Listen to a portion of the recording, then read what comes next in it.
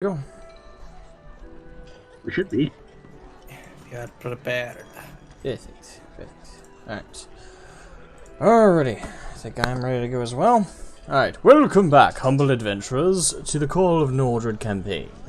Last time, there was a fateful reunion of brothers in Kinship, which ended in a fateful duel, which thankfully was interfered by our feathery friend, Kiko.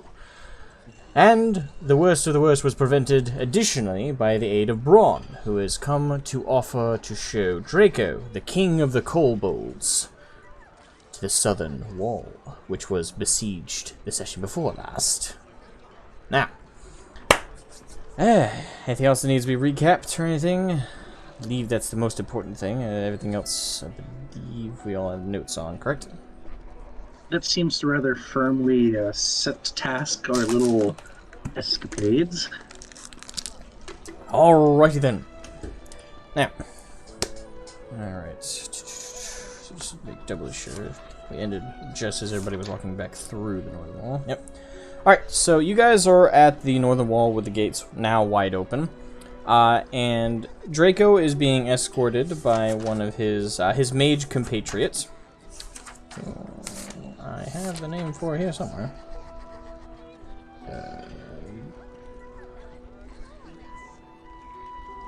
Note. The one that really does not like random. Nogra. Okay. Alright, so Draco, followed by his mage aide, Nogra, walk through the wall and following the currently wobbling and limping, but being held up by two compatriots to his side, two town guards, following Braun. And Kiko and Landrin, you guys are still on the other side of the wall. I assume you guys want to follow? Yeah. Alright, and the rest of the party who is on the other side of the northern wall. I think we may have walked out with Braun, or if memory serves. When the gate opened and he came out, I think at least the two of us that were inside, I think, joined them. We had saw Braun approaching, but we did not have an opportunity to actually join him on the way out. We were making our way there after we had saw Braun heading out the gate. Indeed. Alright. So, alright, so you, for the rest of the party that is on the other side of the wall, you see re-emerging through the large gate. You see both, you see Braun first being held up on both sides by two town guards in their full armor. And then you see two wobbly, full-plated armor, well, one full adamantine, you can tell just from glancing at it. It's shimmering, it's really well crafted, dwarven quality from your knowledge of other armors around the world. Very, very well crafted plate armor, but no pants, just a loincloth. And two, knee, also adamantine armor, knee, guards. Right. And next to him is a cloaked over, you could tell as well, kobold, 3-foot kobold. That's the mage next to Draco, and they are following suit slowly as they wobble behind Braun. And then quickly after that, you see your two compatriots, Landrin and Kiko, follow suit as well. I assume you would like to join up with them and follow? Indeed. Right. Alright, so now the whole party is now following this interesting caravan, and you guys can hear the northern gates close behind you. So as you guys walk through the streets, you notice a lot of the people who, still, though all the shops have more or less completely stopped burning and everything seems to be calming down for the most part, people are still rebuilding some walls that got hit by debris and artillery fire.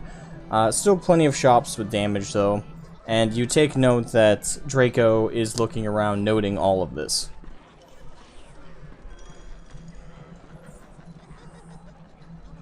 Alright. About 10 minutes pass due to the slow, not to mention the raw distance and slow pace that Braun is able to maintain. You guys get to about the merchant district, and this is where you guys see up top on the roofs that Miss Novri is currently following you guys. But she's not trying to be stealthy, but she is trying to keep her distance, just in case she upsets things. Though, let me roll perception for the two kobolds. You have a very distinct feeling that kobolds and driders don't get along. Alright, one fails. And the other one... Alright, so you see Draco as he's looking around. His eyes catch just the slim movement above his head, and you see it cut up. And a look of Jesus! And he reaches for the sword, his great sword on his back. What? Someone who's not me, maybe say something. I would like to... do I realize that she is following us? Yes, like I said, she wasn't being very stealthy, and since you guys are a whole half a torso and a half above these kobolds, your point of view to catch her in the corner of your eye is much easier. To them, they have to to kobolds, they pretty much have to look straight up. I would like to kind of position myself kind of in between, and look down at Draco and say, she is my bonded pair. He is just assuring that no danger comes to me. So there is no need to react so hastily. Roll me persuasion.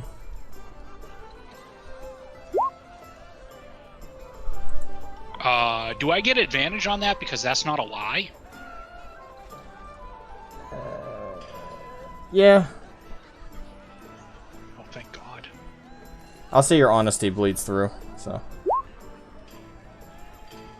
Okay. 17. Yeah, that checks that. Yeah, okay. So, though his hand is shaking with what you can tell, probably some bad memories are in his head as he's looking at the Drider up top. But he takes note that she's not armored or wearing any weapons. She's just wearing standard robes over her human part. He looks at you, though still kind of shocked and surprised that you're paired with a Drider. He lets go of the sword, though still keeping one eye on her. He tells, you can hear him say in the Kobold tongue, which I don't believe you understand, Decoria. No, I only speak Common and Infernal. Alright, so well, it's part Infernal, a little bit. Part of it, but it's mostly Draconic, but there is some Infernal influence on it. Minorly. Only reason I note that is it's very small, so if you want to roll... well, I don't know. It's so little. Yeah, so would Kiko, by chance, still have the effect on her from last time? When she was talking with big bad kobold. Oh, comprehend languages, that's right, yeah. It's been about 10 minutes. How long does it last? An hour, yeah. There you go. Yep, you can comprehend it.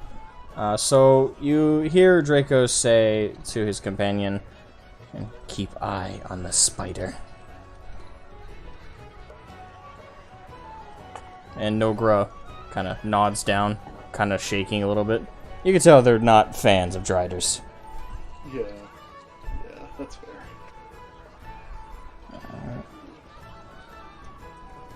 Alright, so you guys continue to make your way, and about another 10 minutes passes, and finally you guys make it to the southern wall.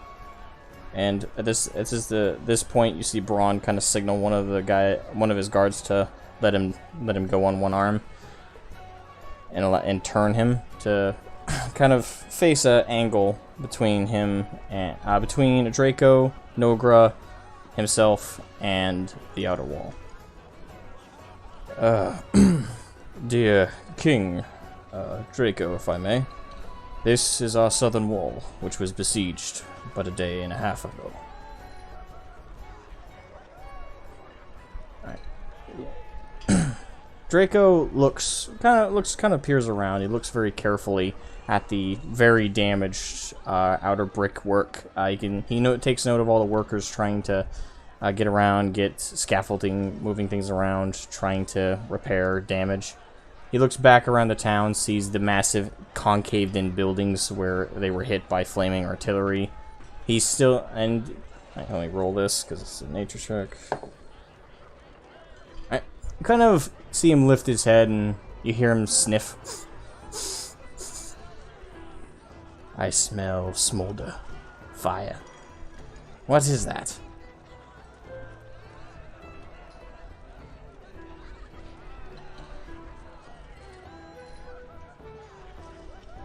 He's referring to the smell.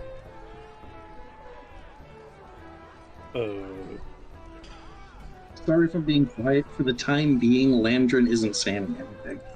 Alright. So Braun kind of looks at all of you, looks back at Draco, and he says, I believe the smell you are currently experiencing is the smell of burning wood. Well, lots of burning wood. With paint. May I look on the other side of the wall? You may. And you see Braun lift up one hand, signaling two of the rangers to open the gate. So they about 8 foot large, wide, about 8 foot tall, 6 feet wide, 2 large wooden raw iron barred gates. It's wooden primarily, but like the brackets are raw iron. And you kind of hear it crinkle open to reveal the other side of the southern wall. And on the other side of the southern wall, roll me perception, everybody.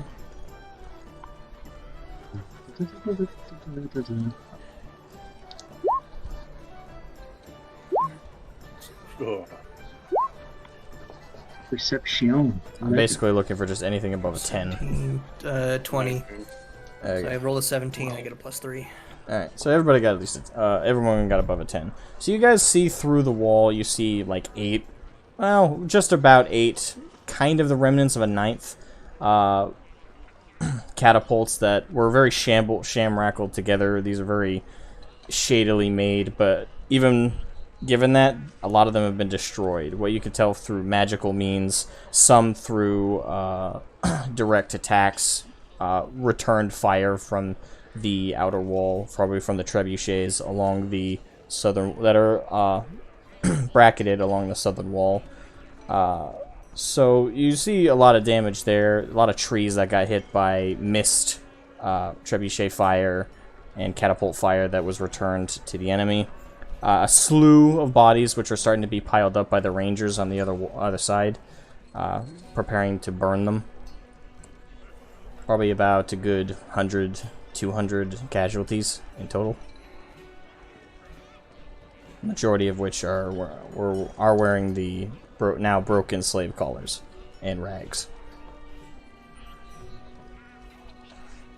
And so at this point, you all kind of audibly hear the gasp of Draco and Nogra. A mighty battle was indeed fought here.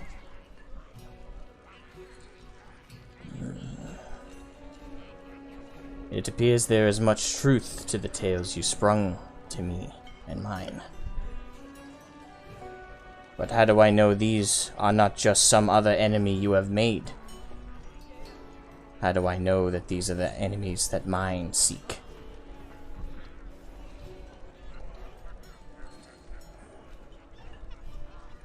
So, this is out of character. How do me and Ballistarius understand the conversation that Well, is happening? currently he's speaking common. No. I mean, we were not at the tower for the conversation between Landrin and Draco, nor were we present for the conversation that happened between Braun and Draco. So, like, I don't even understand who the individual is, to my knowledge, or am I missing something? Unfortunately, to your knowledge, you wouldn't know any of this. So it would be up to Landrin or Kiko to inform you guys. Okay. In that case, Landrin will be explaining matters to Belisarius, just kind of quietly. And not to Korea? some reason I thought Decoria was in on this. Yes, while the group is lagging behind, he'll just kind of use the opportunities. My brain. He'll just use the opportunities whenever Braun is talking to kind of whisper all details of what's going on. Okay, I'll say that it takes about like maybe 3 minutes to give you guys like the bullet points, at least the most important ones.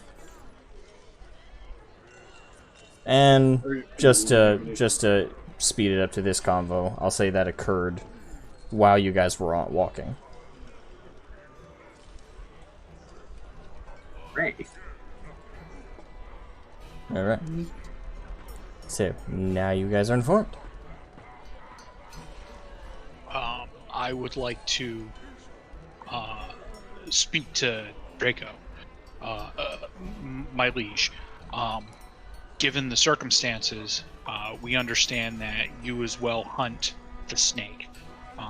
And then I would like to kind of get into the backstory of, like, you know, the mission that we were on down in the caves. We found all the civilians, everything that was happening there, and how we believe he's tied to it.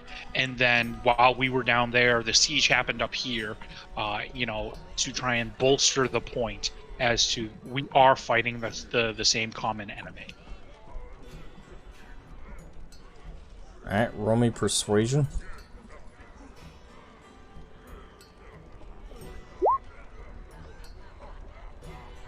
Uh, 20. Supernatural 20. A soft 20, as they say. Yep. That will do it, because this is... Yep, that'll do it. So Draco takes in your words. He's, you know, kind of looks into you. He's staring... His big, round lizard eyes are kind of glaring at you the whole time, really looking for the subtlest lie. Or the subtlest hint of a lie. But as you speak in directly, calmly, and very pointedly and bluntly, he absorbs every word you know, pray his way, and he nods. I believe we face common enemy. That much is clear.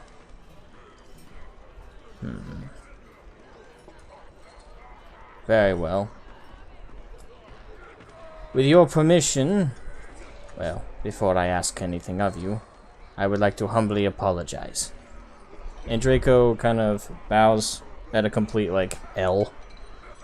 Bows to Braun, and turns and bows to the rest of you.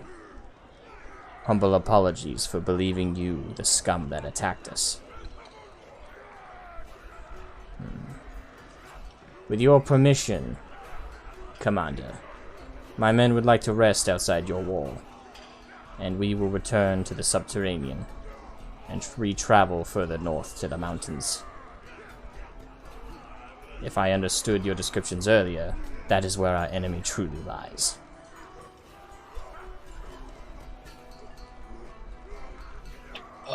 My liege, I understand. I understand the need to rest. We are weary ourselves. However, we are also traveling north as well. Would it be perchance that the traveling merchants that we are under guard to protect as we travel north could potentially travel with you as well? We ultimately are facing the same goal, and we are venturing to the same location. I believe numbers, especially with you with an army, would help protect our merchants, and we have a same common goal, and we've been heading there ourselves. I'm afraid I cannot allow it, for this caravan's safety you speak of. I assume they have large vehicles. I believe you call them wagons. That is true, however... They do not do good in the underground. And all of our caverns are designed for us. And no offense to you two-legs, but your stature is inappropriate for such caverns. Let alone with large carriages. However, we will rendezvous with you if you should wish. The more allies we have to face an enemy we are unfamiliar with, the better. I kind of look around at our guys. Hey, I think that's pretty smart, don't you guys? Have a little bit of a backup here. Yep, indeed, Rondu, we have our own mission to achieve in our battle against the snake, so an ally attacking and providing a adequate distraction for us to do that would be quite useful.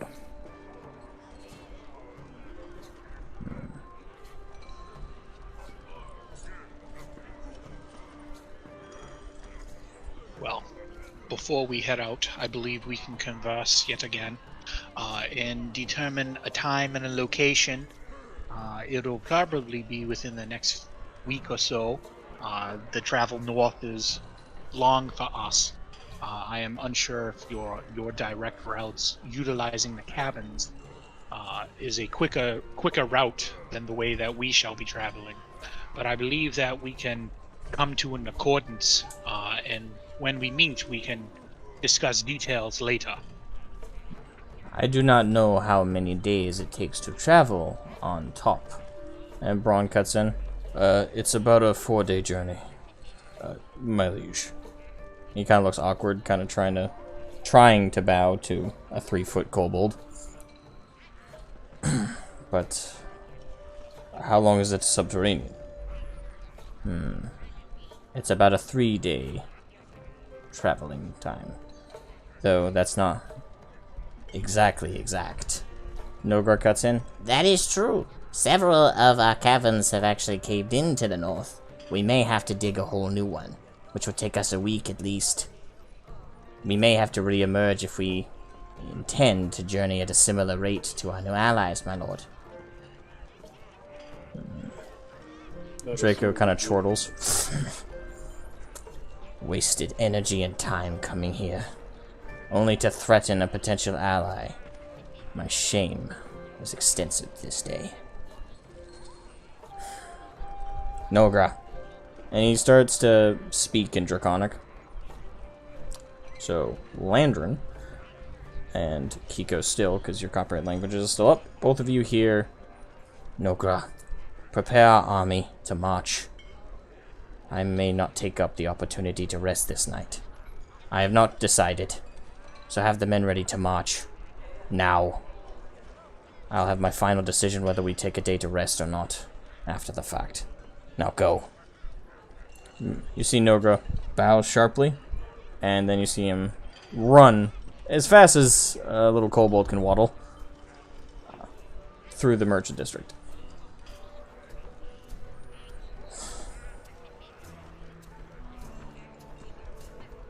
He goes.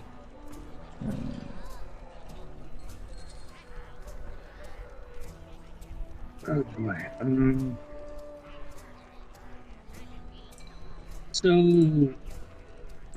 for the most, I'm sorry, I'm just fucking trying to figure out how to say this. Is my mic on? Yep. Yeah. Okay, excellent. So the only so Mage Guy's gone, and that just leaves Draco and his more martially inclined guards. Yeah. Well, it's pretty much just him by himself. Nogra ran off, and he was the only escort proper. Alrighty, I just have to check something. Which I know I noted None of last them time. left. Never mind. It turns out no. Yeah, four other armed escorts. So yeah, there is the 4 other martial escorts. Yeah, I'm asking because I remember you mentioning he was bringing a. You noted the composition of his escort in. Yes. I forgot to remember they were there because they're just guards. Yeah, there's about 4 of them. Well, if Mage Guy fucked off, then it's the only real impediment. Oh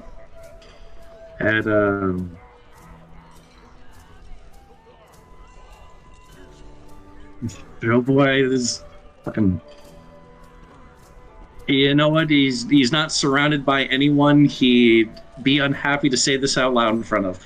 Landrin would like to kind of, walk up a bit ahead of the group and just face Draco real quick. Alright. Draco gives you a very pointed stare.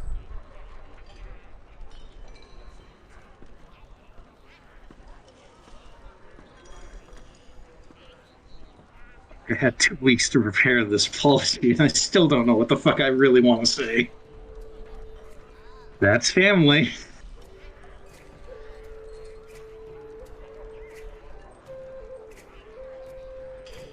I mean, it's Oh boy, might as well just start talking. Give me 3 seconds to remember my Landrin voice. Penis.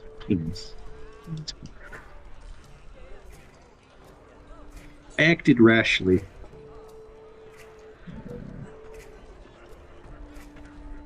I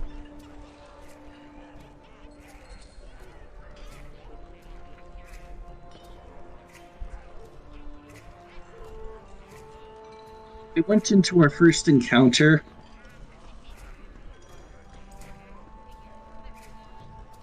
blindly.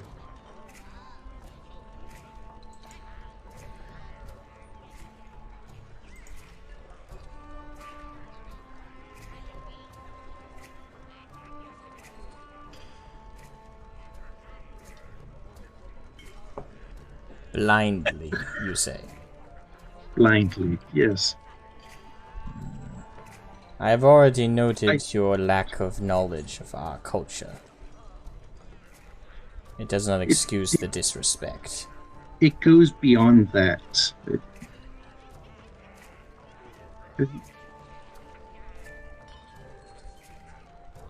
They saw someone else like me for the first time. And then as the conversation went on and the implications dawned, it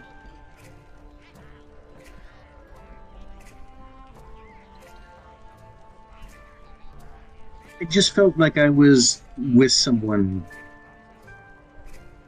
that wouldn't judge when I did something incredibly stupid, as I tend to do.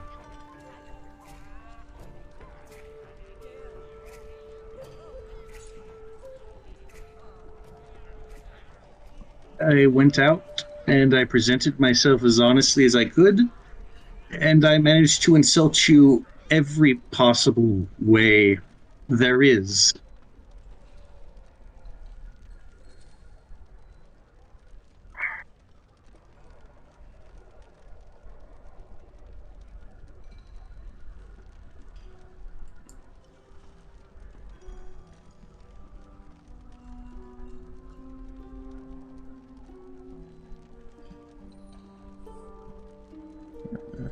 Take a look at yourself, Draco.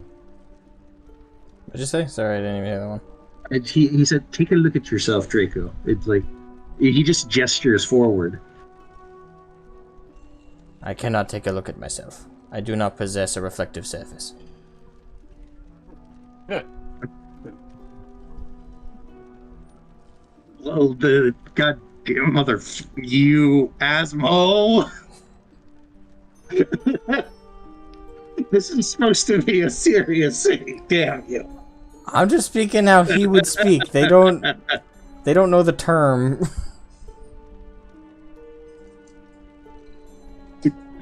It's an expression. Reflect, to use a term you've just... Now Landrin's floundering in and out of character. Damn it. May God give you a recommendation? Yes. Have you tried saying sorry? I'm trying to build up to that. Alright, well, keep in mind, kobolds don't know a lot of the turn of phrases we do.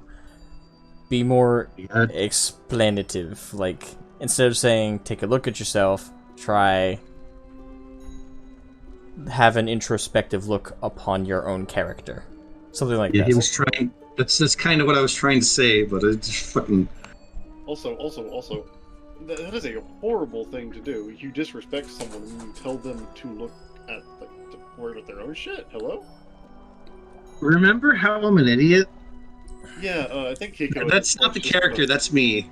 Yeah. I was like, Kiko's just gonna walk up and just, like tap Lancer on the shoulder and just, like... Anyone else got a picture of that meme in their house? The Simpson meme? Stop it! He's already dead! Oh, God. I apologize. I'm gonna say, I guess... in Draconic, since I guess I have comprehend languages on, don't I? Yeah, I don't know if that allows you to speak it, does it? No, Actually, he has comprehend languages on anyway, because we talked with each other using it. But on the upside, you can't say it in common, and at least Draco will understand it. He knows common. Oh yeah, he does. Okay, yeah, you're right. I can't even speak. Okay, yeah. I'm gonna apologize for Lantern's behavior. He is not. I'm trying to apologize, damn it. Well, you should have started with that. No one may apologize for another. Your actions are your own, and so too are your comeuppance and your apologies. Yeah, Lantern. You know, this just sort of further highlights that I have no idea what I'm doing. Draco, I'm sorry.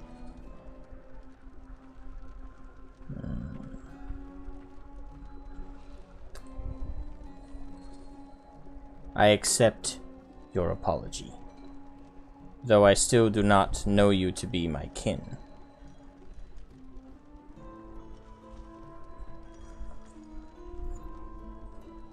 I'll just have to be happy with that.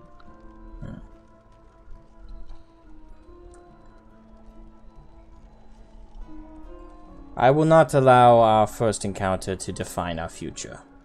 Should I find reasonable evidence of some kind that you are indeed kinship of mine, I will happily embrace you as a brother. But I do not know this to be true, Landrin. I barely knew my own parents before they were killed by Driders long ago. The most I ever learned is that my egg was stolen and retrieved and returned. That's the most I ever heard of my pre-birth life.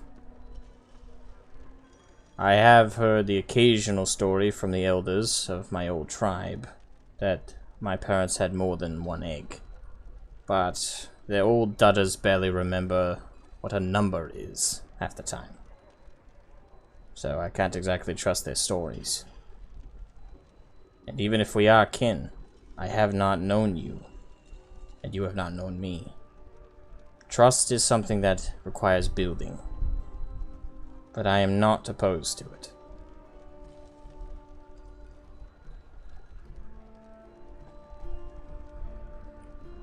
For now, Legend. Just know you are welcome if you ever choose to come down to our kingdom underneath the ground. No kobold shall ever be turned away at my gates. Though I cannot promise the same to the two legs. Damn it, he was gonna ask. But should our combined adventure, I suppose, be fruitful, I would be all too glad to welcome all of you to Komoda. It's a rad sounding city name.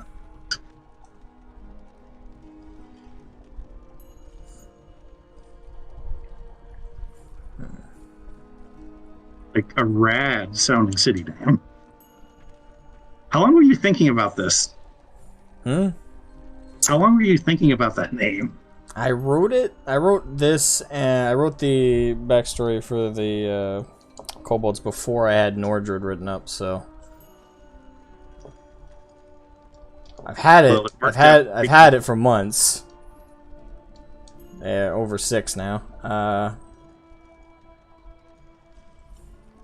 But I don't even know. I don't even remember how long it took to write it. It was like a while, probably. Well, it seems like we wrapped that up. Good game. Good job, team. High fives.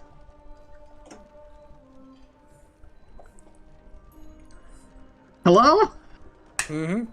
Is it just me and Godden here? I think everybody else took a coffee break.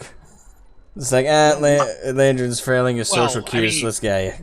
I mean, Landron said he was walking ahead and he was doing this on his own, so we don't kind of know what's happening. Well, you guys are all within 10 feet of each other. This isn't like a whole courtyard. I also assume Nico is being overprotective of Lantern, but just can't. I assume safely you all can hear this. Yes, I just want to say I love all three of you as fellow players. Thank you for putting up with my incompetence and general malaise. It's fine. Don't worry, we love you too. It's okay. Yeah. Doesn't help we're all 2 weeks rusty at this, so... You say that, but one of these days we're going to have a fireball opportunity where I say, aw, Kiko's got evasion. She'll be fine. Yeah, wouldn't recommend it. Alright, so... after this little interaction, Braun kind of has one of the other guards brace one of his other shoulders, and Draco turns to him. Should I choose to rest my men outside the walls, would you allow it?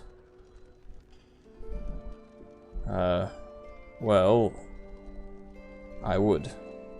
You're even welcome to come in, and I don't know if you have similar coin to ours, but enjoying commerce, walk around even. You can tell Braun is not used to trying to be diplomatic. I might wish to advertise for Miss Novary's magical goods. I'm gonna stop you right there. Yeah. Who is Miss Novary? Miss Novary is a friend of ours, but you might not find her quite appealing. He looks confused. So, I'm gonna Miss Novary is my bondmate that runs a shop here in town and has wonderful merchandise. But I understand the fear of her kind between the bad blood that you two share. So I hold no personal bad blood to this Strider. If she is your compatriot, I will not be hostile. But I am weary of their kind. They have caused much in terms of pain and destruction for mine. And that is understandable, and we will do everything to respect that if required. So at this point, you guys hear the clack of the outer the clack of 8 legs, large 8 legs, approaching from behind all of you. Tippy taps, yes. And you see all 5 of the kobolds currently in front of you guys, all kind of, huddled together. Not quite full ready to fight, but they're all like sticking close. Getting ready, pack tactics. And Miss Novary is now in pretty much right next to your guys' group, looking right at the kobolds. Good afternoon, Miss Novary. It's nice to see you out of your hospital bed. Good afternoon. You sound way more tired than usual. I can't get the voice exactly right. Shut up.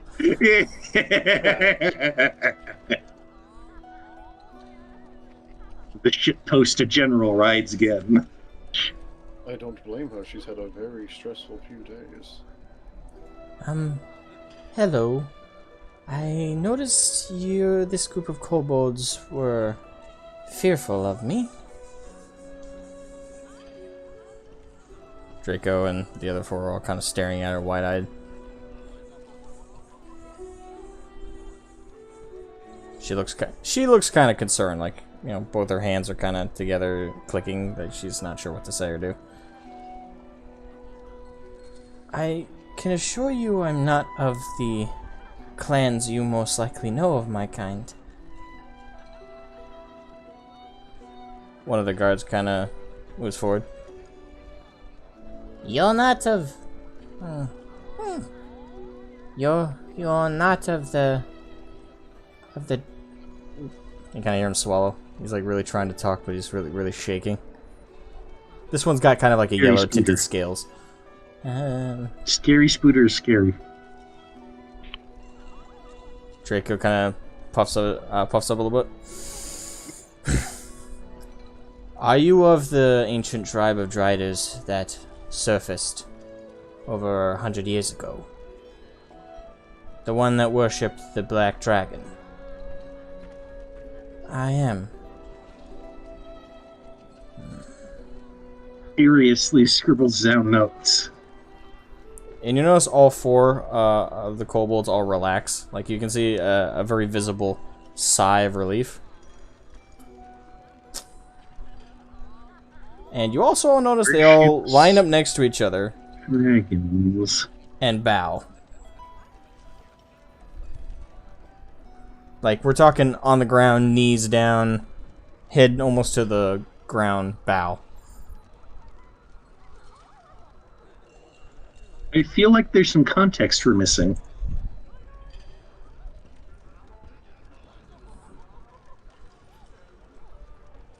After like a couple of seconds and Miss Nordred looking awkward, they stand up back to full height. We did not think any of your tribe still lived. Yes. Lee, you can interact, you know. There are not very many of us left, I'm afraid. The kobolds. You wouldn't happen to be... We are of the tribes your clan and tribe protected. If it were not for you, our mighty city would never have been made.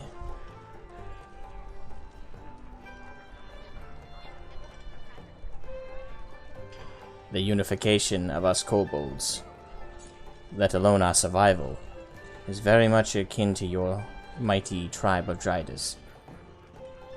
Their name is lost to us. If you remember it, we would be all too glad to write it in our tomes. Our clan name was long lost, but I know it was similar to Novadis. I'm afraid the exact name is long lost to history, though. Even my own memory doesn't last that long. Then that'll do. Thank you, yet again, for you and your ancestors. Well, actually, I'm of the original group. Dun dun dun! All the kobolds look at each other. Are you immortal? Asked one of them. No, I don't think, anyway. We Driders just live around 500 or so years.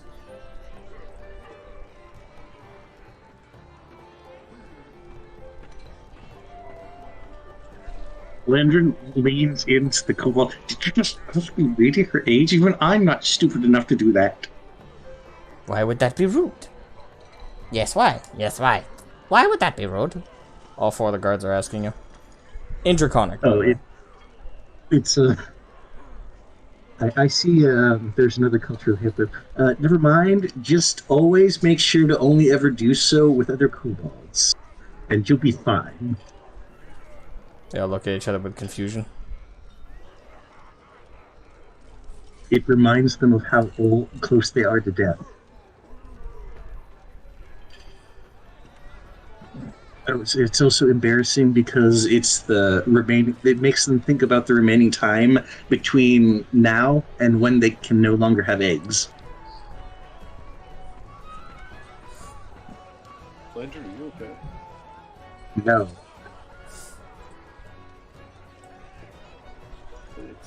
It's fine. Landry, go sit in the cart with your dragon mommy. What? Just gonna pat Nitro on the head. Go. Okay, goodbye. Listen, you need to like, just take 5. Lantern has been banished from the conversation for his own good. For like 5 minutes. Alright. Before you make this much work for yourself.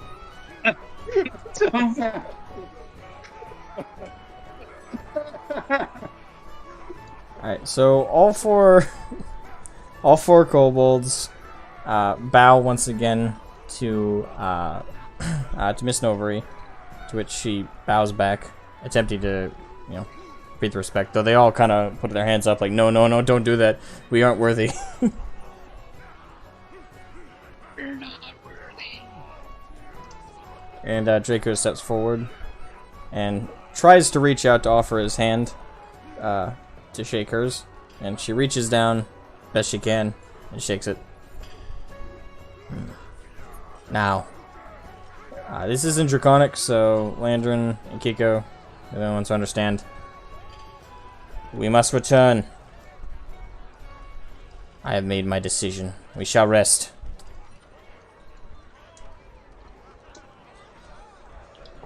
And all 5 of them, including the King Draco, now begin. The 4 take up like 2 positions in front, 2 positions in back of Draco, and you see them waddle marching through the market district, or heading to the market district.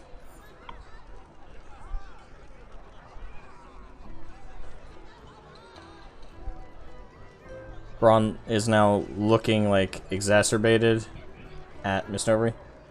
Miss Novery, who and what don't you know? What? I've gotten around to 200 years. Aha, we learned it without asking. That's out of character. Well, some of us knew anyways. Dun, dun, dun!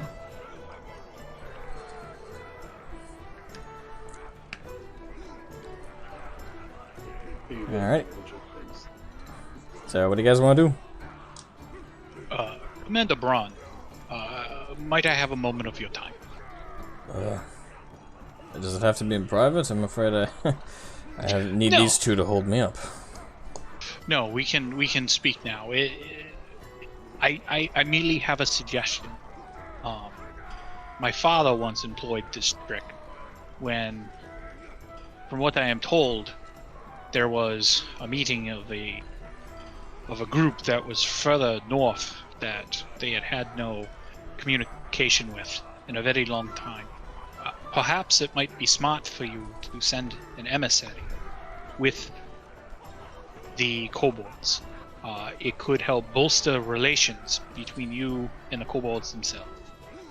It is merely a suggestion, but this is something that my father had done and worked out quite well for the clans north. And I would like to suggest that you consider that under advisement. I need to get the kobolds' permission first to send an emissary. But should we get that, it's not an unwise idea. It's strange making decisions like this. It is. I know my father did it for many, many years. So, and as did he mine. It was one of those things that you were not prepared for. You were just thrown to the fire, and you either survive or you do not. Luckily for us, our forefathers did, and I have faith that you will as well. Well, to be honest, I'd rather get Maria back. This is what she's cut out for, not me. The 2 guards kind of look at each other that are holding him up. I've said my piece. You please go rest. Lads, if you don't mind. Yes, sir. Yes, sir. And you see them both kind of helping him towards the hospital, which is through the merchant district as well. Everybody's just going through the merchant district. Alrighty. So now it's just you guys at the southern wall. Well, technically it's them three at the southern wall. Landrin has been banished to the cart. I mean, you never actually had to leave. I didn't think that was serious. Landrin treasures your advice. Landrin, Never forget that power. You know what? Fair enough. Landrin is with Dragon Mommy right now. I love how none of us question that wording once. Not once. When it's right, it's right. I mean,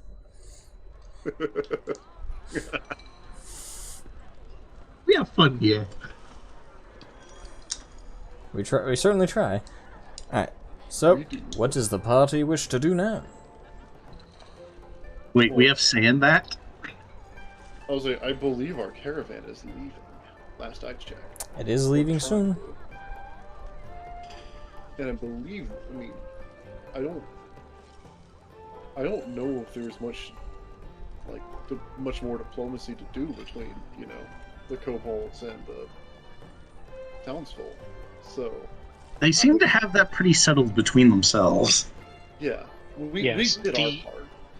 The only thing that would be a conversation we would probably swing back with Dracor and talk to him real quick, because if we are 4 days travel and they are 3 days travel, with them staying the night and resting and us setting out tonight, we would have to establish a meeting location and stuff like that. Once we get that going, I think we'd probably be ready to rock and roll and head on out.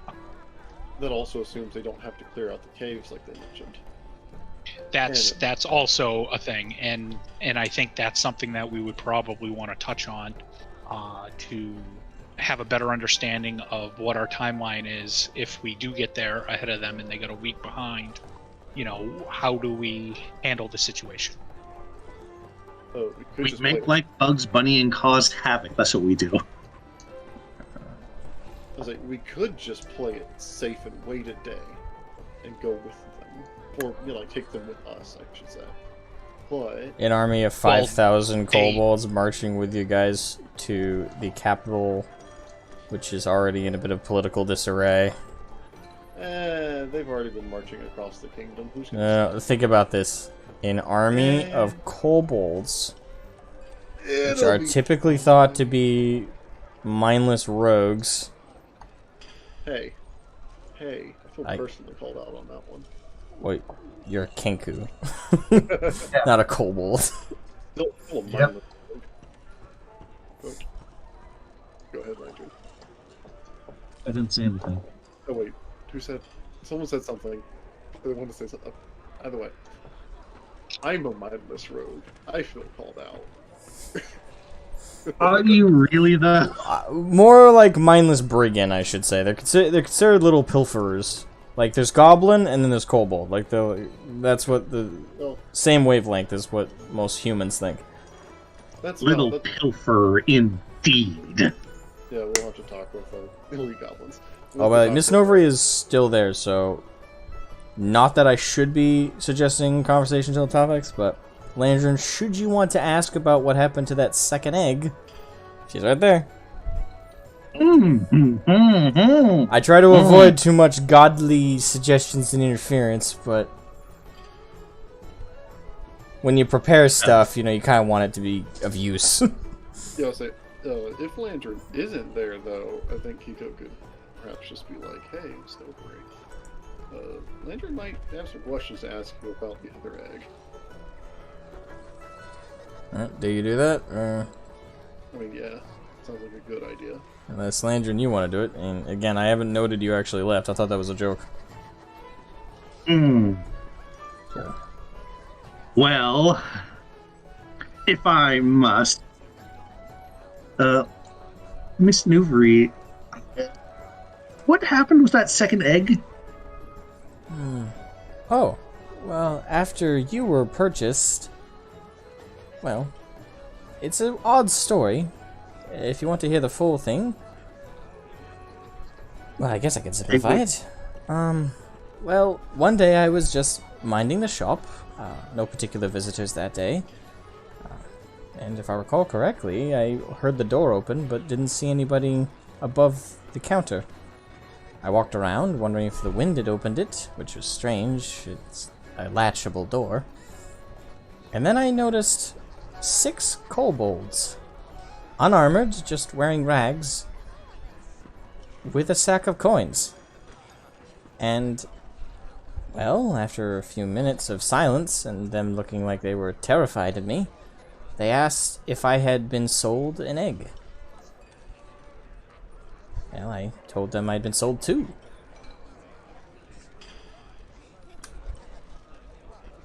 And they asked for it back. I didn't realize the eggs still had parents whom they belonged to. 2 of the kobolds, a male and a female, approached me and held up the coins, crying, asking for their child back. I didn't have the heart to take the coin. Well, I did the right thing and returned the egg. That's where your sibling went. You just met him. My sibling just went out the gates. Well, he has the right scale coloration to match yours, but I can't confirm for a fact that he's the same exact one. I can only confirm that, well, that small group of kobolds came to me and wanted their egg back. I did contact your father about it, though. Your human father, I should say. Unfortunately, at that point... You add the word... Miss Nova, you add the word like there's any distinction. Well, I thought it was important to mention. Especially in the current conversational topic. But he couldn't get back to me. At the time, our messaging magic back and forth was a bit different than what it is now. In fact, I'm not even sure your father ever actually got my message about your sibling being, well, reacquired.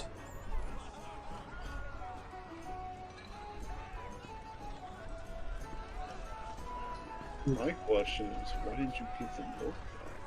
I had already... Because I had been purchased by that point. Ah. You know what? That is fair. I will say, I am deeply sorry the 2 of you have been separated all these years. It is my fault. I upsold your father as it was. He wanted both of your eggs, but I wanted more for both, and, well, he wasn't willing to pay, so he only got the one. I'm guilty about that in a small way now. But you were raised right, so I suppose I should be happy things worked out the way they have. And if Draco is your sibling, you both came out perfectly. One's the king of an entire underground nation of kobolds. She kind of has this, like, far-off look for a brief second, like, Jesus, what have I missed down there? It's very brief, because she, like, shakes it. And, well, you're an accomplished mage yourself. There's a bit of a gap between achievements, but thank you. Well, I might be biased, but I'm more proud of the magical achievements than that of conquering a nation. This all bores me, Rokan says. I believe the term I'm looking for here is steppies. Is what? Stump. Stump. Stump. Stump. What would the phrase be for stepping on a skull that's still talking? Stomp. Because I'm pretty sure it's just stump. Stompies. Yes, excellent. Stomp. The lantern stomps. Hard. On Rakan, if you didn't take my move. Roll strength check. Let's see by how much he fails this, and it's just tapping.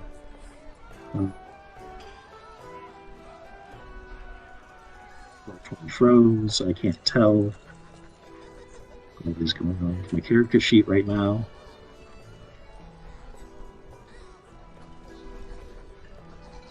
I'm gonna do 20 minus 2.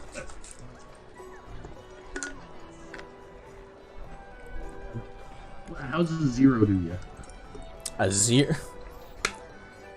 You attempt, in your effort to try and stomp on Rokan's head, you stub your toe. Take 2 points. No, I'll say 1. 1 point blunt damage. 1 point of blunt damage. Bludgeoning, I should say. Sorry. I rolled a 2 and I subtracted 2. Yeah.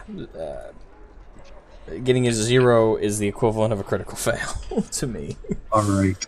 I'm just going to cast Tensor's Floating Disc again and crush him the old-fashioned way, like a pneumatic. Make sure to note that bludgeoning damage. You did take 1 point bludgeoning. I marked down that and the spell slot. Okay. Alright, so you don't need to roll anything for the disc, I don't think. No, I just cast Tensor's Floating Disc and I make it float downwards and crush him. Alright, let me roll. He's ahead, so. Why do I roll for this? Constitution? Yeah, Constitution. Okay. Constitution. Minus his modifier. Okay. 12. I actually got 12. And the disc doesn't have like a saving throw for any reason, does it? No. Alright, so. My spell saves DC is 13, though, so he would have just barely failed if he's rolling against that. I'll say it's rolling against that, so. Yep. Bonk. Bonk. Alright, so you hear. Ah! We've discussed this, Mentor. Discussed what? The difference between respect and groveling. You get one, not the other. Respect is not my strong suit. It is for others to do to me. Yes, Mentor, I give you respect for your massive reservoir of wisdom, which I happily embrace as you attempt to get me to comprehend it. However, that's about where I draw the line. When the insults start coming out, occasionally it is time for Blood of my blood, save me from the lizard. Nope, not happening. This is too funny. That's the wizard to you, Mentor. He's saying that to Decoria. Oh, we all got that. I apologize, but unfortunately, when you do stupid things happen. Yeah, and I'm the stupid thing happening to... Wait a minute. Play stupid games, win stupid lantern.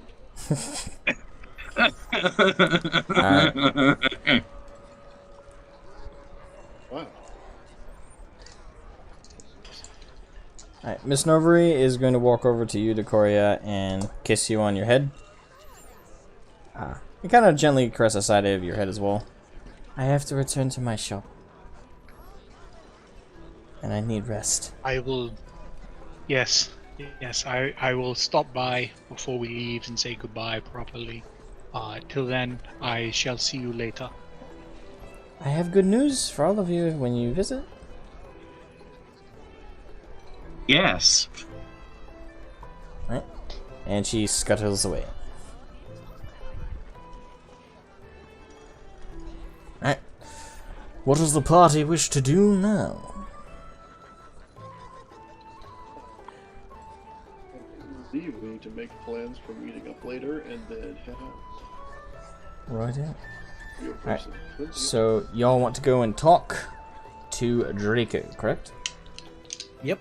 Alright, just to confirm so I know everybody's time limit on this and where I should pre-plan in my head to end this session. How long does everybody have tonight? I have no limits today. Okay. I'm good, but I do have work to do. And I assume... Alright, so you have work tomorrow. What time is it where you are at? Oh, like 8 o'clock in the morning. So, like, we'll be good. I like have to go to bed really late. Okay. And I assume... When have Decoria- I ever had a life to worry about? Alright. Decora, you work tomorrow. I assume safely correct as well. So no later Yeah, than that is 9. correct. So No later than 9 or no you later got than it. 8. About Okay. Alright. Yep, 4.5 more hours. Okay, so I think we have plenty of time to get to where I think we can end up. Alright. And we don't have to rush, because 4.5 hours is plenty of time. So, alrighty. Right here. So you all make your way, and just double checking. Everybody wants to go talk to Draco one more time to confirm your traveling plans. And then after that, I'm assuming you all want to head to Miss Novary's for one last goodbye, and then head out. That about sums matters up rather nicely. Got it. I agree. Alright, so you all make your way. It takes about 20 minutes or so. To get to the back to the northern wall, which, you signal to the guards to let you through. They do, now knowing that, hey, we don't need to be too cautious around the kobolds. Gates open, and you see all the kobolds setting up a lot of these, actually fairly nicely made tents. All the tents are made out of, what you could tell, is a fairly white, a very white, almost silky looking cloth, and it seems to be their regular tarps that they're setting up for their tents. And they look like actual decently built tents, like fairly sized. And you guys, each one is like the normal size of like a pitched tent for a normal like 6-foot person to sleep in, but to them it's like a small like 2-person tent each. And you see them kind of dotting everywhere. A bunch of the kobolds are taking their armor off and all pitching up their tents. And you see a fairly large tent kind of further off in the field. That's already been pitched up. This one is a pretty grandiose tent for kobolds. It's about 6.5 feet in height. The whole thing is about, you want to say 32 by 32 feet. So it's a pretty giant tent, and it's got little red ornaments around it, and on its flap entrance is the dragon banner. The dragon with the 2 crossed swords. The dragon's head with the 2 crossed swords banner.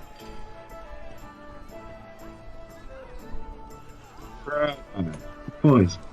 The poison for Kuzco. The poison specifically chosen to kill Kuzco. Kuzco's poison. Somehow we always quote a movie during these, so I noticed that. No surprise. He's doing good movie buffs here. That went perfectly. Alright, so, what do you guys do? Well, presumably we're going to go inside the tent. Alright. Just saying. At least approach the guards outside the tent that I assume are there. Correct. 2 still full armored, large pikes. 3 feet tall. Adorable. Wouldn't say that to them. They've got a full foot on Landrin in that case. Yep, the average height, as you guys can all tell, is 3 feet. They are a whole foot over you, Landrin. So you're a runt. Oh yeah, Landrin's small for a kobold. That's you understand the sheer enormity of his lack thereof.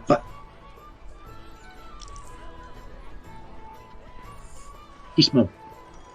A small female kobold approaches you guys as you head to the ornamental tent. Stop! Stop! Who are you? Oh, greetings, Professor Landrin. A pleasure. Landry?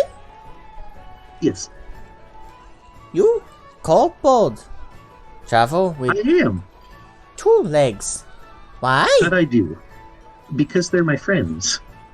Friends. Yes. What is friends? The family you choose. She switches to Draconic, because you're speaking common. What is word friend in common? He'll use the draconic word for friend. Oh, sorry. She switches back to common. Friends. Okay. What's your name? Myla. Well, it's very nice to meet you, Myla. Nice meet you too. seek Draco? That's correct. Okay. Your common is a lot better than mine was this age.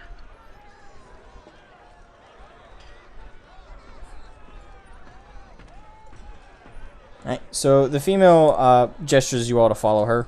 She's in, you can tell she's in part armor. She was probably in the middle of taking off her full plate. You do notice on one of her sides she has a Morning Star style mace. And Don't mess with Shibonku. full visual description of her. She's got a one fairly silverish eye. It's not like white as in like blind in that eye, just the silver tone with the black pupil. In the other eye, it's a very deep purple, like a very dark purple, almost black towards the edges. Oh, she's heavy thematic. Whoa. And the entirety of her scales are a very bright yellow.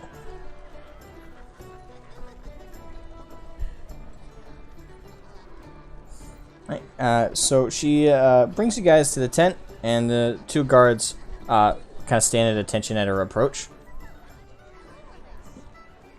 And Draconic, it hasn't been an hour. 10 minutes plus 10 minutes plus 20. That's been 40. So, Kiko, your copyright language is still on.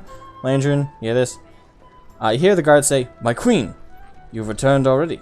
I thought you were helping with the tents." Ah, I have been escorting Landrin to see Draco. He is resting currently. She kind of crosses her arms. Yeah, tell that to his wife. But of course, milady. And they kind of open up the drape, and she walks in. And all of you walk in as well. So, let's see. Okay, so just to check, Bellstars, how tall are you again? 7 foot. You don't fit. Crouch man. Bend your knees. You'll have to. You'll be, because the whole thing is 6'5" at its max height. That's how big the whole tent is in terms of height. It's 35 by 35 in terms of actual. I'm forced to crouch and enter on my knees, I guess. All right. So you kind of do like the frog walk in. All right. So once you guys enter the tent, it's pretty barren. The ground is all dirt, flattened dirt to walk on. Almost not quite like terraform. Like there was clearly some earth magic used to smooth out, making sure there's no rocks or anything. In there, you see several hammocks. On either side, probably for the royal guards who also stay stationed by their king. You see about 4 or 5 mage, battle mage style kobolds at a table, all kind of looking at a map, which you guys would definitely have to get closer to see the map proper. But you see them kind of moving little carved pieces around as they're clearly strategizing something, and all speaking rapid Draconic. I have a very important question for you, Asmo. What? So, does this command tent have any sort of what's the old military term for it? You know the dude they'd have with like a trumpet or something in the medieval ages, and when they had an important guest, did they have a herald with a little trumpet that makes an amusing sound? As Belisarius is waddling in? They do have a trumpeter, but he's not in the tent. Rats. There's no amusing trumpet sounds. You do, however, see several musical instruments, kind of next to the hammocks, but those probably belong to the royal guard. So other than that. Like to your left is where that's all going on. To your right, more hammocks. No table, but there are there's 2 little round barrels holding up like a flat board, which is being used as a table. And you see guards who have pretty much all their armor off are currently playing a strange card-like game. They're not actually using cards; they're little stone plates, but they're you see them like kind of holding like 3 of them in their hands. at the max, and they're all kind of staring each other down like this is a serious game. And you see a bunch of you see very shining, glistening little gems. 3 different color variations. There's a dimmer kind of bronze-colored gem.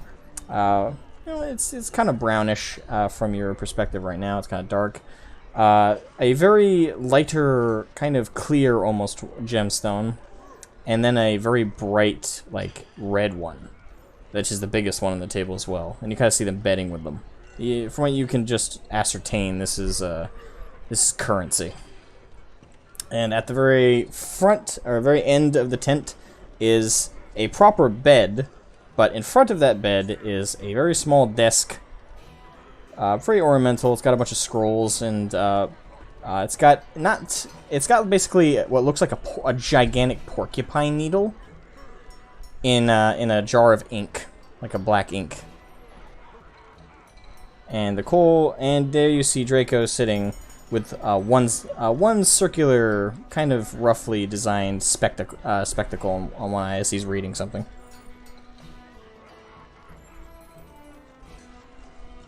Ooh, Decoria, that's your cue. Before you guys can move, you guys see Mila walk up and slam her hand on the desk in front of him. And in Draconic, Landrin and Kiko, you hear, Mila, what was that for? You have guests. A very important guest as well. Guest? Is it the command? And he looks over her shoulder and sees you guys. Oh. He takes off the spectacle and puts it on, and he jumps off his chair, and you see him waddle over. Now, without his armor on, you get a very clear view of how he looks. So, with the two, he has 2 very large, kind of reddish auburn eyes. Kind of a deep red, and his scales are the same color hue as yours, Landrin, with a bit of a darker tint of purple on them. Landrin, while he's coming over, is sketching the kobolds playing poker. Yes, he is sketching them in the pose. I welcome, and he's now speaking in common, I welcome you, my guests, to my tent. How can I help you? So, as we had spoken previously, we had discussed plans of meeting near Northholm. We just wanted to tidy that up and make sure that we are on the same page. Yes. I forgot to tell you where we will be re-emerging from the subterranean. Follow. And you see him waddle over to the left side of the tent, where is that table I mentioned with the mages kind of adjusting on a map, as tactical plan. And they all kind of make room, kind of all head to the opposite side, kind of against the tent wall, to allow him to have his own side that you guys are also on. So, do you approach? Yes. Alright, so as you guys approach this really small table, again, this isn't a table that goes up to your waists, normal sized people. This goes up to their waists, so this thing is barely a foot and a half off the ground.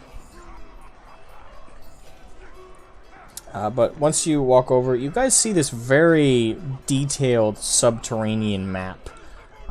It's got an in-depth look at what you can easily perceive as probably a subterranean map of the area, if not the country. But if you guys want a more intricate understanding of it, let's see. Roll me intelligence, like a general intelligence check. Unless if anyone has any kind of specialty in their background when it comes to reading maps, I'll give you advantage on this one.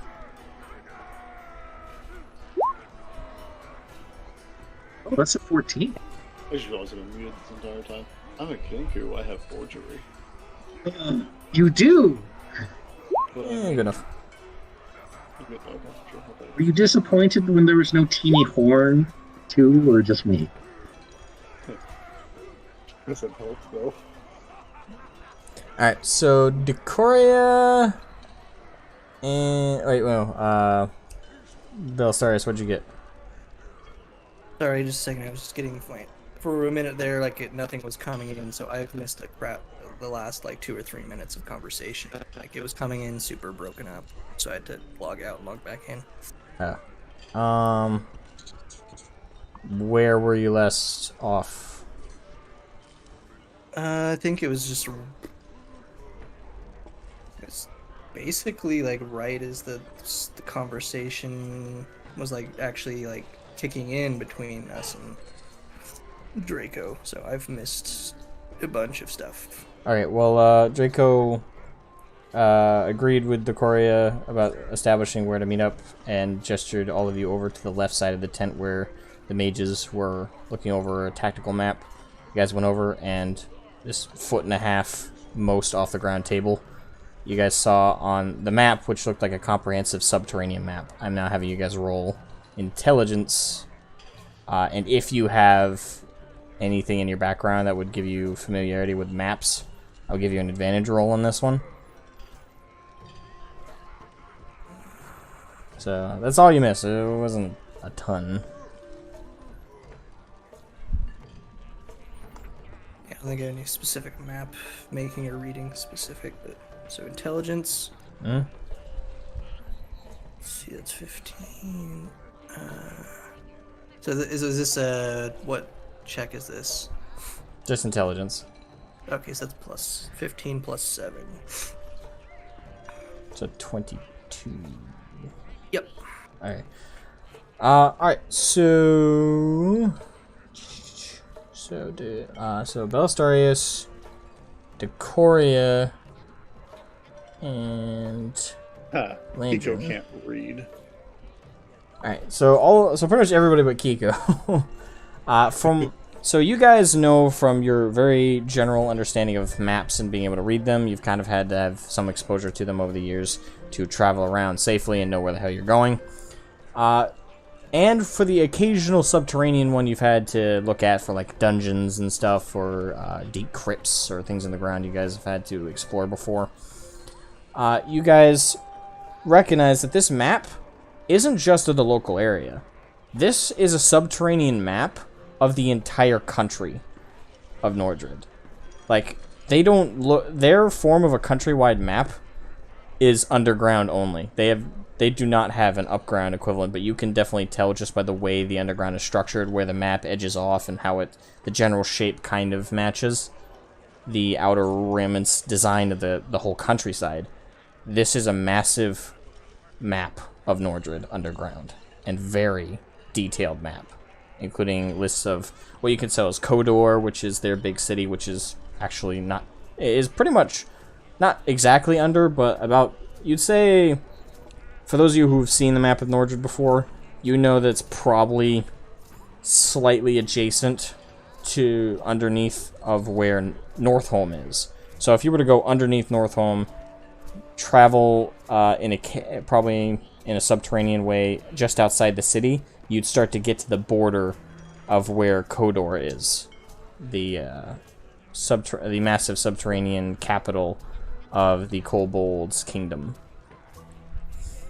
Other notable locations. That's going to be really useful for trading relations later on. You guys notice that further towards the mountains, further towards the eastern side of the country, is kind of marked off in red, and you see different markings of monsters. So that's probably like from what you can just probably generalize, that's probably the kobolds' no-go zone, where that's their enemy territory for their subterranean enemies. And as for other notables, you see a lot of symbols that looks like a circle with an arrowhead poking up, and you don't know what that means. It's not a commonly used symbol on the maps you're familiar with. And the rest of the little notes in the legend of the map are all written in the Kobold's Draconic language. So Landrin and Kiko, you can read that though. Well, no, you can't comprehend the written language, can you? Because comprehend languages doesn't also cover written, does it? I think it... Comprehend languages does, actually. Okay, so that's still up. So you can indeed read that as well. and from what you can ascertain, the legend of the map says that circle with an arrowhead pointing up is their subterranean entrances to the surface. So these are all the built ones. And you notice on the legend that those with a single red line over them are ones that have caved in or have been dismantled, which there are also plenty of those dotted across the map. And that's all you're able to ascertain through just briefly staring at it for a brief minute before Draco turns to you all and says, "I have a few locations I would like to suggest we rendezvous."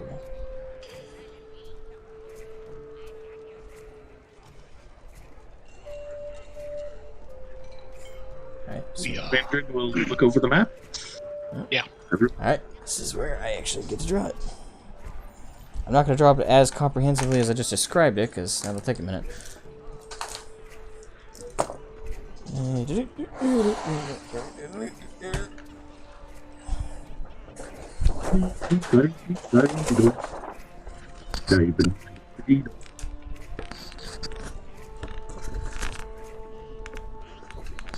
Forget how much we use this.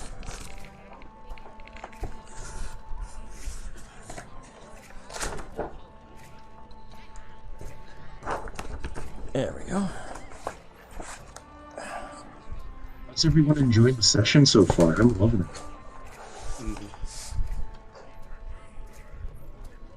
That didn't sound confidence building. Mm-hmm. That wasn't sarcasm. I didn't mean for that to sound bad. It was just, I'm enjoying it so far. Sound dismissive. Wow. What? Okay, fine. I'm Just joking. mind blowing your session. Do you see what I mean about the whole stupidity thing? God damn. That wasn't you, Landry. Just for reference. My best attempts at camaraderie just comes off as a slap to the face every time. Alright, so this is going to be a bit rough, so forgive me.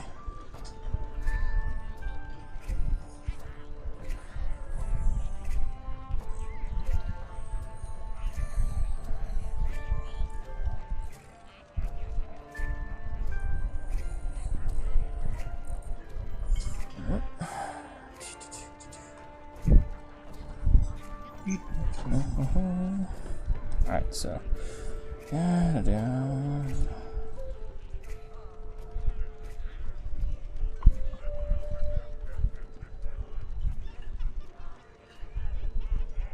I'll write it in common, just the hell of it.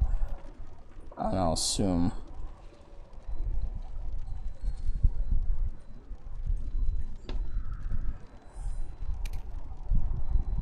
it's Kodor and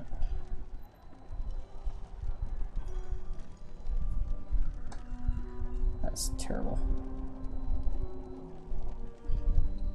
Alright, well I'm trying to write a circle and arrowhead up there.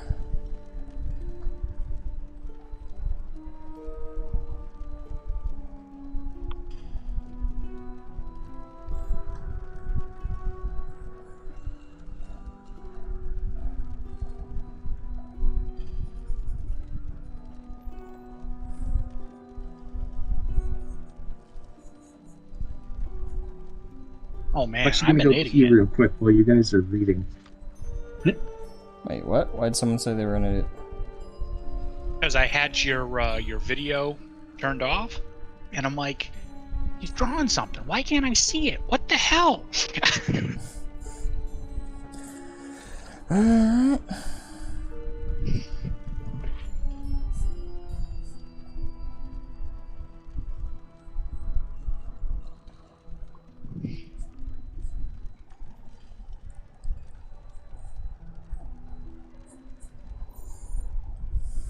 Alright, and just imagine over this way. You see kind of red blooded out with symbols of monsters.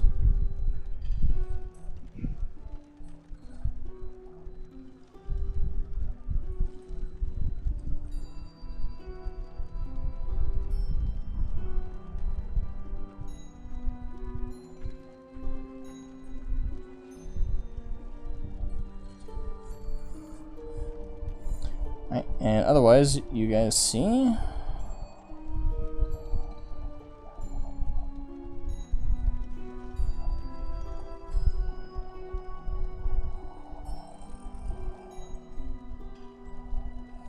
tunnel system panned out throughout the map.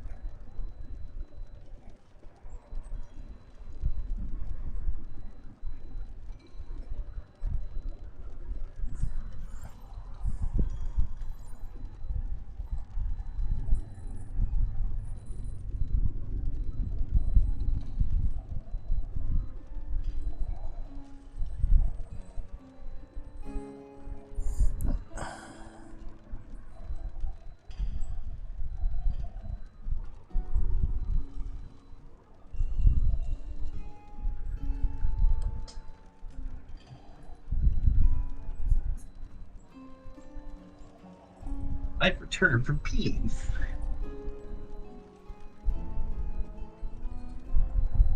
Where'd everybody go? We're still here. We're just watching him draw a map. Yeah, Okay, we're waiting for the map to be ready. There it is. Oh wow, this is a really cool map.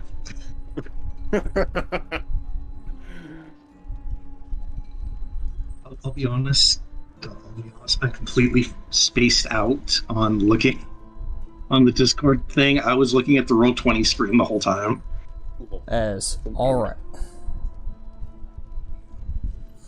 That is not the whole map, but the... Well, let me just draw the rest of it because it's only a couple of other things. Those would be the major underground highways. Mm-hmm. With probably Does everybody- innumerable small tunnels that branch off to who knows where. Does anyone else, when they imagine the kobolds marching, hear the Ultramarines theme?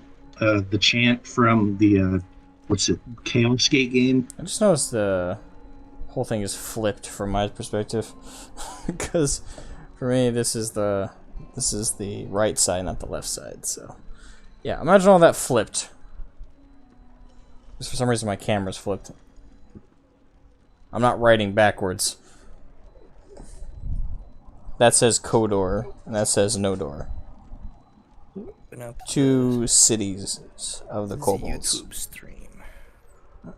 Yes. Right. But where is any of this in relation to where There we the go. capital is? It's The flipped on capital the, if you go to, is right here. This is, you guys can tell from the indent suggested here, that's where the cove, the coastal cove of Northholm is. So Kodor, Northholm. And you guys are over here.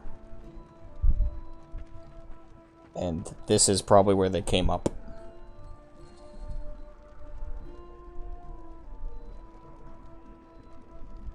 Interesting. Alright, so Draco, once he opens up the map. Now, as you can tell through our cave system, we emerged to face what we believe to be our enemy here. We traveled the direct tunnel route from our main city to get here. As I told you, what I've brought is barely a fifth of my army. Only 5,000. I thought it would be sufficient to defeat our enemy, and I still believe that to be so. I will bring the same number further north. Now, Northholm, as you called it, the main city of the humans. We are aware of it, though we didn't know till today that it was this main city. Yes, we've encountered ranges throughout upper caves we've tried to create near it. We've noted a coordinate off, so we have no caves that directly emerge there, but we can build one right by our main city. If you wish to meet us in Northholm. However, where is the enemy located? About this area, Kiko was going to point like off the table, like kind of in the air. about relative to where the con would be. Like the what was The snake, Lord Farian. The Basilisk well- Den is what you're referring to, right? Yeah, the Basilisk Den. Alright, so that would be further up this way. Yeah, Alright, well, Kiko's gonna point to the Southern Isles and be like, yeah, about right here. But the continent they're not aware of the yeah. other continents. To them, this is the whole world. Oh, Oh Well- boy, do we have some stories to tell now. they must have just got their world rocked. But the person that we're looking to fight right now, I'm gonna hand it off to Belisarius or Decoria, because I think y'all know. I shuffle over and point directly to where the Basilisk Den is, where we learned it before, and say, this is the location that we are attempting to infiltrate and attack one of the main holds of our enemy. We have tried to create we have successfully created several emergent locations there. 3 of them to be exact, but these 2 are in the mountains. Definitely not inhabited by too many humans, or the horned ones. Tieflings, I believe you're called. He looks at you, Decoria. That is correct. Yes. No offense. Normally, I would just refer to all of you as 2 legs, but I thought it'd be polite to differentiate for the purposes of what we discuss.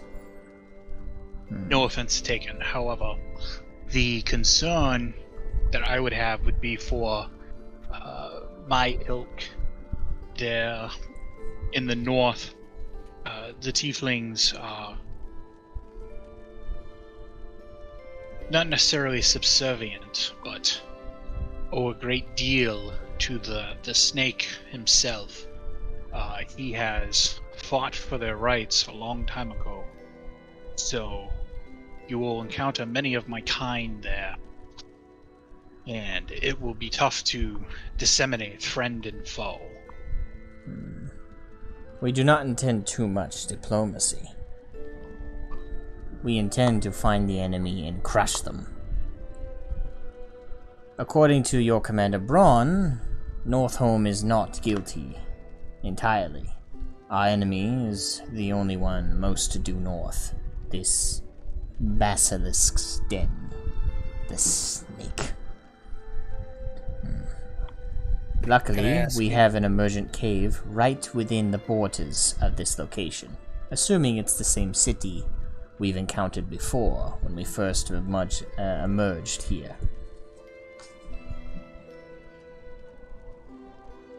I would suggest then that you emerge directly upon them with a surprise attack after we rendezvous with a small party to coordinate probably to the southwest. This is where Of it's the most Basilisk important Den. how we strategize. I have 2 strategies. And he gestures towards what you guys recognize to be Nogra, who steps forth, his hood down.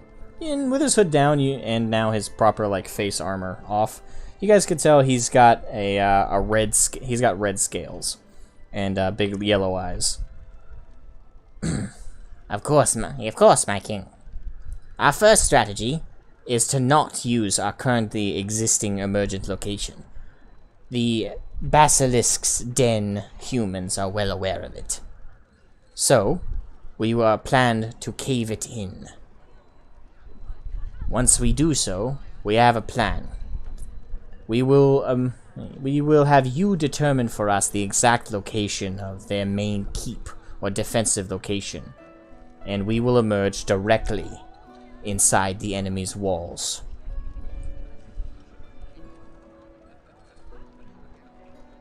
Plan would certainly minimize civilian casualties, and most defensive positions are maintained under the assumption that they'll have to be attacked directly. That would certainly circumvent their most potent modifiers for any sort of defensive actions. What is civilian? Those meatbags who do not fight. They are not warriors. They Why would simply you not farm fight? or trade. some who Draco fight. puts his hand up, and you hear him saying Draconic, and again Landrin, and Kiko, you hear Civilian. Those too scared to fight. Not able to fight. But why would they not fight? Are they not amongst their people? Are they not wanting to stand for what they live amongst? They are not us. They do not know unity in spirit of fight and spirit of freedom. They have those they elect to fight for them. They don't know our ways. Let us not judge them on theirs. Nogra chortles, but you can tell kind of dismissively. Oh, he has a point. Civilian. Understood. Very well. Yeah, I'm really happy I brought this shit up. When you say minimize civilian casualties, why would we do this? So, there are individuals that choose not to fight or are incapable of fighting. And those people are not ones that have done wrong by you. So why would you go... Are they not of the city? Are they not led by the one who instructed others of them to do that? Are they not one of their people? The question is whether or not you want to be hated by the bulk of the populace and be seen as an enemy who kills innocent people, or if you want to be seen in a more positive light for the future. Trying to present some moral argument here. Allow me. I am actually good for this. It's a very basic. It's a very basic system. You see, I want you to imagine 3 varieties of people. The first leads, the second fights, and the third do not fight. Now, the third Invalids. occupy all of their. Yes, exactly. The third occupy all of their time in producing goods, food, and lodging for the second and third varieties, so that the second variety can spend all their time becoming exceptional at fighting, and the first variety can become exceptional at leading. Does this make sense? Imagine if you could spend literally all of your time learning to fight. So the third. these workers are not to share responsibility of those who attack, who hurt others like us. That would be the second and third. The second and first. Do they not share responsibility of their actions? And if they do not They do support not. the actions of the other two, how can they call themselves unified under one banner? The question is one not of morality but of pragmatism. As I said, That's what I just said. if you go out of your way to kill the third, then other members of other lands and other regions will remember it, and will remember you as brutal savages who killed innocents. And it'll be difficult to deal with them, and they will attack you, and you'll have war far more frequently. Do you not want to live in peace with the surface? Yeah, We to already simplify do what not you live said. in peace with your kind. Nogra! But And you, Draco kind of is standing at his full height, 3'1", and you Well, see if him. you You see him glaring at Nogra, and Nogra is kind of like falling backwards, shaking, and you hear him whimpering as he covers his eyes and his head. No more arguing this. The 2 legs don't know our ways. Do not presume to have a better idea of theirs. He knows, and now you hear. He said that in Draconic, so in Common he says, "Apologies. It's hard to explain to Nogra the ways of the 2 legs. Most of my people know very little of your kind and your way of living. I cannot claim I am an expert either. I know more because I have researched the 2 legs. But even I am perplexed a little by such a system. In Kobold society, When a society or tribe live together, we are responsible for one another. That includes our choices. Whether you fight, you make medicine, food, hunt, it doesn't matter. To us, you are all the one and the same within a group. Only recently have we begun adopting individual honor in our society. I've tried to foster this as best I can, but there are plenty of kobolds, including Nogra, who still can't differentiate the acts of the individual with the group. All that matters is that I do, for they follow my orders. And at him saying this, you see all the kobolds in the room all bow as he says, "Follow orders." And you kind of hear like a general, chortle of agreement.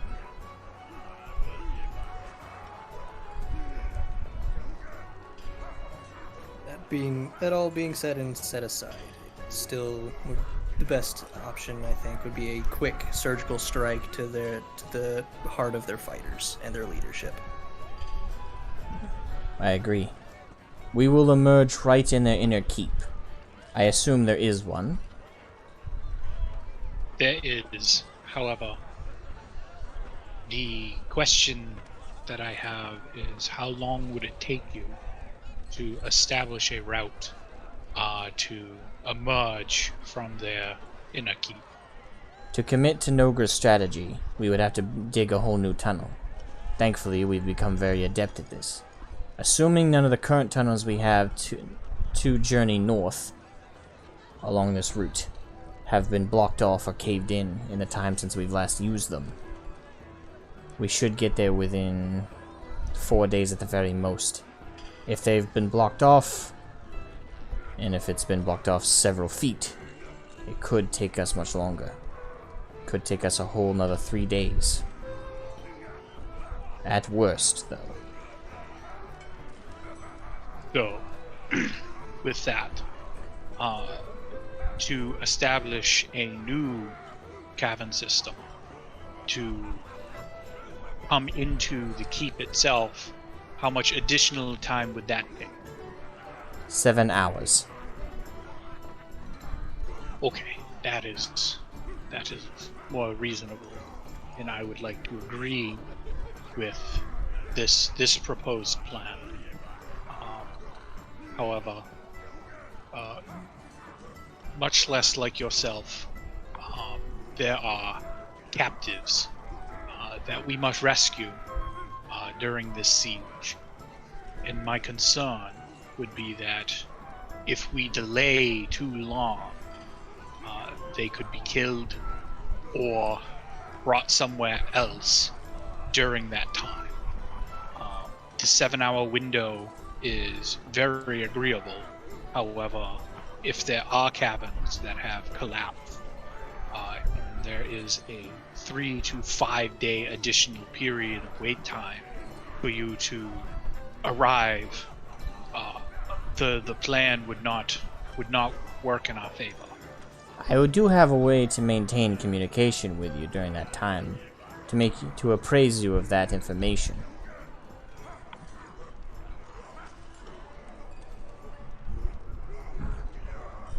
You see him. I believe I have a similar spell, actually. You see him turn to Mila, and he nods. She kind of perks up and runs out of the tent real quick, and comes back. And she comes back with an egg.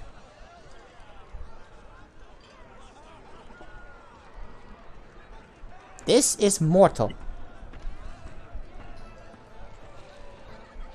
she says in common. Hello, mortal. The egg is silent. It does not speak. Excellent.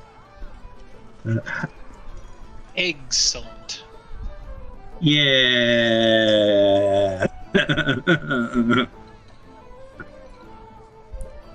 This egg, as my wife just presents, carries one of our young, mortal.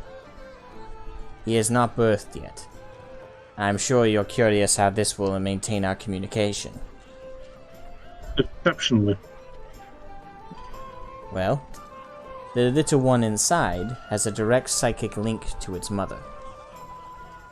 And she has agreed to allow us to use the egg when it breaks apart and allow Mortal to travel with you guys.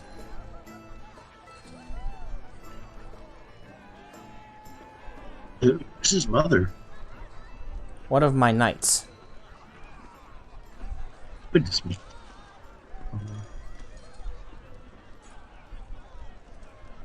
Well, this seems to be a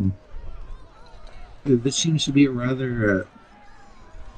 I actually am able to send a good deal of messages across distances myself. I would like you all to roll a perception check. Let's do. I think I might have played this one too dry.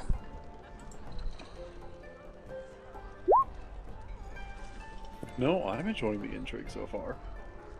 Like, I kind of want to see how these kobolds end up actually running into.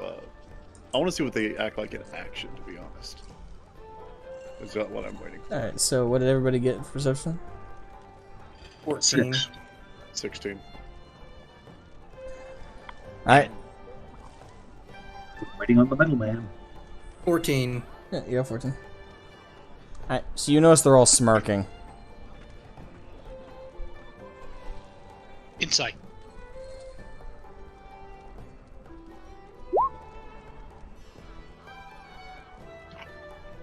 That's a 10. Well, luckily, that's all you needed. They're fucking with you guys.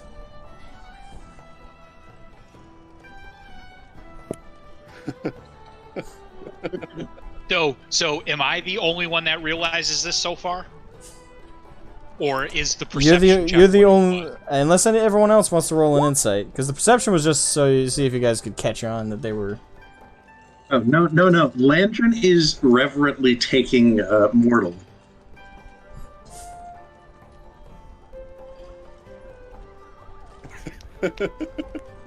Tinker's just gonna start like nervously laughing.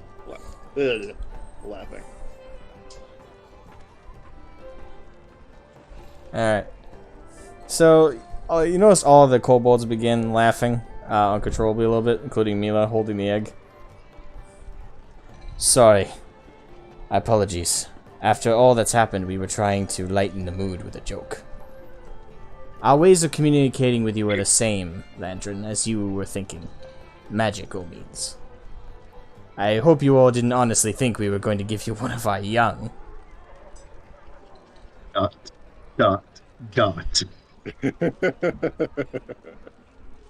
The shiftiest eyes.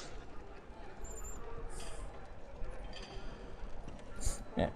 You notice another female kobold runs in, grabs the egg while she's laughing, and walks out. We've been duped. Duped, I say.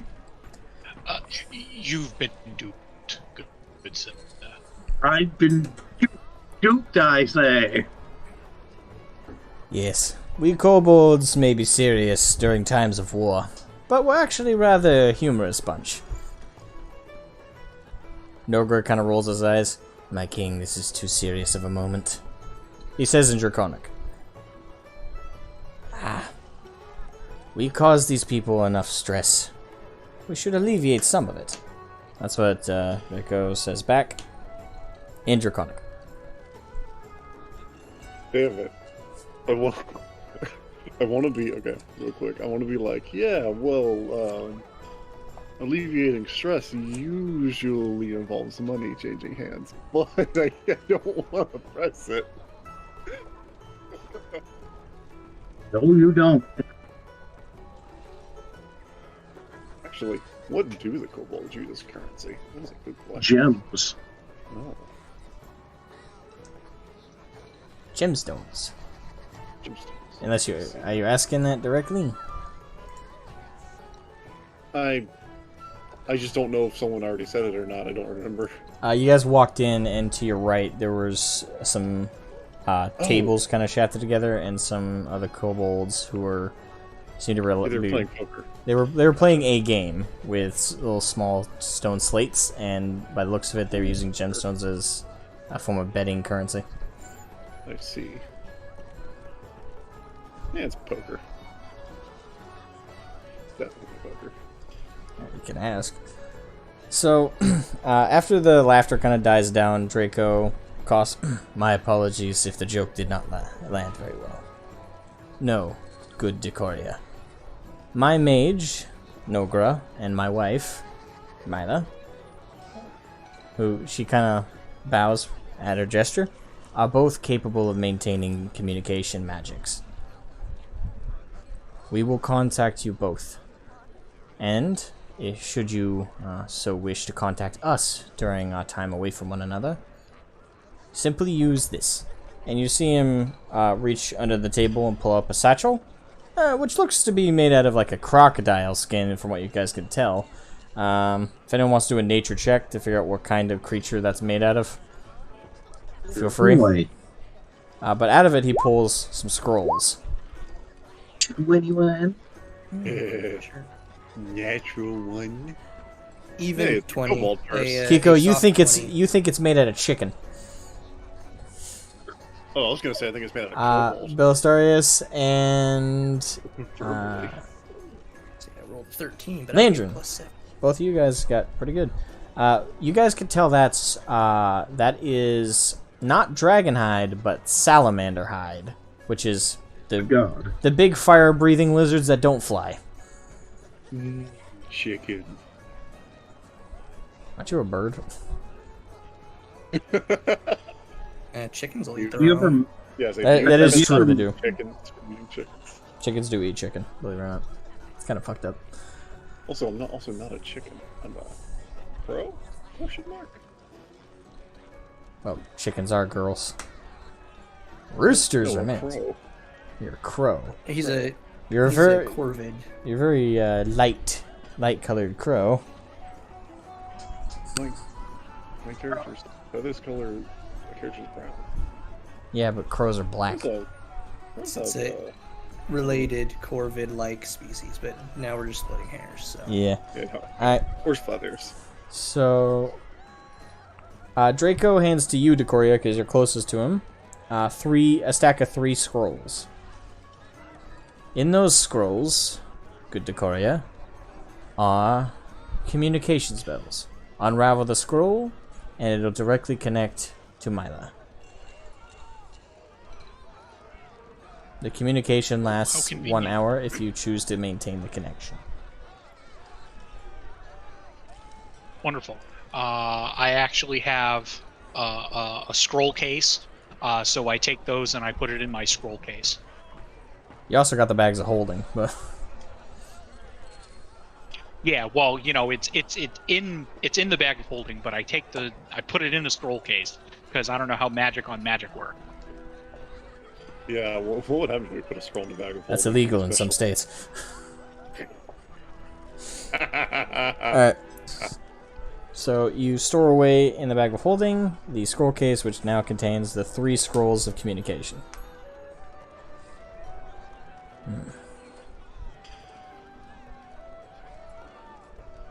Does that conclude our business?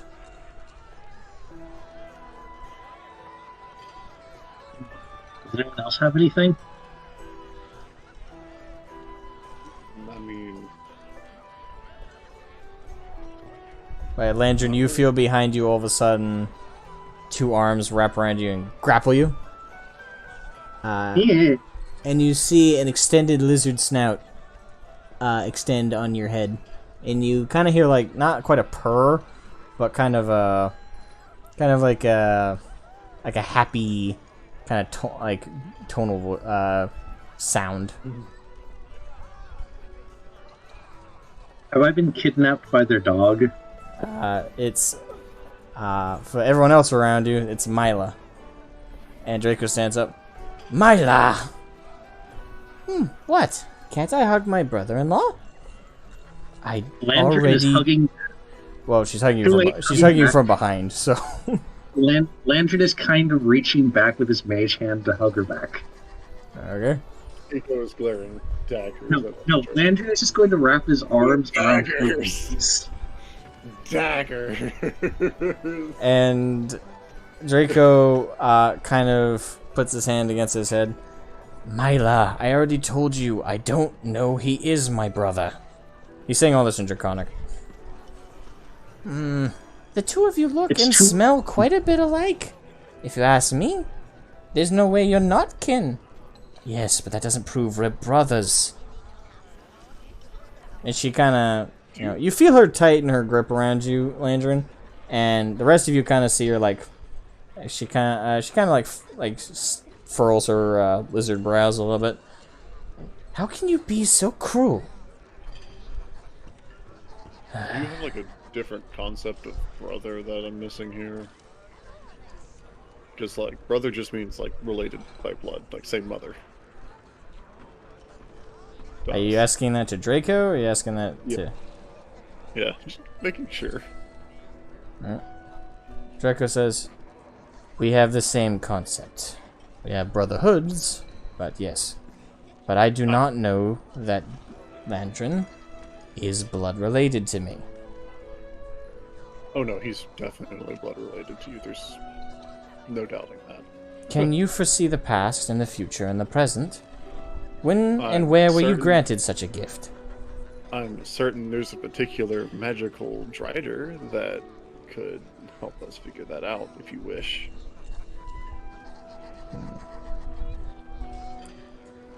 Maybe. It's possible. It's unimportant at the current juncture. No, someone sounds like they just don't want to find out.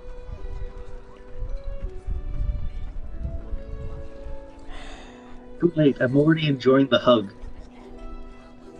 That too. Everyone but the bird. Everyone out but the adventurers here. You see all the mages and the guards stand up without like questioning it and all head out.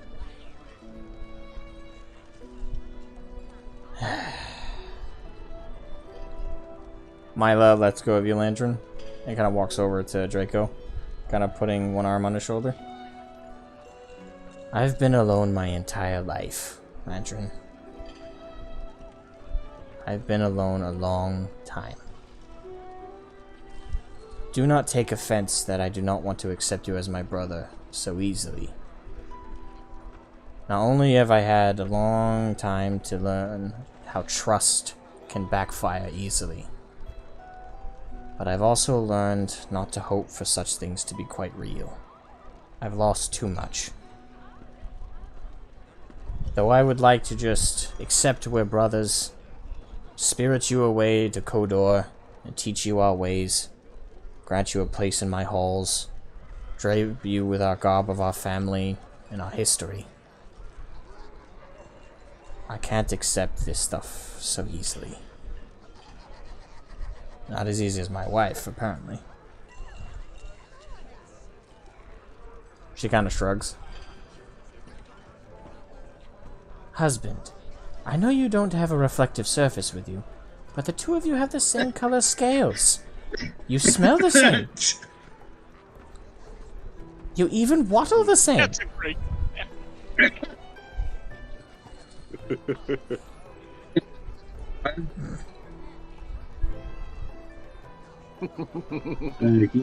Landrin is going to chip in.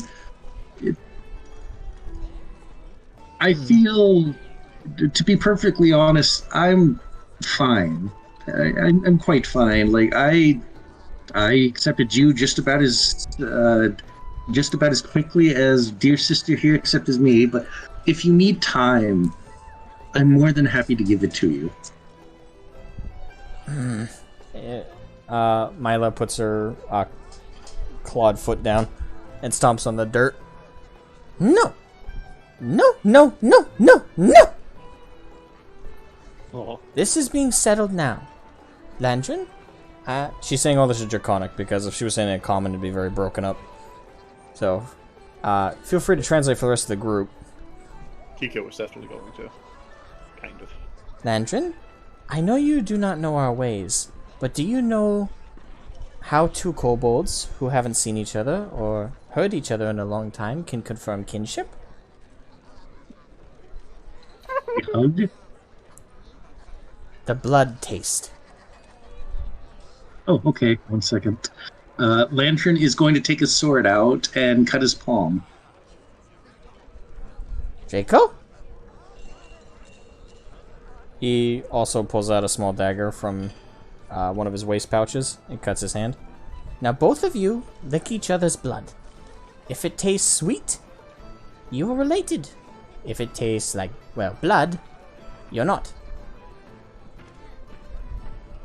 Let's see how good my Yoshi noise is. Blem, blem, blem, blem. Alright, so you both lick each other's palms, I assume? I mean, Landry, you're not resisting at this at all. No, I'm making Yoshi noises. I like blem, blem. Alright. So, once you lick Draco's palm, all of a sudden this taste of sugar is in your mouth. Really sweet.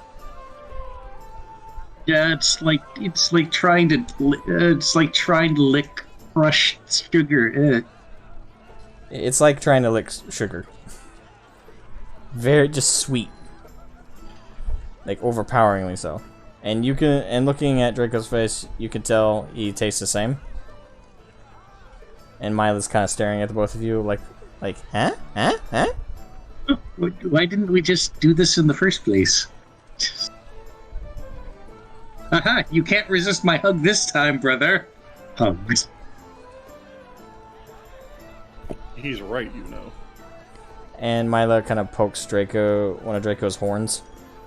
See? You didn't try that earlier because you didn't want to know. Wow, I'm glad the only one who said it.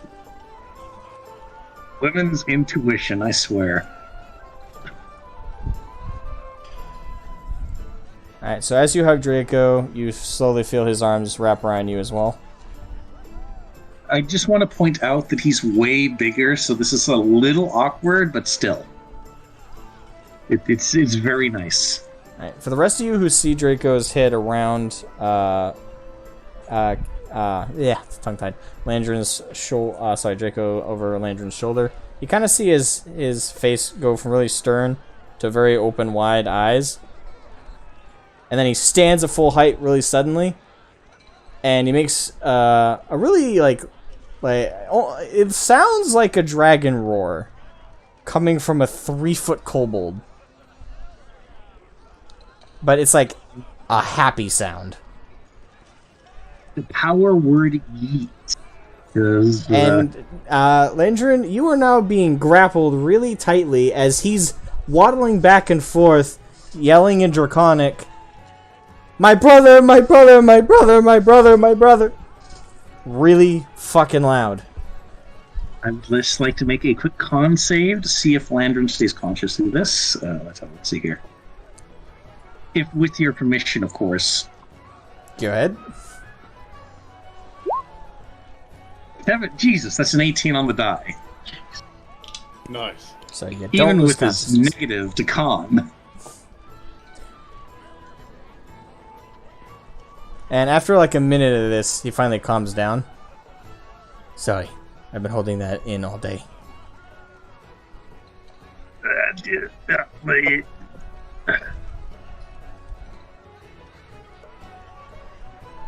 So you should probably meet my fiancé at some point.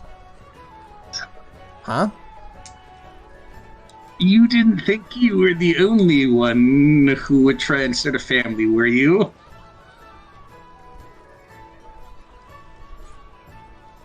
I didn't hear the first sentence, so... He said you should probably... He's in his choking, like, crushed kobold voice. He's like, you should probably meet my fiancé at some point. Ah, okay. And Mila's kind of clapping her hands together. I guess excellent. I'm encouraging her every step of the way. Our family grows bigger! And after that roar, you now all of a sudden hear a lot of sound coming outside. I'm probably traumatizing the entirety of the town all over again just by saying hi to my family. Alright. Hooray. So Draco drops you and kind of pushes you forward to give you a look up and down. And you kind of see him like tearing up a little bit. He's tearing up about the literal most pathetic specimen of a kobold this side of anywhere. He's tearing up in happiness that he found family. Only in Nordred. You take a look at my stat line, you say that again. After all this is over, no matter how it ends, I want you to come to Kodor to see what I have built for all of us. You, your mate, and hopefully it won't take that long, but your children as well. She's in this. Would you like to come over for dinner? Like, she's in the city. She's in the town right now. Aren't you guys? Well, you all are leaving tonight, They're remember? leaving today. That Oh, they're right. Balls. We can probably wave from the caravan as we're passing. I would like to say hi to your mate at least once. You've had the pleasure to meet mine, your new sister. Though, Pleasure isn't an accurate term. wait until you meet your nieces and nephews. How many do I have? 8 boys, 4 girls.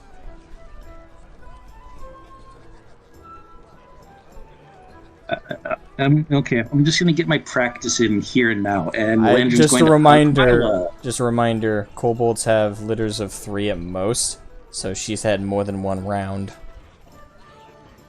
they've been busy. Like I'm over here playing You Shook Me All Night Long while Draco's down there, and it's like they finished the whole album. We've been mated for the last 5 years.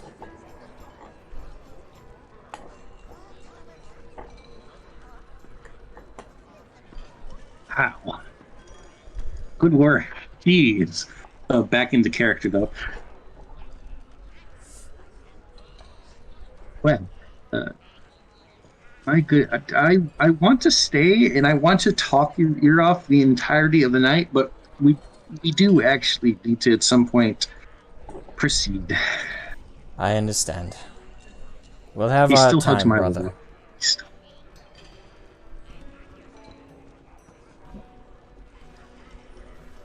Let's see. Hugs Mila, hugs Draco again, and then hugs Kiko. Oh, thank you. I guess. Alright, so Draco and Mila kind of hold each other arm in arm. And they wave you guys out. And you guys head out of the tent. Unless anybody wanted one last thing to talk to Draco about. No, I think we got all the bases covered. Alright. Please, if this is how you handle the Kobold, I'm excited to see Decoria's story area. Go see what happens when we go venture into the cool guy's backstory. And he's got the full write-up, so it's not going to be as lighthearted. There's a lot to digest. Quite a bit. That's for damn sure. Okay. Like fun all that. So as you guys are walking out of the tent, all of them, all the kobolds are now bowing to you, Landon, as you go. And you hear several of them mumble in Draconic the word prince. What have I got myself into? Royalty, keep in that's mind, what. That roar earlier And you give him was a good hearty slap on the back. that roar earlier was him yelling, "I have my brother," so they all know now. Public acclamation. Well, we'll cross that bridge when we come to it. Alrighty. Alright, so you all are heading to the caravan, correct? Yes. That's correct. Or Miss Brief Norbury. stop at Miss Novery before, that's what I was assuming. Alright. So you all, 20 minutes goes by for you guys to head back to the back into the city and to the merchant district and to Miss Novery's. So now, so you know, Kiko, your copper languages is now gone. Yeah, It has definitely. been a whole hour. So, I figured it would. So you guys are at the entrance of the shop, and you guys hear a lot of noise on the inside.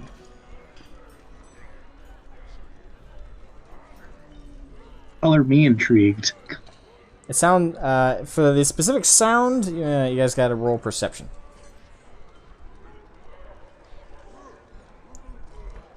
Where's my...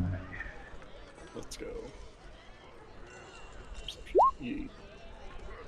Ha! Kiko doesn't hear anything. You, 8. your ears are all waxy. 2.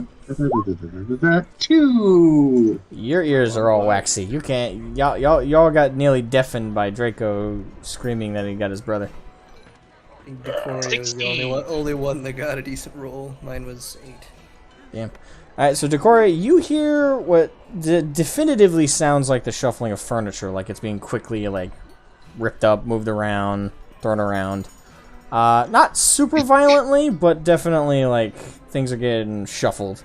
And you hear, you can, you kind of briefly hear Midas's voice. My lady, it does not go there. I recommend organizing it as such. No, not like that. No, my lady. My lady!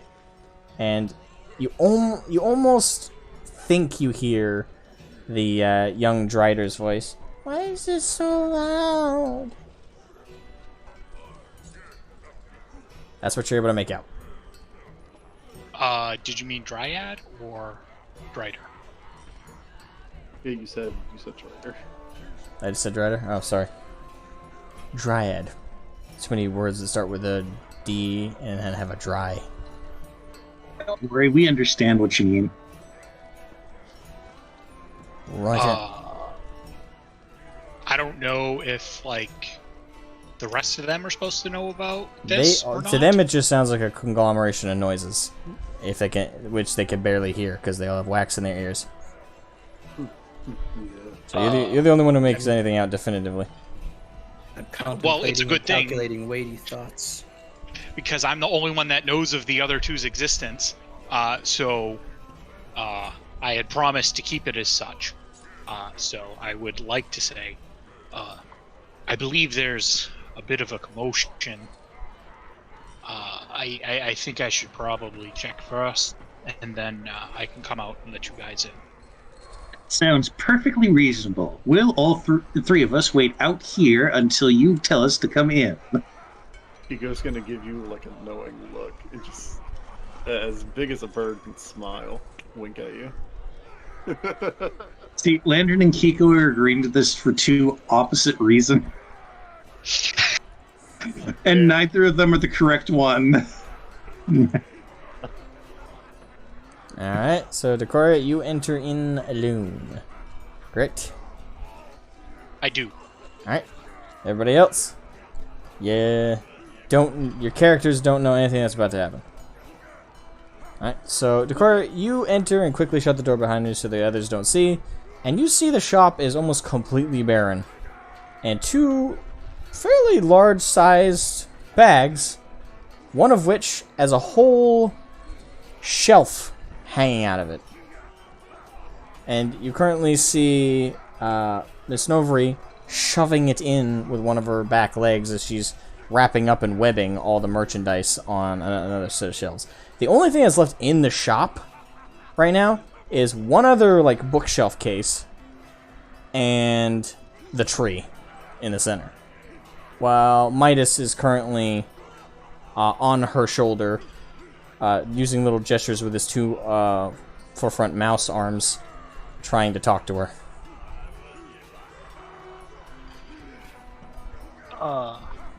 Miss Novery. Oh, and of course, the little dryad girl is currently by the tree, looking concerned while also being sleepy.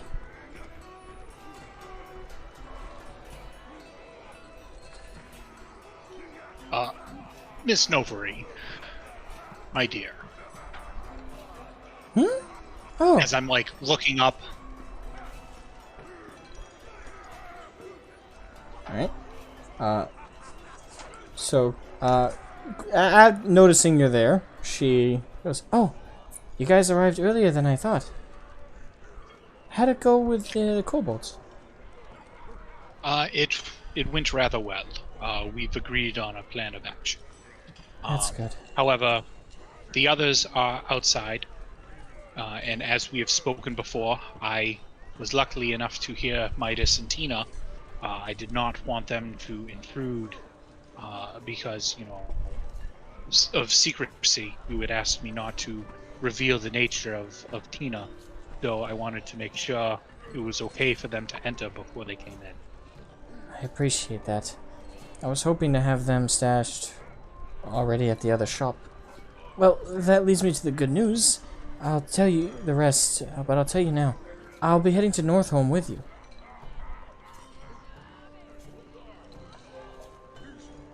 Will you now? Yes, I actually already have a shop in Northholm. I go there during, back and forth during the winter. I mainly live here in the village, but I've had a shop in Northholm for a long time. Will you be traveling above ground or via the caverns? I'm afraid I don't do good in either. Not anymore. I'll be teleporting, actually. Oh, no, wait, not in the scene, my bad. Yeah, I know. That is rather convenient. Do you have a teleportation here in the store? Well, sort of. She kind of lifts up her shirt briefly, and you see a symbol on her stomach. It's a connectivity spell, a brand. I connect it to myself, and to the things directly connected to me to send me to my shop. I know you're probably wondering why I haven't agreed or offered to teleport you and your friends. There is a catch. And that catch would be? Midas, at this point, kind of sidewalks on her shoulder. The Midas, good sir. Welcome. The catch is, unfortunately, only those directly soul-binded to the lady herself can be teleported. The more that have to be teleported with her, the more strain it is on her. In her current medical condition, the most she could do is teleport 4 people, including herself. And even in her prime condition, the lady can only teleport a max of 7 people.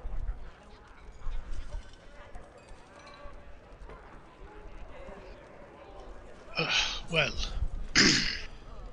as far as soul binding is concerned, I believe we already have that covered. However, given the circumstances, I understand. And I would believe that we would meet when we arrive. We are just a 4 days travel, and you'll be there ahead of time to set up shop. Indeed. I would travel tonight, but Midas has already recommended I don't. My lady, it is not just a recommendation. We shouldn't be traveling at all in your condition. Using such a spell... The teleportation magic is very specific. And dangerous when you're in full health. One miscast in this spell, and not only will we arrive at the wrong location, but we could very well... And he kind of looks at you, Decoria, like he's afraid to give the full details. I rather understand where you are going with that, and I rather agree that I dislike the nature of this spell. However, I am not your keeper, and if you so choose to use the spell, I understand and I respect that. You needn't worry, my love. I've transported like this many times. Midas is correct, though. I do need at least one more night's rest before I'm confident we'll be fine. Well, I am glad to hear that you are taking words of advice from obviously a man that knows far more than I do. So I thank you, Midas. Should we... actually... Where does Tina go? Does Tina stay here with the tree, or does Tina come?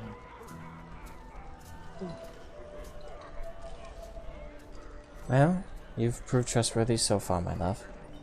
Tina isn't stuck here at all.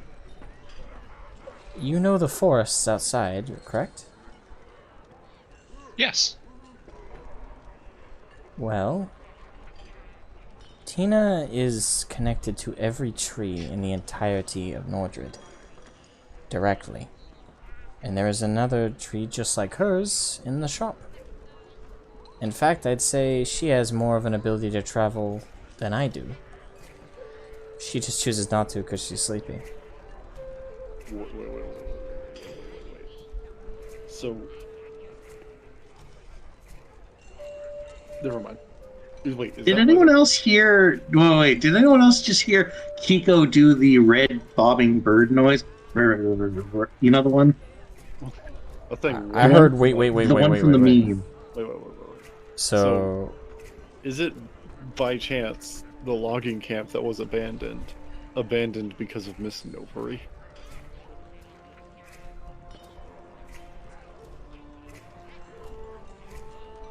Do you ask her that? I mean, we're not here to ask. And it'd be meta knowledge. My knowledge. Ugh. Dang it. So, would you put Tina to bed so that the others may come? well... Tina? Would you like to rest?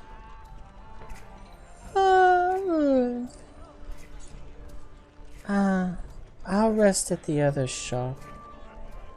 See you tomorrow. And you see her kind of back up into the tree, and you kind of see it twirl, like the splintering of the wood as you hear it crackle and spin around as the branches kind of twirl into this kind of spring-like motion. And then you kind of see it yoink into the ground. Now, there's just this large hole and, like, kicked up dirt in the center of the shop. Well, I suppose that settled most of the issues as of this moment. I will go see to my friends coming. I will see you again soon, good Decoria. My lady, I will go watch over Tina at the shop. We will see you there when you are healthy tomorrow, or healthier. You see him jump, poof, into a little smoke. This is a cool explanation on why our magic shop is always accessible. Yes. So now that everything's kind of clear, I'm gonna go open up the door and let the guys in. Alrighty. So you're going God, I'm tongue-tied. So you go and open up the door, and all of you come on in. And to your knowledge, you just walked into a shop that is completely gone. It's just a large shop with a balcony, but nothing there. Although there is still one or two bookcases that are still up, but all the items have been wrapped in spider webbing, and you see two very large bags of holding. Currently, big bag. Suitcases.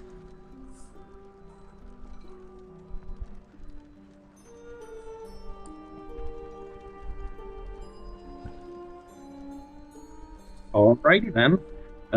Greetings, Miss Novery. It's nice to see you again. hello, Landrin. Hello. Hello, Kiko. Hello, Bellastaris. Greetings. Well, good news is, I will be moving my shop to Northholm with all of you. Although I won't My be able to travel goodness. with you.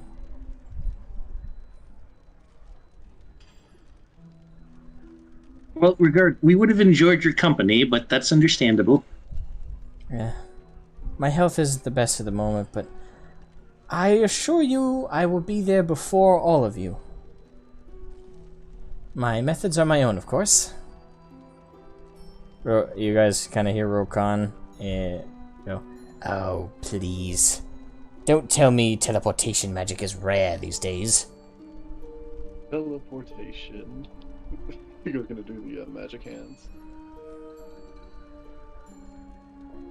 All of a sudden, Miss Novery whips out a web and grabs Rokan and wraps him up into like this really big ball of webbing, and you hear.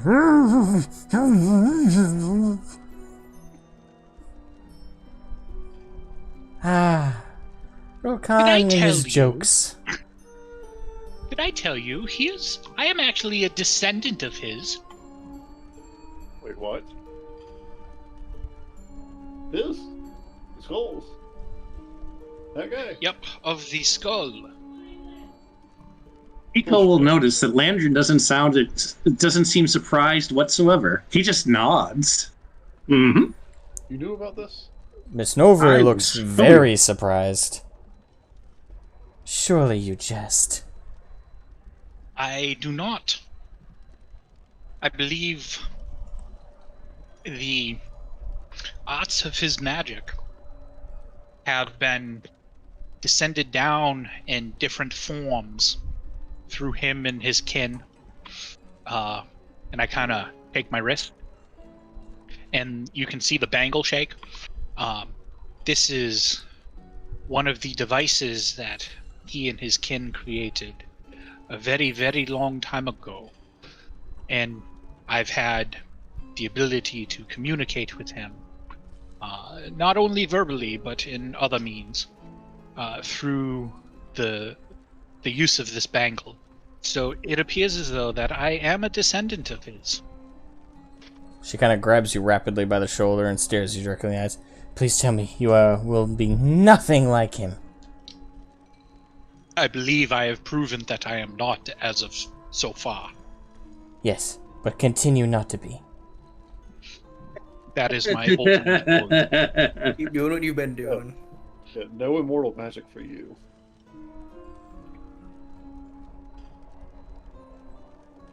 No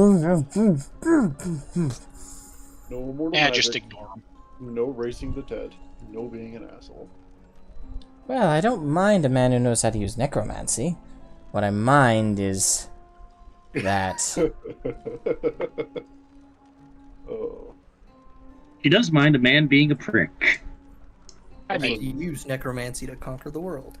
No wrong since you blood mentioned either. it, I do have a necromantic spell. Maybe I'll show you sometime. I don't even want to know the name of that position.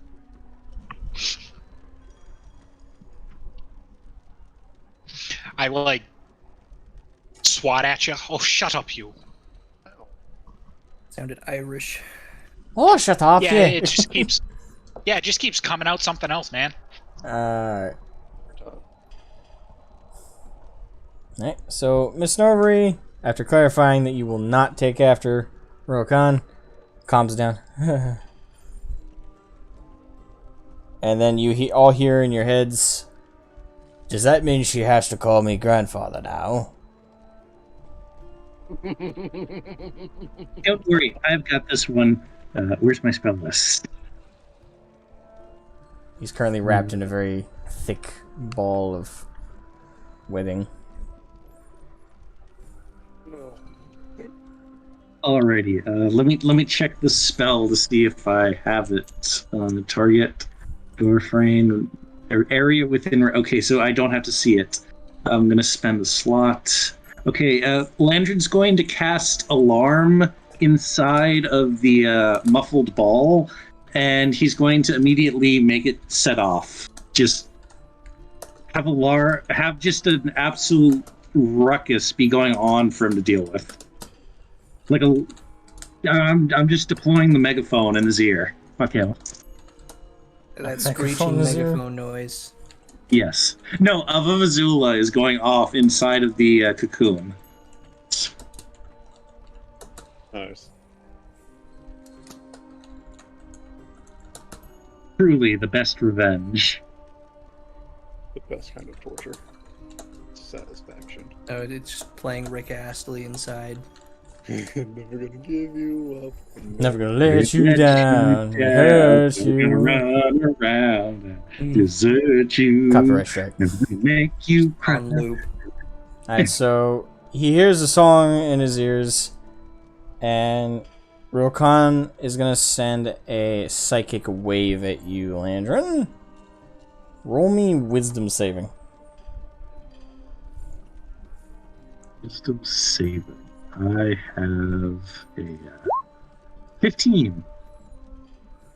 Alright, that works. Alright, so you feel a sudden like a ripple in the front of your brain. But thankfully you luckily are able to, focus and not let it affect you too much, and you take no damage. Huh. You do, however, feel kind of, numb in the front of your head. He's pissed and he wants me to know it. Mm-hmm. He's always pissed and wants everyone to know it.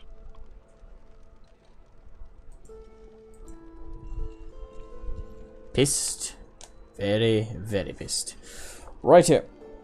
Alright, so Miss Novery hugs you, Decoria. Very close. And is there anything else you guys want to talk to her about? Say anything to her? Or you guys pretty much wrapped up your business? Not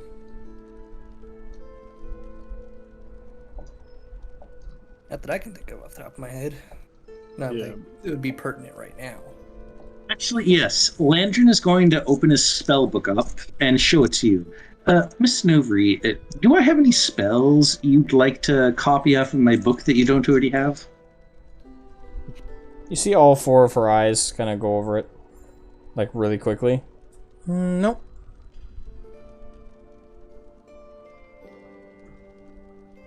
You ever have that feeling where you want to show your friend your Pokemon cards, but then he whips out a bigger deck and he's got like 2 of all your best copies? It's always a bigger deck, I swear. It always is a bigger deck. There's always bigger fish. Always bigger fish. No. So Thanks, Liam Neeson. you really killed that roll. He did.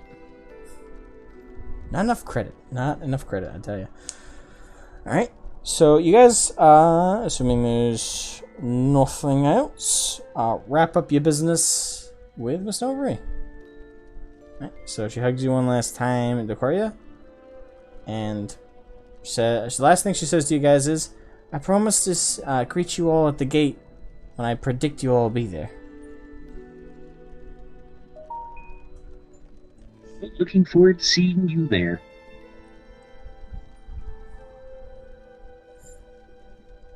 Safe travels, my love. Save the same for us. I will be praying for your arrival. She's gonna, right, and she kisses you and holds you very tightly, Decoria. Well, I would expect so. She probably lifted me up, which is Yep. no simple feat which is a very simple feat for her. Alright. So, you all wrap up your business in the shop, wave goodbye to Miss Novery, and that about does it at her shop. Alright. So, before we head to the caravan, let's take a quick 5-minute break, because my drink is out and my voice is going to get dry. You know what time that means it is? It's not it's not full-blown intermission unless you guys want it to be a 10-minute break. Okay. So, the 5-minute break. Yeah, 5 minutes break is just all I need to get my drink back and for us all to go pee real quick. Yep. But if you guys want this to be a full intermission, say so now, and we'll make it 10 minutes. I'm good either way. Same. I'm done for 5 minutes though. All right, let's just do 5 minutes then. I'll push the intermission until a little bit later. All right, so we shall be right back.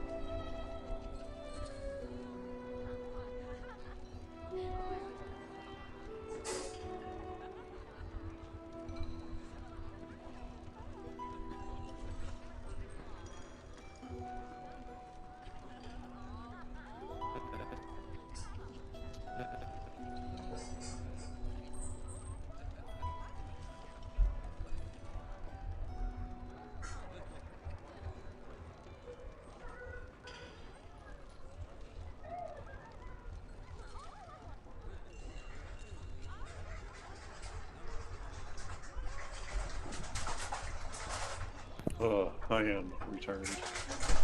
Hello, Kiko. Dude. I have Oreo minis. I have 2 sisters now. Yeah, yes you do. Wait, 2. Yes. Where's the other one come from? One is mine. Alright. Mine. The other's you. Me? What I do? Hold up. Wait, what's going on? What? Or is that Kiko or Belisarius? What did Kiko do? That was. There you are. Kiko's here, and Landon's here, and I'm here, so... just Decoria and Belisarius. You Yeah, see, I'm it's, here. Alright, so it's just very Decoria. simple. It's very simple. Landrin views Kiko as family. Ergo, second sister. You know what? That's fair. Also, You know, I just realized we have an incredibly diverse group now, don't we? huh. We got Kiko, a female Kenku. We got Landrin, a male little kobold. We got Decoria, a male tiefling. And Belisarius, a non-binary machine. Look at how very degenerate and faggoty we are. Oh, why'd you have to use that word? Oh no. And there goes any opportunity of monetization. And demonetized. No idea what the hell gender I even am or was before becoming this. You're a robot. You're either on or off. Quite Yeah. binary, actually. It's like, but what? It's like the whole thing was like a person getting their soul trapped inside a mechanical body. So it's like, even I don't like. It's like, I don't know who the hell I was. There's no real clues as to those kind of details. That's a mood. Also, I'm kind of angry. What's wrong? What? There's nothing wrong. It's just like I ended up playing Matchmaker in this campaign. In another campaign, I also played Matchmaker. And that made you mad? No. Because I was chilling with some friends, and then I also played Matchmaker. Clearly, it's a role you're destined for. Apparently. Yes. Hell, You're good at it. Sooner or later, you'll do it with every single member of the party, and I'm curious as to like what you're even gonna do with me. Just walk up, it's like, hey, I found this toaster. well, I haven't done it with Decoria. Decoria's figured that out on his own. I can't help. Yeah, he nailed it. Toaster. I'll just find you a prettier toaster. How does that sound? Just go to the merchant district, go looking through appliances. Yeah, something like that. Or we stumble We'll get you across like a high revolution washer. Just find an insane inventor's workshop, and you find his secret collection of mechanical constructs of a certain variety. Oh, so you know the doll from Bloodborne? No. The what? Yes. That. It's just a marionette doll given life, but it's like human sized. I Yeah, think. it's kind of creepy. Good hunter. Alrighty, so I think we have everybody back. Ooh, creepy. Doll is waifu. Do I? Do I have everybody back? Yep. Yeah, okay. Alright, now we're back on track. So all of you have just finished up with Miss Novary's shop. So now you're heading to the caravan. To get on the road again. Alright, so you guys head to the northern gate. And on your way up, you notice the gate is open, and the very tail end of the caravan is still sticking into the city. They all seem lined up, ready to begin on the road. All 8 or so carriages are good to go, all loaded up. Oxen are all lined up. But for some reason, it's not moving yet. Oh yeah, there's Yeah, a doll we're not on there. the outside. Alright, so you guys go up, and now you see Nova and Argo both at the tail end talking to each other. And they see you guys and they wave you over.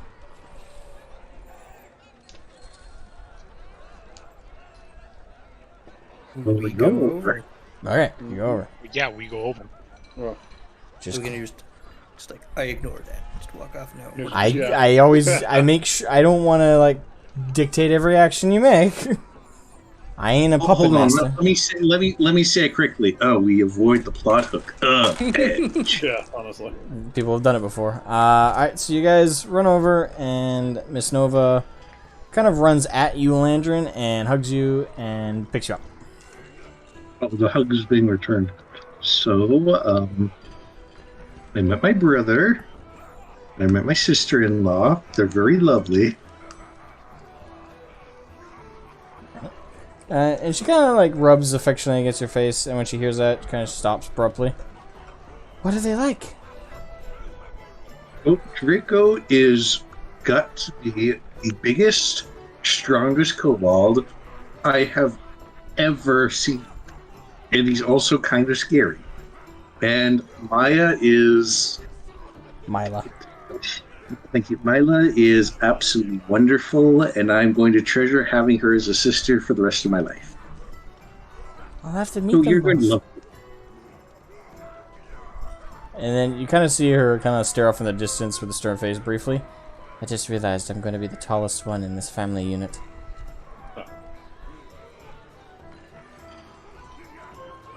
To be fair, that comes with a great deal of perks. You're never going to be toppled by nephew hugs. I suppose. Also means she's gonna have to reach for everything in the top shelf. Speaking of the kobolds, actually, that's why we haven't begin setting to the road. We were supposed to start moving already, and we were going to be slow waiting for you to catch up. We haven't even moved at all. And she, as she's holding you, she kind of like turns her torso so you can see just, through the open gates all the way to the front carriage, which you see a kind of a small wall of kobolds who are all searching the first carriage. They're all kind of just... Basically, everyone imagine like a bunch of 3-foot lizards all running up and down, kind of crawling over it, kind of sniffing at it like bloodhounds. Are they inspecting for contraband?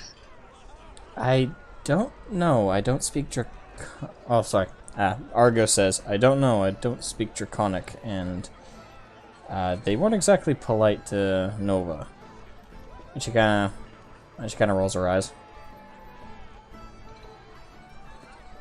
I'll settle this. And Landon would like to walk forward towards the small section of the army to see what all the fuss is about. Yeah, go abuse your authority as prince. That's exactly what I was hoping for. Alright, I assume everyone's following as well, correct? Alright, so Nova is most directly following right behind you, Landrin. And you guys come to the front of the group, and one of the guards notices you and goes, "My prince!" He says in Draconic, and bows deeply. Oh, good afternoon. Isn't it? Wait, is it evening by now, or? It's evening. Sun is starting to go down. Good Navin. Good evening. Damn, it slipped out. Everyone, a great many of us seem to be inspecting the carriages here. We smelled something, my prince. Something quite pleasant and foul. Describe it to me. It's tangy and sharp to the nose, but not unpleasant. But it might be dangerous. Some kind of pheromone, some kind of dangerous substance. Are you talking about perfume? What is perfume? What is perfume? It's a substance. It is a substance that you either spray or rub onto yourself to attract mates. Pheromones? It covers up the disgusting odors of meat bags. What he said. Nova says in Draconic, I tried to tell him that's our carriage of spices. Ooh. I love spices. In character. Now, But the word spice is I'm just gonna say you guys are all generally smart enough to deduce this, is not a word that is the word spice doesn't sound the same in the dialect of the kobolds. It sounds more like spark. So they don't understand spice This makes organic food taste better when you put it on. That's what I'm telling. Are you sure it's not a weapon? And for the kobolds, kind of like a kind of carry out these large sacks of different colored spices of different potency, and they're all like, all of them are like standing around them, opening up, kind of looking at it like it's black magic. Oh yeah, Landrin's going to pull his current coin purse out. Nova, who's the spice merchant? That would be Argo. Argo, how much for how much for a bag of salt or seasonings? Oh, I love seasoning salt. I put it on my eggs quite frequently when I cook them. How much for a bag of seasoning salt? Seasoning salt is 10 silver. He's going to hand over 10 silver for a good bag of seasoning salt and hand it to its kisman. Put this on eggs.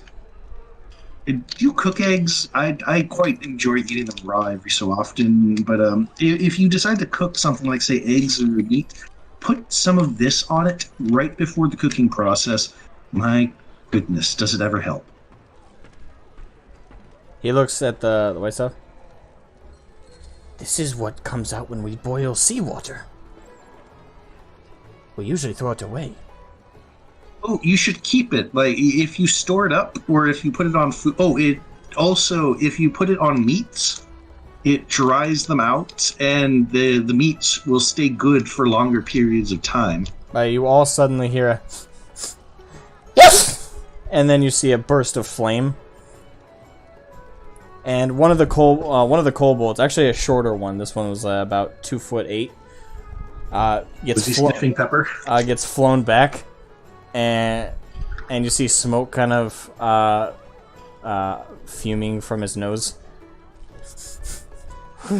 What is that? In Draconic. Argo, which bag was he fiddling in? That's red pepper. Ooh. Red pepper powder. Ooh. It's going to be a little harder to explain. So, Landrin will show his dear kinsman the bag. Jeez, this is a wild ride. He'll show him the bag. This is red pepper powder. This makes things incredibly spicy. The attraction of spicier foods is, how do I put this? There's a challenge. It's like a challenge with something you've already defeated and wish to consume. Like, say you've hunted a mighty salamander, and you're eating the meat, but you want to relive the challenge while you're eating the meat. Now, you put this on the meat while you're cooking it, and then as you're eating, it's it's tastier, but it's also really spicy. And so at this point, all the kobolds that were crawling all over the cart are all now huddled around and are currently all standing at attention, kind of like in a crescent moon shape in front of Landrin, all staring intently, listening very carefully. And in this fashion, you have defeated your opponent twice over and gotten 3 times the enjoyment out of it. Professor Landrin has captivated his audience. This is fantastic. In the giving my first lecture. But when you boil seawater, you should collect it. That's specifically sea salt. You can actually trade that with surface peoples, and they'll give you a respectable degree of their currency or equivalent goods that they wish to give in trade. You could get a decent amount of provisions and resources that aren't available underground. It's an excellent start for commerce. Our prince is wise. Prince is wise. Prince is wise. And you notice another kobold runs up with like a bunch of fish on sticks. May we try red stuff? Okay. He'll kind of like mage hand his coin pouch over to Argo, so Argo can just take the coin out for however many bags end up vanishing. And he'll show them how to apply spices. Right. So all of them. So there's just enough for like all 20 of them to have like one fish with like a douse of some of the red pepper on it, and they all take a simultaneous chomp. And 3 of them kind of jump up and are sticking out their tongues like. They don't look entirely unhappy, but they look confused. And the rest are all like, And one goes, It tastes like fresh salamander, with its blood still all in, and it's burning my tongue just as much, like flames, but tastes so sweet, but flames. What is this? Is this magic? This is the culinary arts, and why spice trading is such a profitable venture. Argo, would you like to meet some of the customers? Very well. Hello. I don't speak This is Draconic. Argo. I'll translate for you. He gives his greetings. I take most forms of currency for any kinds of spices. How much for a barrel of red spice? Says one of the kobold in Draconic. Just assume that Landrin is Okay. translating, and if anyone else wants to jump in, guys, by all means, come join this wonderful interaction, please. So Argo kind of rubs his neck, thinking, "Well, I don't know what you use for coin, but We use carbo, dargo, and argo. Other gems.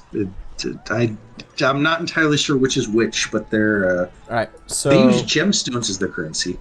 So one of them steps forward with like a satchel and kind of lays out in front of him a single gemstone of each. So Garbo is the brown bronze tinted colored gemstones. It's also the smallest and kind of the jaggedest, but still kind of a pure gem. So that's Garbo. Then there's Dargo, which is the more clear one, almost like crystal clear, almost like like glass, but it's definitely a gem. And Argo, which is the red.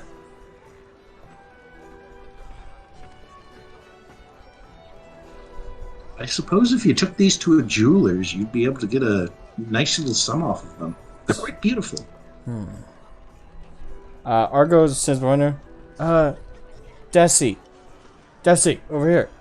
A small girl kind of hops off one of the carts. Yeah? How much would these be worth? And her eyes widen. These are rare gems. What? She holds up one of the carbo ones, the brown color ones. This is easily 50 silver. The kobolds are going to be economic powerhouses. Belisarius, get in on this. They're about to flood the market and just completely demolish the jewelry industry.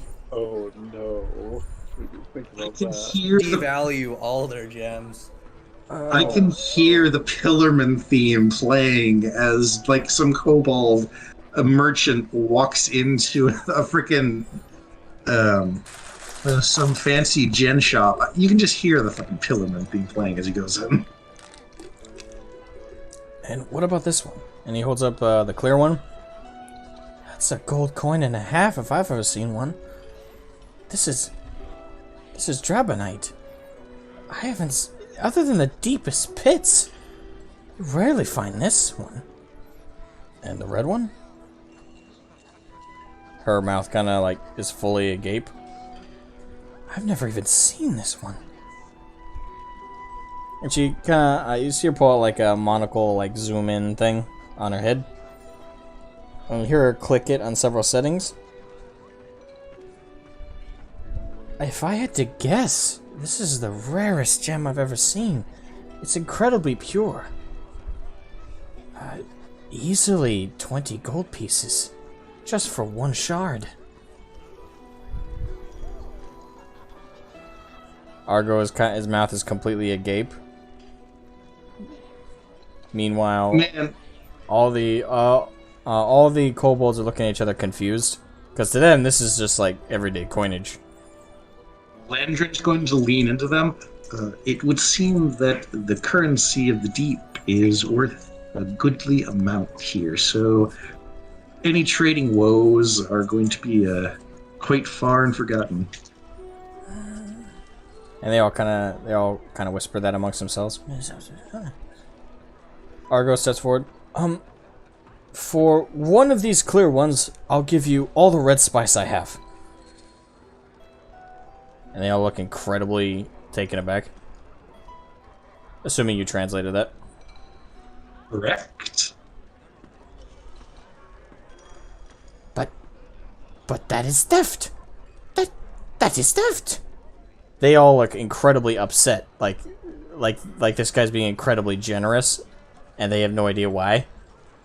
Landrin is going to get his coin purse out, and he's going to have them each set out one of the various coins. He's gonna basically teach them the exchange rate. Okay, Yeah. So I'm gonna be. We're gonna zoom past that and say you successfully teach them the exchange. Well, it's just, I don't want to dwell on it too long. So I'm gonna be completely honest. Like, I'm fighting the urge to have Kiko absolutely get this dude who's selling spices absolutely rich and get a cut of that profit. Like, over here, I'm just thinking, I just want some of those rare crystals to infuse for some artificer things. Yeah, I'm sitting here thinking, guys, jump in. What are you waiting for? An invitation? I already asked. Belisarius, how do any of these look interesting to you? Each of them, they're exceptionally rare and would work very well for infusing into various projects I have in mind. Actually, All right.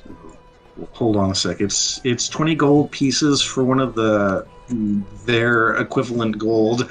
It was, you said 1.5 for their equivalent silver. A gold coin and a half for a darbo, and a carbo is 50 silver.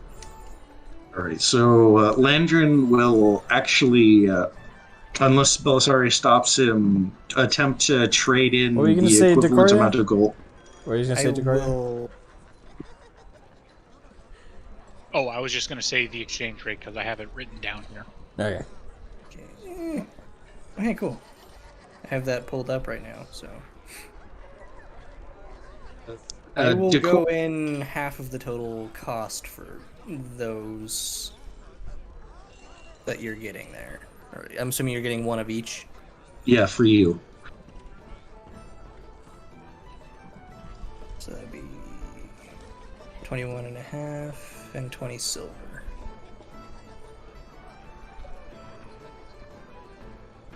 Well, it would be 10.5 and 20 silver because we're each getting one.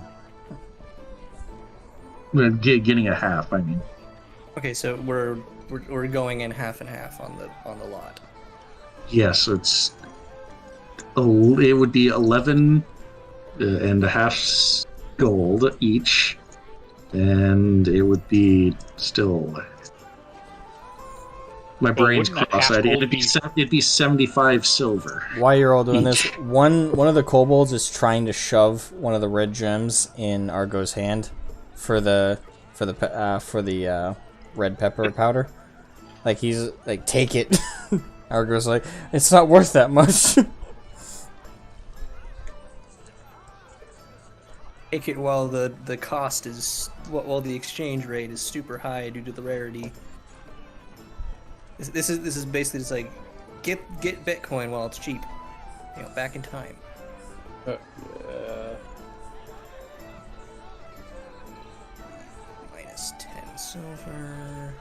Well, I don't know. It's kind of like get it while it's really expensive for us right now.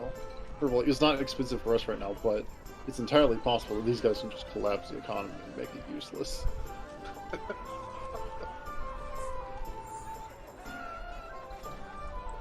Alright, so I just subtracted my half on the total for one of each.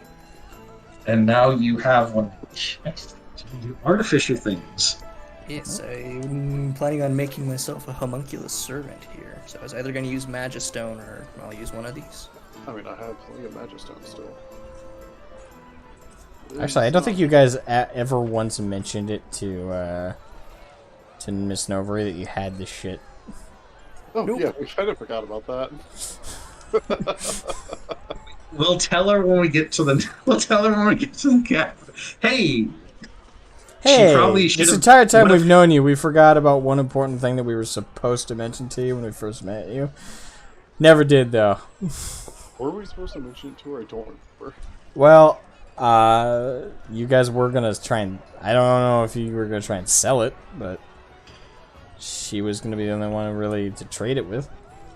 We might have tossed the idea around, but I don't remember. I'm just glad it wasn't we went to see her. Alright, And then so- forgot about it. Alright, so you guys do this, teach the kobolds at the exchange rate, and also get a couple gems. And finally, one of the kobolds is successfully able to get Argo to take a red one. And in return, not only does he give them a whole, like, giant basket, but, well, I say giant, it's about 4 feet off the ground. And in diameter, it's about, like, 2 feet in diameter basket of red pepper, another one of equal size of blue pepper powder, which is stronger, and one of, and then 2 baskets. One is just a giant processed salt, and the other is a bunch of processed pepper.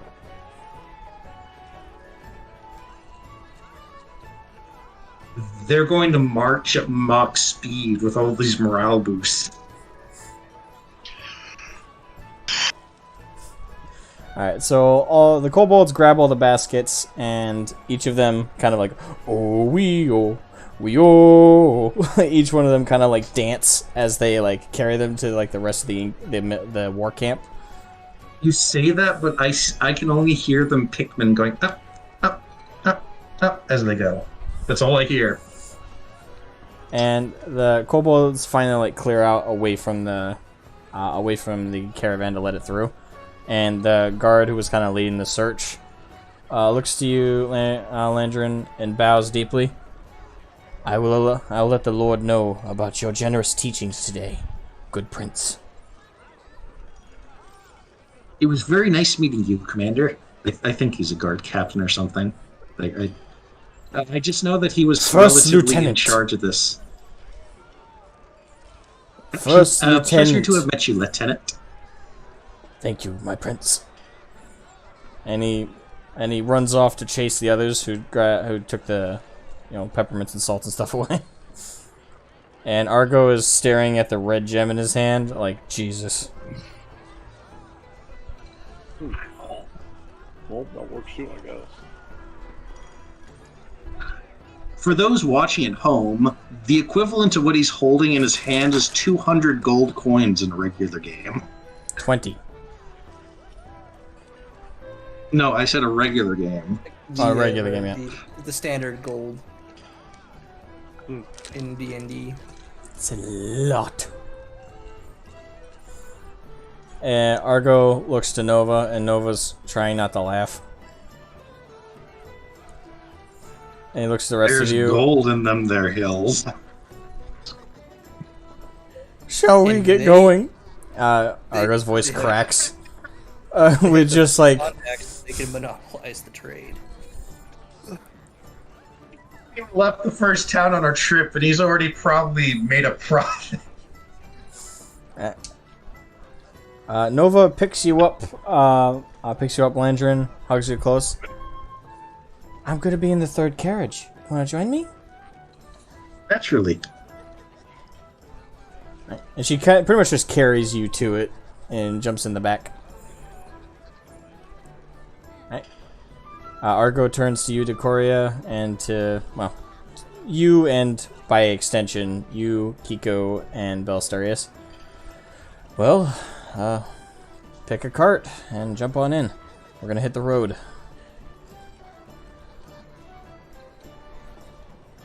Yeah. Hopping in. Just so I know, keep in mind there's eight carriages in total. Which ones are you guys making up in the line? Whichever one my little carrying thing is attached to. I don't know which one it is. That would be the back one. The back one then. All right. Astarius hops in the very back one of the caravan. I'll jump the first one. All right. Corey's up front with Argo. Kiko's probably gonna hop in with Belisarius. Right. And Kiko's also in the very back. Yep. Alrighty. And then obviously Lanterns with Nova. In the third one, In the third one. I'm just gonna get my 10-hour repeat of the Wind Waker. Da-da. How very convenient. I'm literally listening to that. Alrighty. Nice. Alright, so you all hop in, and Argo yells to the caravan, "Alright, we're heading out. Everybody stay close, keep your eye, and everyone make sure to take rounds watching outside the carriages. Don't want to have to deal with any goblins. Otherwise, let's all make a safe journey." Right. So, you guys are now en route. So, for the first day, you all travel pretty directly along the road. Nightfall completely hits, and... Alright. Nothing happens. So, first night, you guys travel completely fine. The morning comes around. Caravan stops to rest briefly. Not even setting up a full campfire, just a brief, like, stop, get a drink, everybody talk briefly. Nothing happens then either. We're getting some good rolls. Right, so you guys then continue again for pretty much a whole nother day. So you're on your second day of travel. So keep in mind this is all long rest, obviously. So I get all my spell slots back. yeah, and that pretty much already happened. So, all right, so this one I'm not even rolling for. So as you guys are traveling down, the second day comes around. It's about mid-afternoon is when you guys first start heading out. Further, keep in mind the full trip to Northholm is 4 days. As you guys are traveling, Decoria, you're conscious up front. I'm gonna say that you're sitting right next to Argu, actually in the front with like the reins holding onto the the two oxen, and it's kind of a thin mist, but still a mist is kind of lured up to a little bit of drizzle rain that began in the early afternoon the previous day. And as you're traveling through, roll me perception.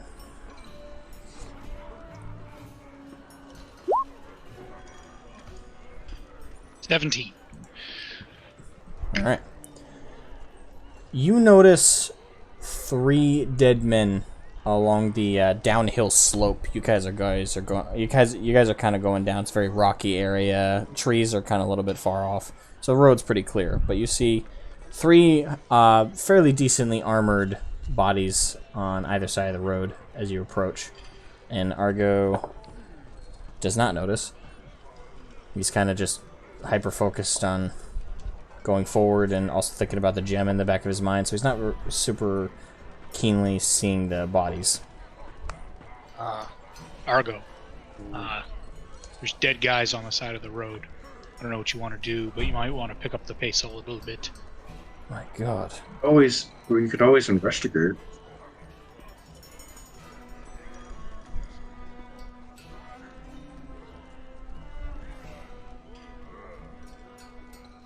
So what do you want to do? I'm leaving it up to the caravan. We are in charge of protecting the caravan, and it is the caravan's decision on if they wish to investigate or they wish to beat feet and not get involved in something that does not concern them. Alright, well, before that can be decided, now that you've pointed out the bodies to him, let me roll And they're all investigations. See if he sees. Oh, damn, it's a very good roll. So Argo kind of pointedly looks at one of the bodies, and his eyes are very wide. Those are some of the snake's men.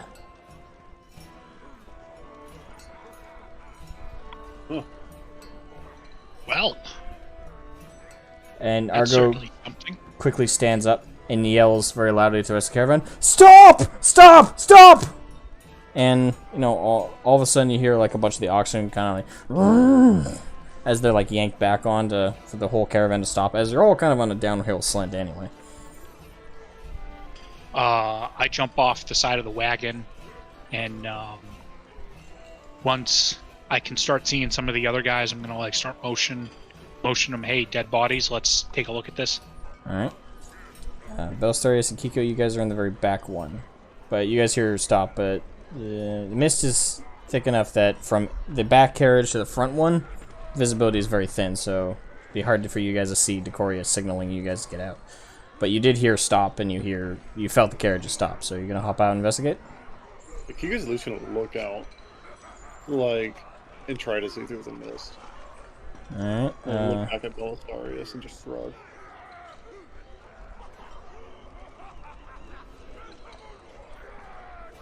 Belstarius. So we move up to stops. Like, should we go up to the front and see what's going on? Sounds good to me. All right. Both. Yeah, make our way to the front. All right. Landrin? You're close enough. You can Landrin's definitely also see Decoria.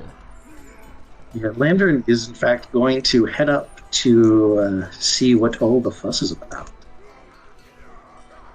All right. So all of you guys hop out, and there's two bodies on the right side, kind of a little bit of a rockier area, bit of a slant upward, not quite like a full hill, but you guys definitely they're against a rock wall of sorts in this little area. So you guys want to roll me investigation to look over their bodies? A quick question as we're looking over: are these the guys who were guarding him when we first met? Roll me perception. That investigation check. Oh, okay. Hey, Basically 23. for the investigation, I got a 16. All right. I'll say. As did I. All right. I got a 17, but plus 7. 17 plus 7. So that's 22, I think. 23? 7 plus 7 is 14 plus the 10, so 24. 24. So, for those that saw the guards of Lord Farian, 2 of these heavily armored men are definitely those 2, and they are cut open. The first one, as you guys look over, as you like push up his body because he was lying on his front, has a through the plate armor, has a massive gash right through. It starts at his right shoulder and cleaves deep because you can still see the though it's clearly been a little while as the blood is drying, cleaved right through down to his left rib cage. Something had quite a lot of strength. Or magical weapons. And the other heavily armored individual, likewise, was another of one of the 2 guards for Lord Farian. Has his head caved in. Oh, whoa! The big dude. From the front. So imagine nose and eye sockets and forehead all completely smushed into concave. Is there by chance a Lord Farian body nearby? Because someone might have done a job already.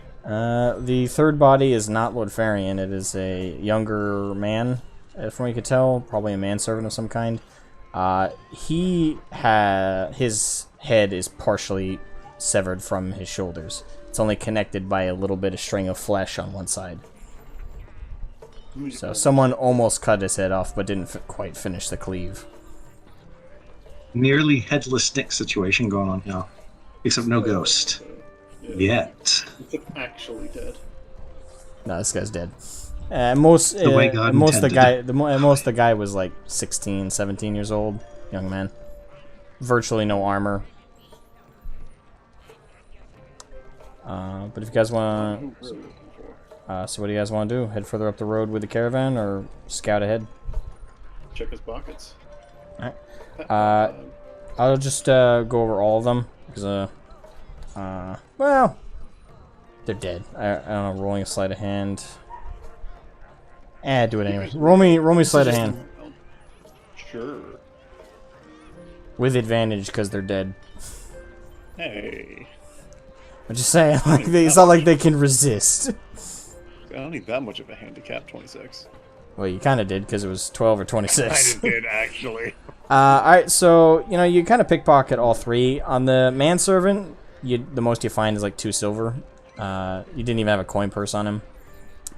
On the 2 armed individuals, you find a couple, about 2 or 3 just regular common daggers. But mysteriously, their main armaments are missing, like their main side swords. They both have their shields on them, but on the one that had his face caved in, the shield is completely like in half and indented against his left broken arm. Nice. The other one, the shield seems to be intact. It just was left. As for coinage, one of them you found a small sack of coins, which comes to about 2 gold and 10 silver. The other one had nothing on him. Does the Kiku's gonna pick up the shield? Does it have like the Theron like crest on it? It does. The one intact? Yeah. Yeah, it does. Is it like a kite shield or is this like a round shield? So it's... I'm not sure what the shape is directly called. So it's flat on top, long down, and then pointed towards the bottom. Heater shield. That, yeah. Yeah, that's it. Oh, neat! It's one of those. They're pretty great. Just the standard knightly shield. Just Cool. a heater shield. I used to think those were called kite shields for the longest time, and I looked really stupid after. I would honestly call it. They're in that family, so you wouldn't be wrong. So you guys hear off in the distance the clanging of metal. Well, Kiku's gonna strap that shield to her back for now. Alright. What direction was the clanging of metal in? Through the tree line, briefly. Does anyone want to go investigate? We should go sneak and see what's going on. Just not run into it. Don't I look recommend at me. sneak. Okay, fine. Sneak. Sneaky Sneak deek. and sig. Make the sneaky deek the sneaky deek here. Sneak it away. Kiku- Sneak it away Kiku's in gonna there. grab. I'm guessing that's what Rokan said. Kiku's gonna grab Rokan from Landred, taking him with me. Why must I accompany you on yet another excursion? It'll be funny. So just go ahead, scout That out, I and then cannot what's- deny. What will be the signal for us to move in? Yelling? Figure it out. Oh, Probably. moving. Hey, move in. And Kiko is going to. So Kiko's stealthing in. Decoria, are you going in, or is it just Kiko? I mean, I'd go. Sure. Alright, roll me stealth. Do you... okay. Sure, I guess. But Kiko's gonna Well- have nothing to do with Decoria. Can we hear how far into the woods it is? Maybe about 20 feet to 25 feet. Okay, so it's an easy movement in. So even if we leave reserves, it's like we can come in at the initiative if there is an initiative. So what does Kiko see whenever she approaches the metal clanging? Preferably at a So you do. reasonable direction. Alright, so you and Decoria, unless Decoria has chosen not to. I have, and I got a 12 on my stealth. So you and Decoria approach. You got a 12. So, quick question. Hmm. As far as the mist is concerned, like how thick is this? It basically, it's fairly thin. It's fairly thin mist. It's not super thick. Yeah, But if it does help obscure things. You completely lose visibility about 35, 40 feet on. So, again, I have Devil Sight, which allows me to see through all magical obscurity, both magical and non-magical, up to 120 feet. Okay. So you see right through this. Darkness? What do your elf eyes see? What's your elf eyes see? Yes. Or in this case, tiefling eyes. What do your anime eyes see? Well, that's why I'm asking. I was asking for clarification because I wanted to make sure if that was one of those things where that would come into play. Yes, it would, because it's just mist.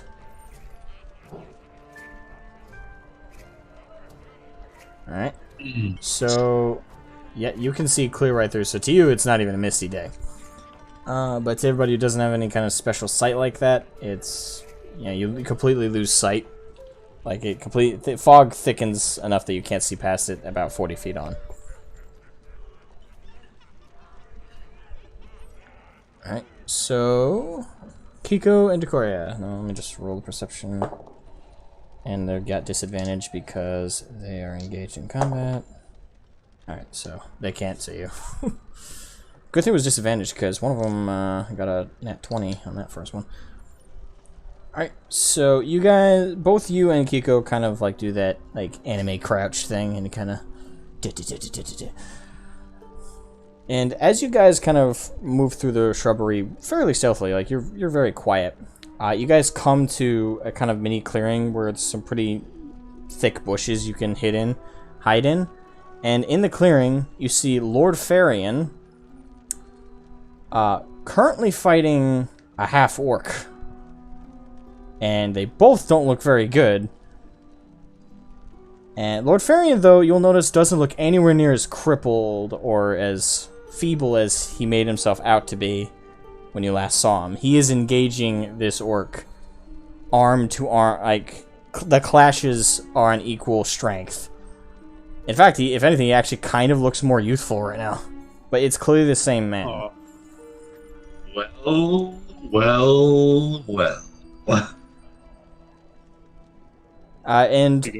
So, before you guys do anything, during the clash, you hear the orc say, Lord Farian sends his regards, Lord Farian.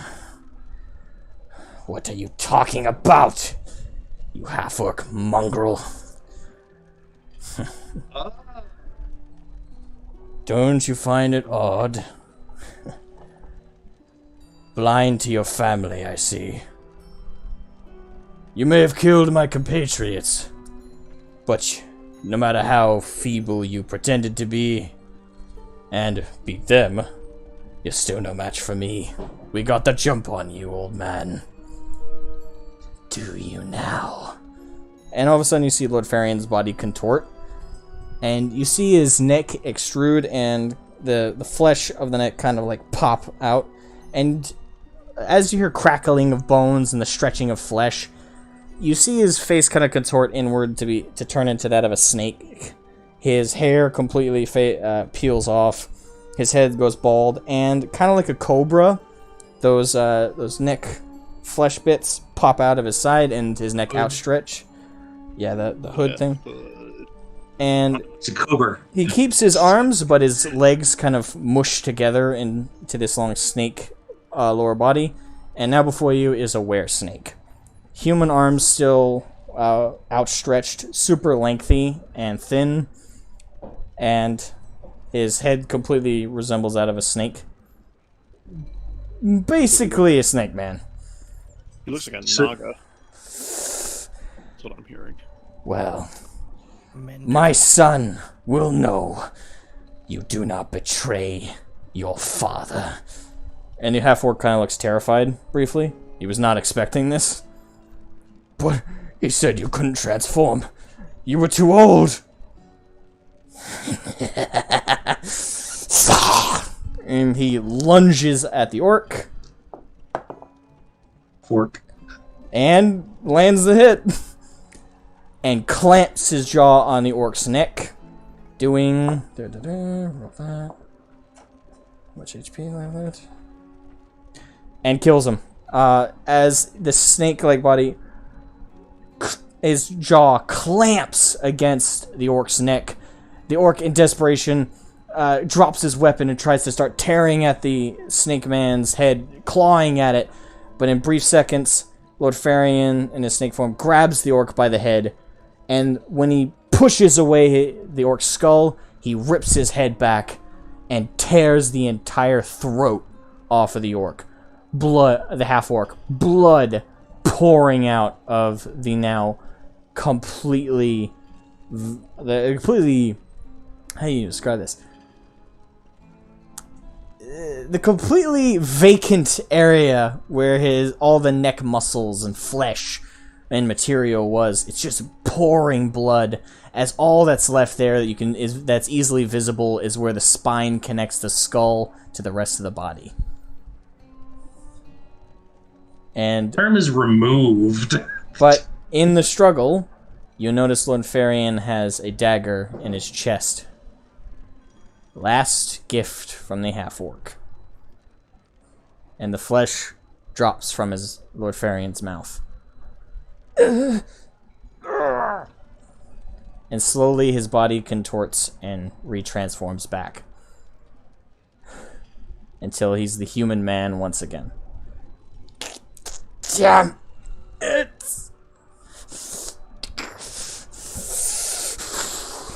Nico's gonna nudge Decoria. Just like, nod over to Lord Farian and just stand up and walk out into the clearing. Or I assume it's a clearing, right? Kind of like where they're Yeah, fighting. it's fairly rapid clearing. At this point, Lord Farian's knees buckle. I would like to walk out, be like, with my hands up, be like, Lord Farian, son of Ralix. It is I, Decoria. I am here for assistance. A tiefling.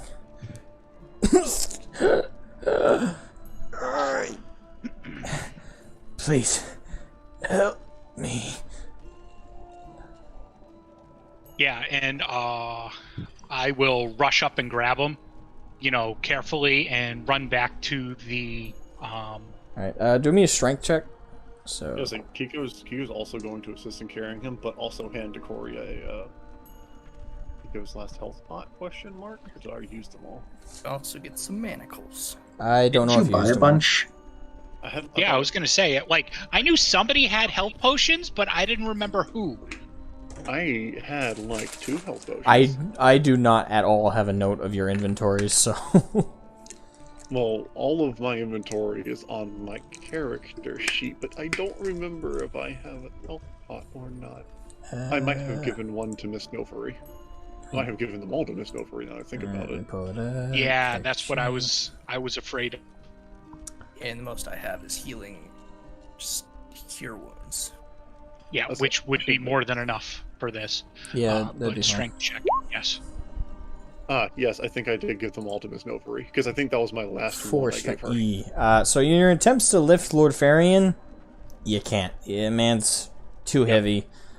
And bleeding out so hard, just trying to lift him up, it would take quite a bit of effort, especially to do that delicately with the injury. Kiko got a 15. Yeah, how about a 15? Alright, you got a 15 for strength? Alright, so you tear over after Decoria fails to be able to lift him up, and you put both your arms up, and you yeet him up! You know, as you do, you kind of look at Decoria, and you're like, yeah, that's right, I bench press. This is how you lift a body. Dost thou even hoist? That's thou even hoist. And... Well, I'm not the rogue that hides dead bodies. fair enough. Alright, I've so... never said anything about dead bodies. So y'all rush back, I assume? Yes. Alright, so you run through the tree line. At this point, Belstarius, Landrin, and part of the caravan can now see you guys carrying Lord Farian. That comment will be backstory related. For sure. At this point, Lord Farian has Yes, completely lost that was consciousness. backstory related. So does anyone else have cure wounds or any healing spells? We need a healer. Argo steps forward. I'm gonna hand over the freaking healing potion I have. Take this in. This motherfucker. Is an important prisoner. Kiko's gonna look at the knife. Does it look poisoned? It does not look poisoned. It just looks like a. But Oh, if you want to get a more in-depth look, you roll me. That'd be a medicine check, wouldn't it? That would be. I believe that'd be medicine. Sure. Be either medicine or nature, one or the other. Kiko roll a medicine check. I think that's probably medicine. 12. 6 points of healing. Alright. So, from what you can tell, Kiko, it's not poisoned. Guy just stabbed him with a regular dagger. So long as it's not poison, because then we're gonna have a problem. So you guys remove the blade and then apply the healing, and the wound closes up. It's still, still looks fresh. It's still there, but it's not gaping open. It's not, it's not pussing up any blood. It's now probably closed, but the damage is still done. Holding onto this dagger as well, by the way. All right. But You should probably manacle. Lord Farian is now completely unconscious. And Argo's looking at Lord Farian like, oh my god. He better not die. If a noble dies on our hands, we are so screwed. And take care of him. Right. That's what we're doing. It's like I've got slots for Take your good wound. care of him, actually. So, alright. So, Argo quickly puts his hand forward, and you hear him muttering a spell. It's the best healing I know. Alright, so, what do I got? Also, don't get bit. What do I gotta roll for this? Okay, that's pretty easy. I need my 8s. Where's my d8s? 6s, 20s. Oh, Kiko's also gonna go back and loot that orc, by the way. That half-orc. Alright, one second. That Lord Varian killed. Alright, so you're gonna run back and loot him? Yeah. Alright, before you do, let me The just do eternal Argo's quest Cure to- Wounds. Alright, so Argo does 9 points of healing. Not It's a bad. total of 15. Yeah, he has an advanced Cure Wounds skill, so I roll two d8s as opposed to one d8. I've got first and second level cure wounds. I just noted on Lord Farian's sheet. Alright, that brings him back up to a fairly standard height. Alright, so Farian is now completely out of the hot water, but is still unconscious. Alright, so Kiko, you ran back? Yep. Alright, so in the clearing, it's not just the one orc's body.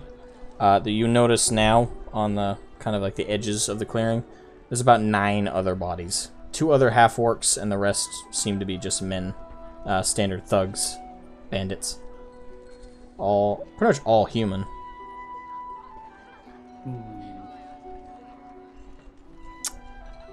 Most of them died through slashing.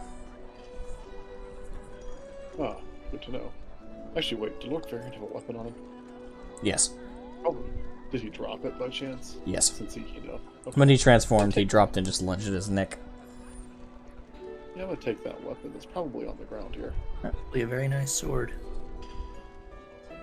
Double check what kind it was. Alright, so you pick up a Dragon Slayer short sword. Short sword, you say? Mhm. That's definitely going to Kiko. My stats suck.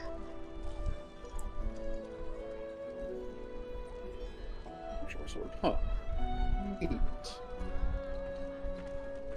And I'm guessing I don't find any money of these guys. Well, roll me sleight of hand. Have to pat down some people. 17. Alright, so as you go through the bodies, collectively, you get a total of 10 gold coins and 10 silver. Total, out of all of them. As for weapons or other things on them, you find, pretty much out of all of them, you find 2 great swords, 1 great axe, and so those are the 3 orcs. plus the 7 humans. And then the 7 humans, you find standard wooden shields and short swords. One of them had a bow and some arrows. 120 arrows. Short bow. Standard.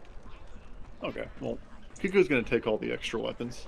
Just like, pile them up, wrap them in like a leather strap or something, and just like carry them all in like one bundle. Don't you have a bag of holding?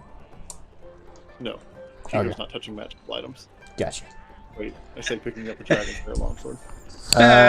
Want to do me a strength check? Okay. Unless you want to make multiple trips, but everyone will notice. 8. You can't get them all in one go. Okay. Maybe like half of them. Get the money and the nice sword. Get the money, nice sword, and like half. Go grab the arrows or something. You always need more arrows. You can always. If you get in the short sword and the gold, the only other thing you could have the strength to lift with a score of 8 is one of the great weapons or like 3 of the short swords. I think he's gonna take, I guess, the 3 short swords. Okay. I'm gonna just like, pull them out of the forest and just kind of like go, hey, there's a lot of extra weapons in there if y'all want to like collect and sell them whenever we get to Northolm. Just a suggestion to the merchants here. That should be a suggestion to the party, my dude. To the party sounds better. We have dibs on it though. While Kiko is performing the time-honored and sacred duty of looting corpses, Landrin is busy prestidigitationing Lord Farian, kind of, getting him cleaned up, mending his shit, repairing whatever, hair is in his cravat or his suit or his robe. I don't know what he's wearing, and just kind of make it. And he's laying out a little bedroll, so they can just lay him down. So he's going to wake up in relative respectability. I say we can play this man's rage at being betrayed against him. I think we can play the long game here. Ikoria, you beautiful bastard. I don't think you understand how good this is for us that you succeeded that perception check. Actually, as a matter of fact, my mind has been thinking this already.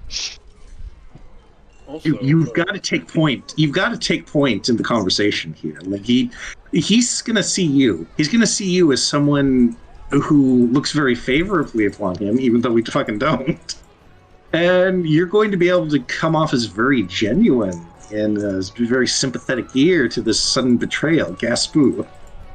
Well, so the boy. real concern is, so I fill everybody in on the conversation that was had between Lord Farian and the half-orc there. So, just for continuity's sake, so we're all talking the same thing here. Right. So I would like to float the idea that potentially the Lord Farian that we have concerns with is not actually the same Lord Farian. Sitting here, yes. I've been thinking that as well. I really got to pee.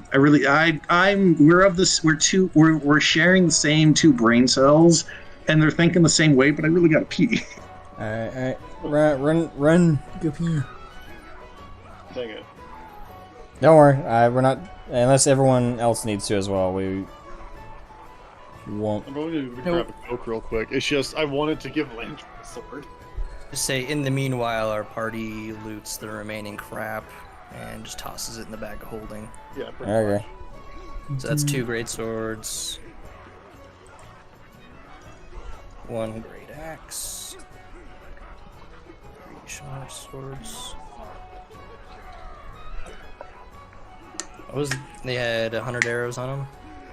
120. 120 arrows. And was it a short bow or a long bow? Short bow.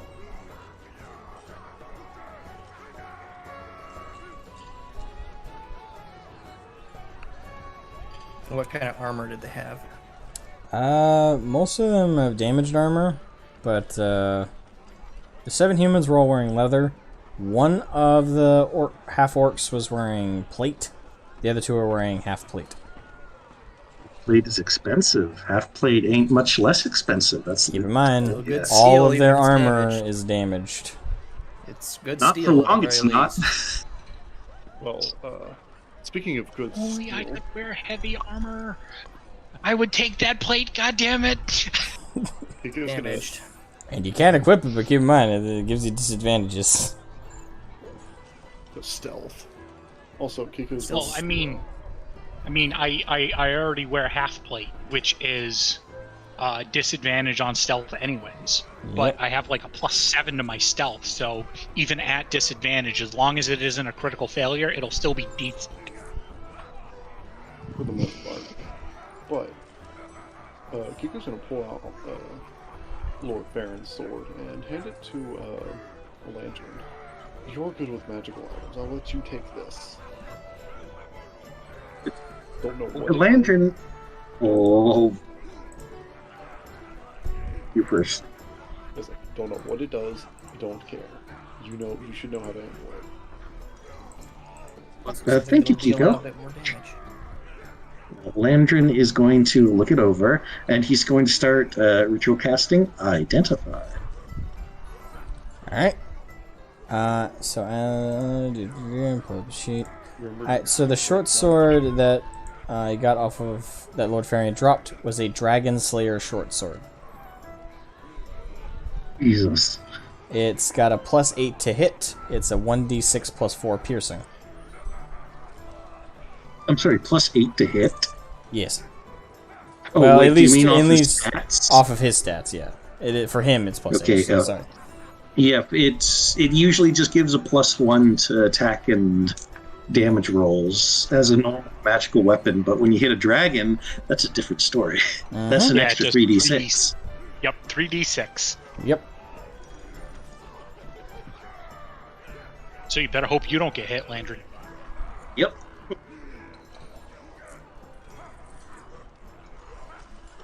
Don't roll a 1 and don't hit yourself with your own sword. That'd hurt like a frickin' something. So- we could. Here's the thing. That would probably be seen as, robbing him. I was just gonna say that. Let's. I'm gonna longingly look at the sword, but for the time being, we haven't claimed it yet, and we haven't figured out Lord quote unquote Lord Farian's interest and motivations yet. No, we've definitely claimed the sword. We claimed it. We tell him it got lost. We didn't find it. Did not find it at all. No. Alright. I'm hiding it somewhere good then. So, I'm assuming you all are now reconverged back at the caravan. Lord Farian has been has been put in the back of the first carriage. Argo is back there with him, watching over him. Still unconscious. What do y'all want to do? Well, when he wakes up, we should get Decory to get information out of him, and when we get to Northholm, probably if he is doing villainous stuff, probably deliver him to the Regent King. Alright. See if we can get him to get up off his ass and do stuff. So, did you guys want to try and wake him up, or are you guys just gonna wait it out till he wakes up on his own? Landry would like I to think very we'd be- gently try and wake him up. Okay. What's your method? Probably be Decorio should be the first one he sees to when he wakes up. Does Argo have any good smelling salts? I have a wide variety of different salts. Several that could definitely wake up a horse. Would you mind if I borrowed one for a moment? Let me get you the right dose. You see him kind of shuffle around the different baskets in the back. And you see him reach into one with like a grayish colored powder. And he gives you basically the equivalent of like a small, like, not even a spoonful, like, we're talking like a very tip of a spoon. Hands it to you. Put that right under his nose.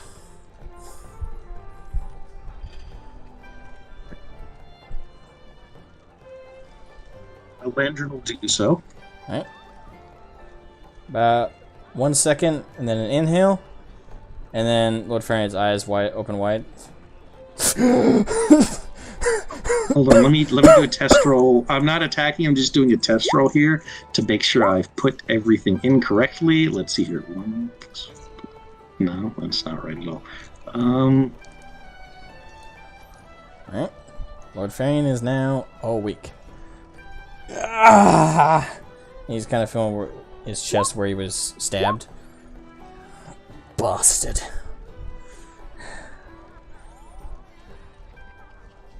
You guys also notice he looks even more youthful than he did before. He went from, when you very first saw him, he looked like he was 80. And hunched over with a hunchback. Now he's completely straight, and with his shirt off, you notice he's actually rather well built. Six-pack. Pretty tough. So he's hiding under a guise of being old and... Hiding his power level. And you notice a lot of the wrinkles in his face are actually kind of smoothed out more now. And his hair, his hair before, which was almost pure gray when you guys first saw him, now is black with only hints of gray. God of knowledge, my lord. Look at those gains. As he kind of looks around, kind of dizzy from like the smell of what he just inhaled. And he sees, that's in character, by the way. And he sees you, Landrin. You look familiar. We've met before, Lord Farian. Let me roll something, see if he recalls. He does. The kobold. Alright. He kind of puts his hand to his head. At Ursine village. What are you... Where am I? Damn orc. Certainly got him, not to worry. I thank you. Perhaps a friendlier face would be better suited to this conversation. Decoria. My men, are they all right? Decoria, Lee, are you alive? Yeah, I'm here, but like he was talking, so I wasn't gonna over talk him. No, it's your go, my dude. Come on in. Lord God Farian, bless you. your men have not survived, unfortunately. Hey, your men carry shields like this? Giga's gonna like unstrap the shield and hold it up. Yes, that's their shield. My family crest. Yep. Nope. What about the boy? Did they at least spare the carriage boy? A boy? We have not encountered a boy. He can't be more than 16. Go check again. He was one of the bodies we first saw. Oh, Belisarius. I don't think Belisarius caught the context clues. Nope. Nope. That's the character. Yep. Are all of you in the carriage? Just to confirm. We're nearby, Okay. but not in the carriage. Alright, so he heard what you said. Oh yeah. Definitely. Boy was... Yeah. He was loyal. He deserved better. I'll have to apologize to his mother. Can we all roll insight? Sure. Wow, so I The think, ones that are in the carriage, yeah. I think that one came through pretty clear. Ooh. 13. Alright, 13. And... I actually got a terrible roll. Alright, so, Decoria, you ascertain that he's true. He seems very saddened by the loss of the boy. Hey, Kiko, you got 18? Right, so listening in, you don't have the distraction of like how he physically looks. You hear in his tone of voice he is downtrodden. This is his loyal guards is one thing, but the loss of the boy, you get the feeling that there was something a lot more personally invested in the young lad that he's now lost. Probably personal squire or some such.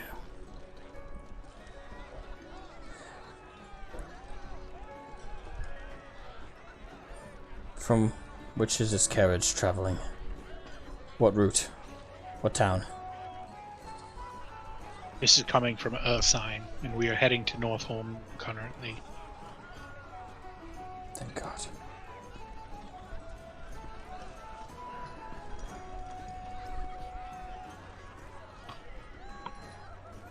Might I ask, Lord, why were you under attack? I don't know. I don't know if I can trust all of you. I thank you for saving my life, but this is internal matters.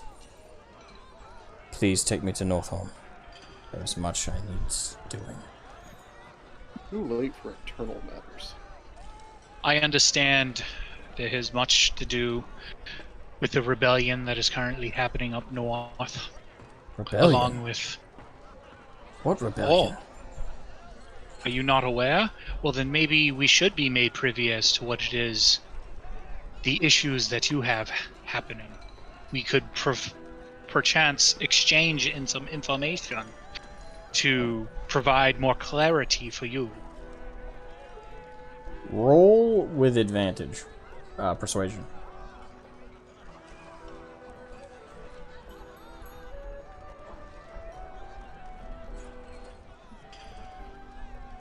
Turning the Wind Waker music back on. This is great. Decaria? Yeah, it's rolling. It should push over Any moment now. any second. Well, I got a 21. Hey! I still haven't gotten it. We gotta refresh? Yeah, it only rolled in 20 and didn't push over to... It only rolled in D&D Beyond and did not roll over to... Damn it. The other one. Alright, let's do this. Now it should go through. There it goes. Natural 20! Damn. Wow. Yep. He... So after you say this, he nods directly, understanding that... getting the sense that you know a lot more than he does even about certain things. Very well. By chance, are you the lot that were eavesdropping on the conversation between me and young Braun? Yo, you're a wily one, my lord. Oh, I wouldn't say eavesdropping. I would say Fine. more actively engaged in the conversation at the behest of Lord Braun. At Lord Braun as of now, Commander Braun at the time. Why is he Lord now? I've been trying to convince him for years to take over for that young wench. That young wench got kidnapped. What? Why? How little oversight have you had for your son? Goodness.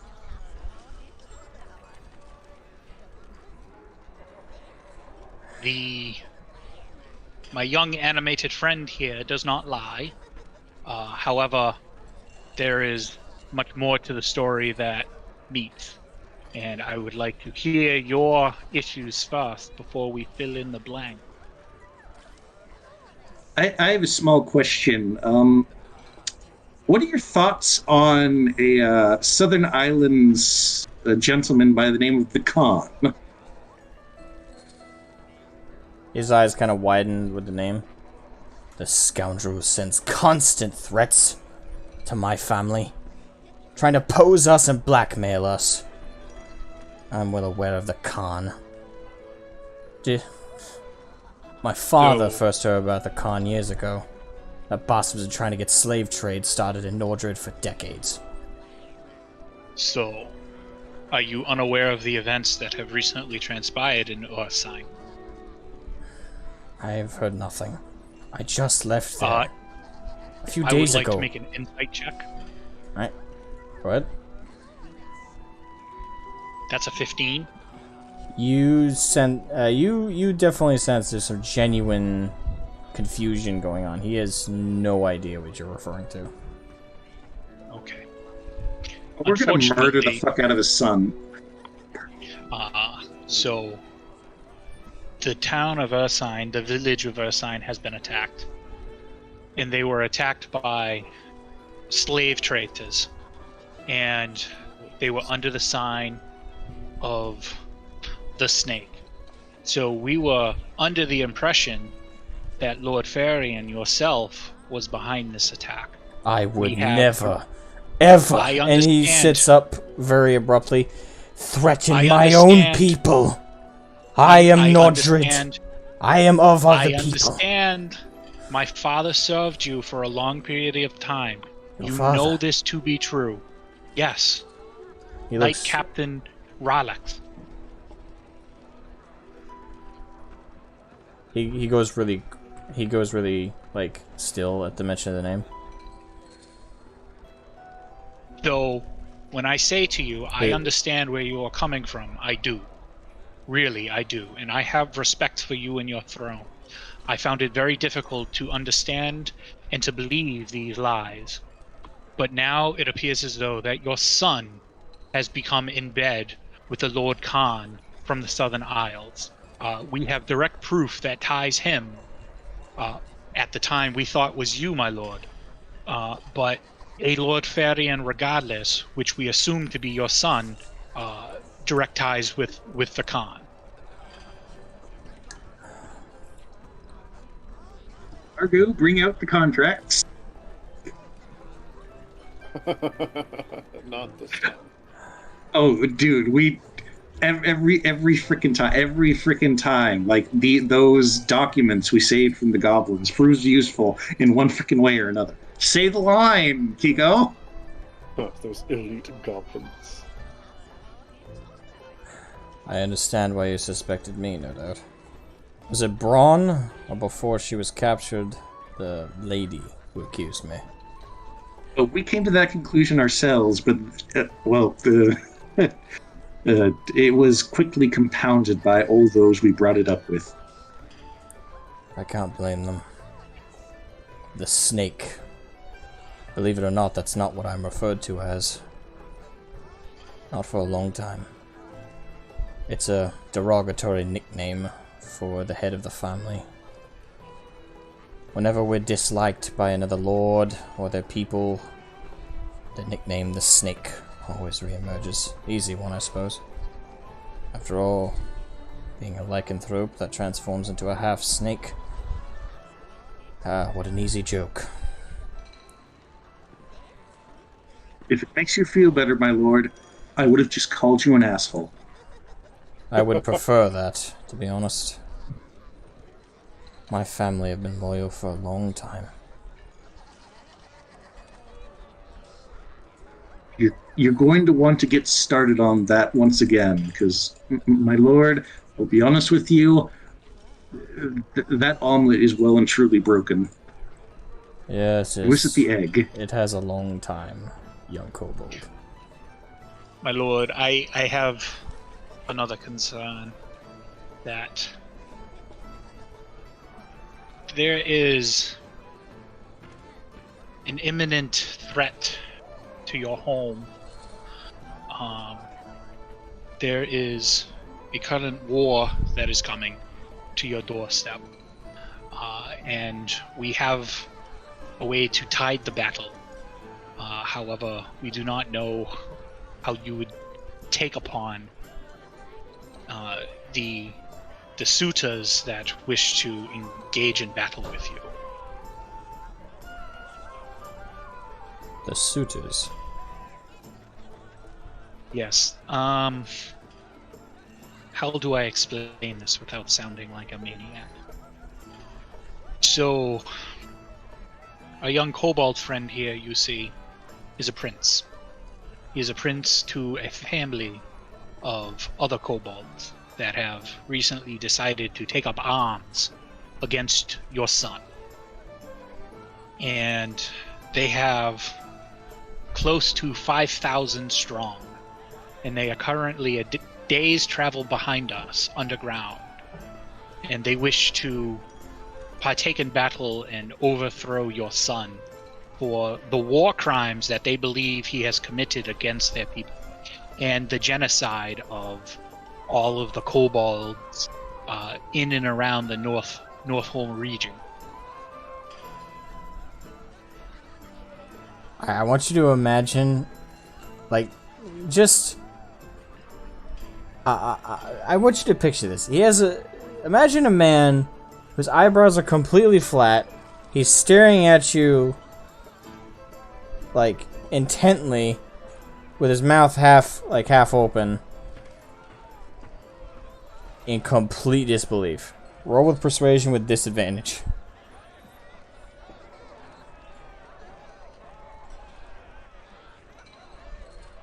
Nine.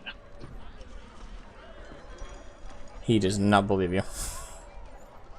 Forgive me,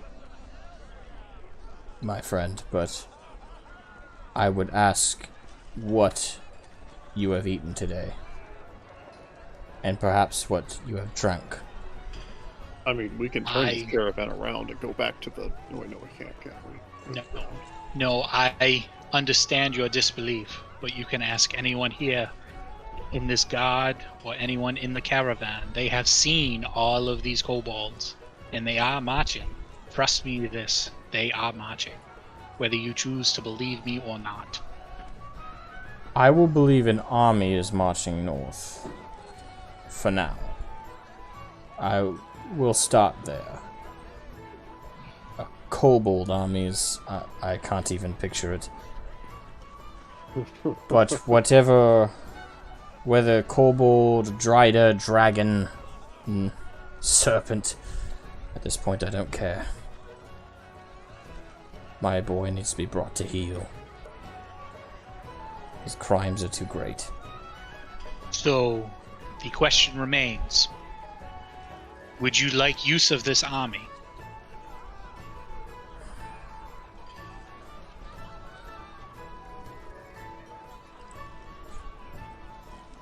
He kind of sits there, kind of his eyes kind of moving around as he's thinking. I never thought I'd march on my own keep. Nor did I ever think I would march on the keep of my home. But here, times have changed. Things are changing. As much with the seasons, everything is changing, unfortunately. And we have direct line of communication with the army. And if you were able to provide us with a location for the army to come through, they would be more than obliged to meet you there.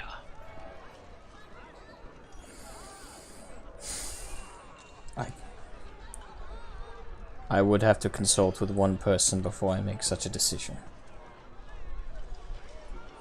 So the one person I would... He kind of hesitates, you know, he looks down, he's... The one person I wish I could consult is unfortunately deceased. My king. For now, Rollo takes that position despite my grievances with him. You said we're heading for Northholm, correct? That is correct. We are 2 days ride out, so we should be there the day after. Then I will counsel with him. Assuming the lion has the time of day in between his mourning of our fallen king.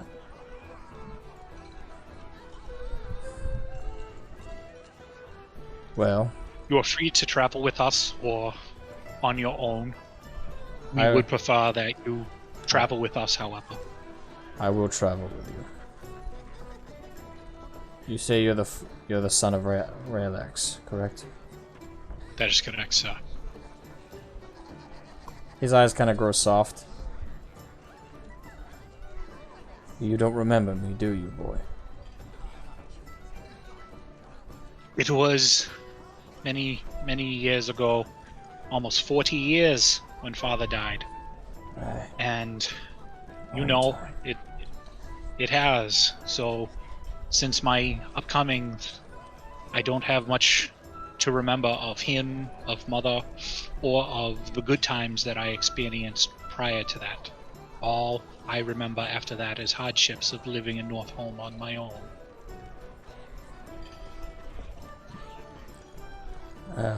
I was a younger lord back then, but I remember you. Unless you have a brother I'm unaware of. Not that I know of, but as proof, can I show him my silver bangle? As you know, this was my father's, and it is now mine. Aye. The only thing that I have left of my family and my lineage. I remember your father well. One of the few friends I had in the capital.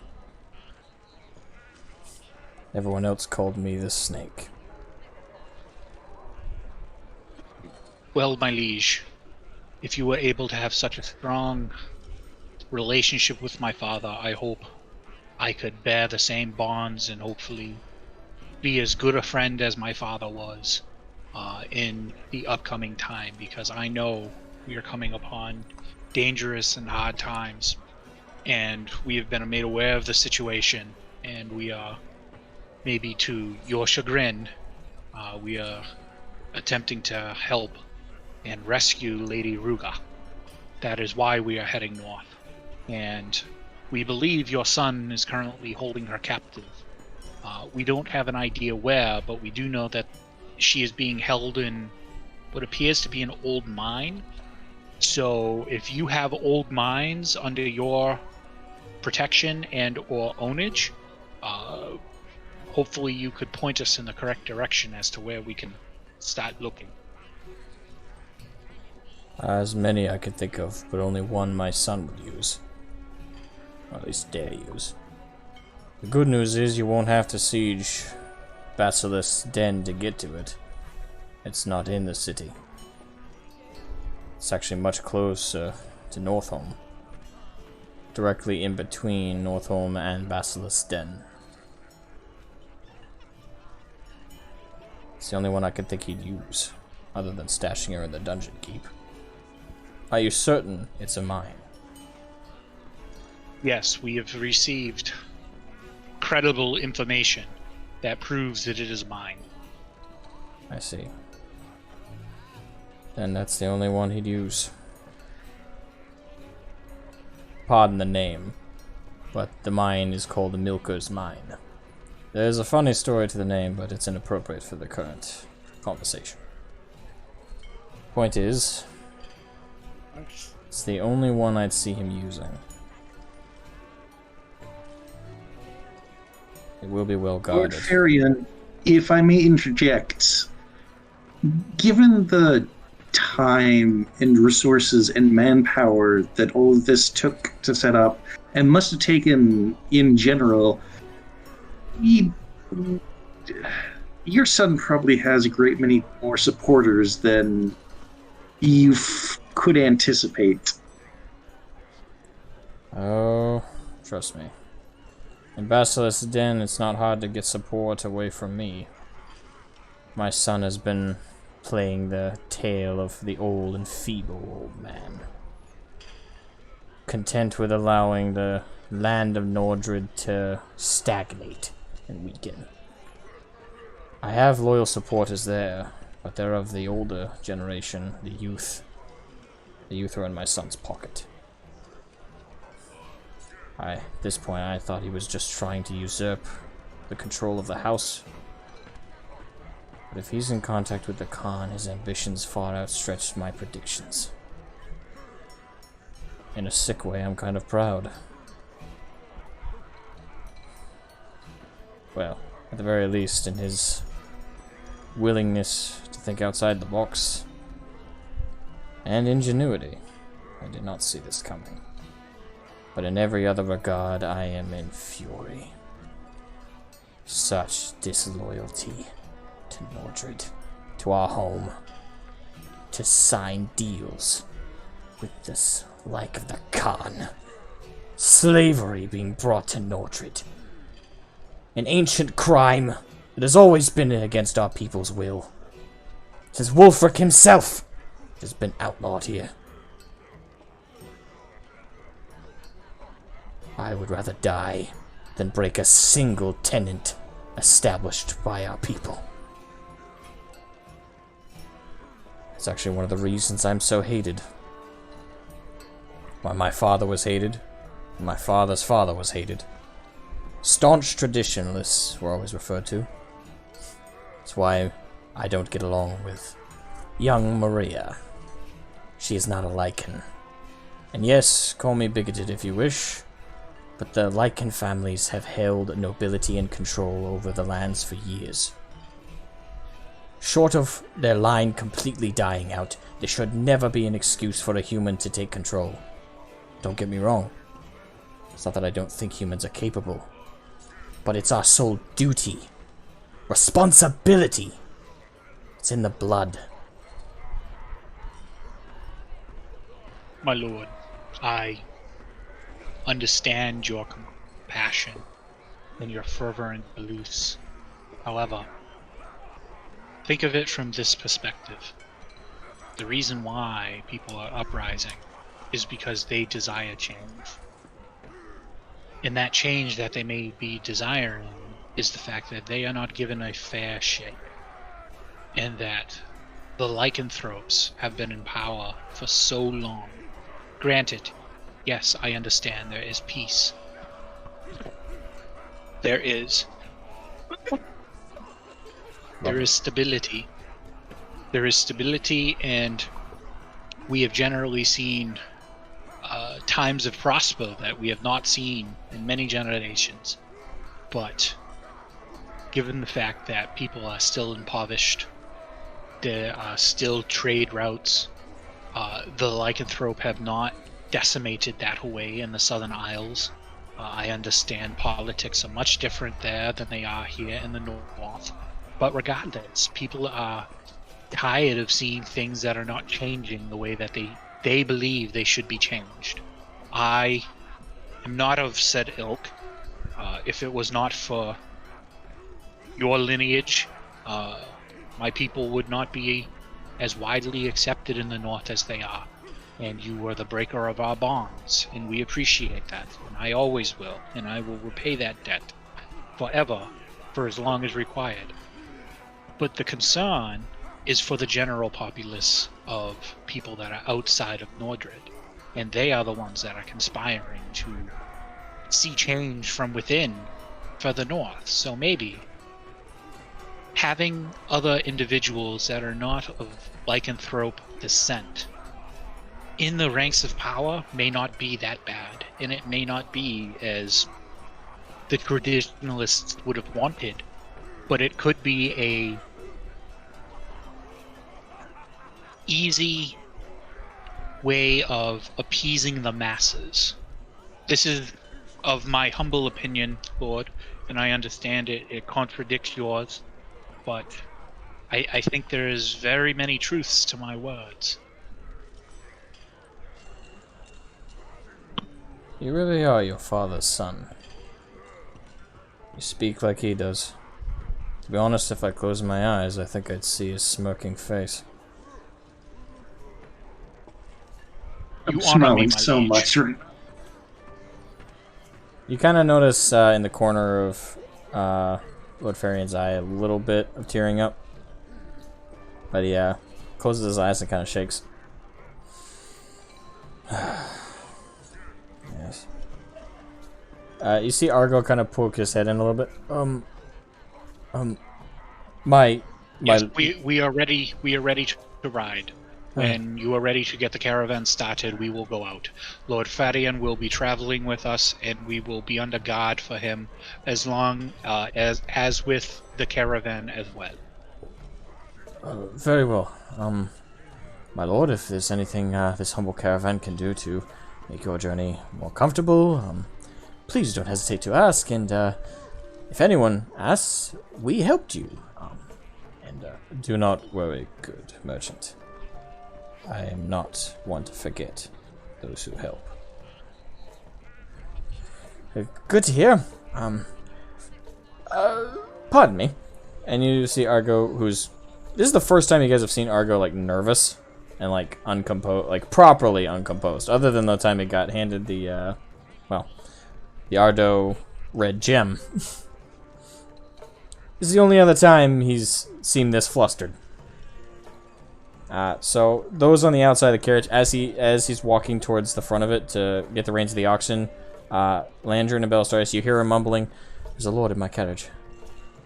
There's a proper lord Lycan in my carriage. Must avoid rocks. Must avoid rocks." Man, we're the best thing that's ever happened to this caravan. Honestly, yeah. We really are. Decoria, may I ask that your entire party join me in this front carriage? Wait, I'll fetch them immediately. Belisarius! Kiko!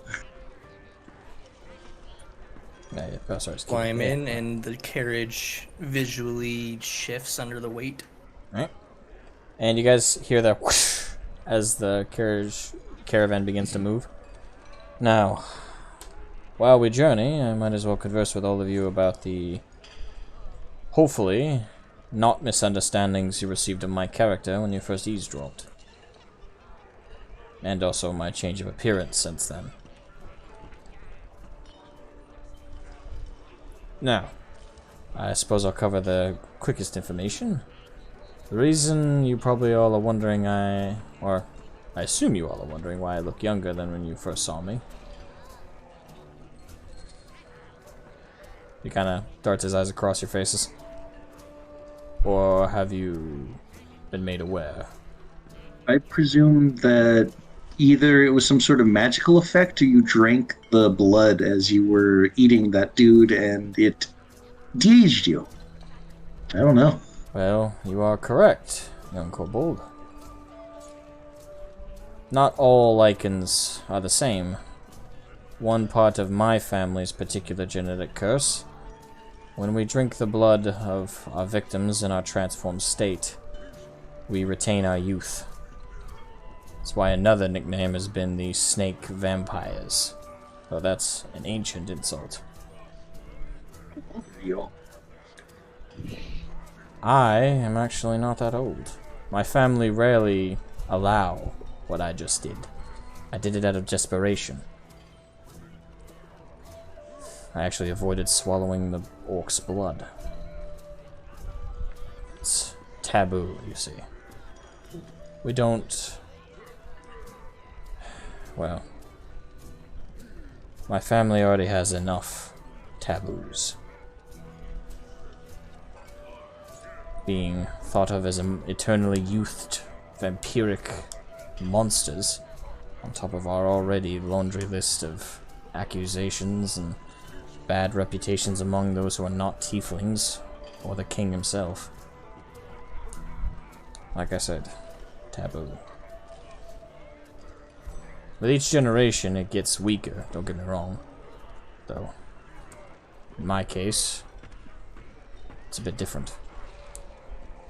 My father, when he drank an enemy's blood, it maybe dropped his age by a year at most, if he drank a gallon of it.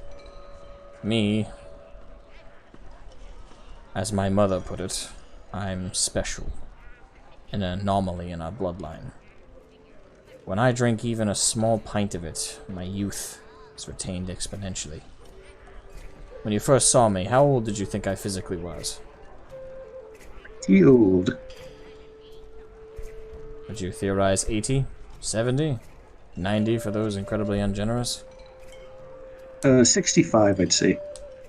Well, the years of a lycanthrope cannot be measured. Some of you live 100-200 years if you are healthy and wise and don't die a glorious death in battle. However, I can hear you now, Kiko. Well, in my case, it has been a long time since I last drank an enemy's blood in battle. The first time it happened, I was 28. I looked 17 at the end of the day.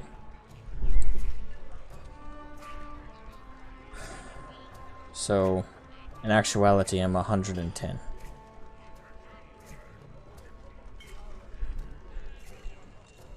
But I suppose I've extended my life yet again. I don't have a mirror, but I suppose I look, what, 40? As I said, those gains. Now, just so you all know, like I said, he doesn't have a hunchback at all anymore. Physically, he looks rather fit. At most right now, all of you would say he's late 30s to early 40s at best.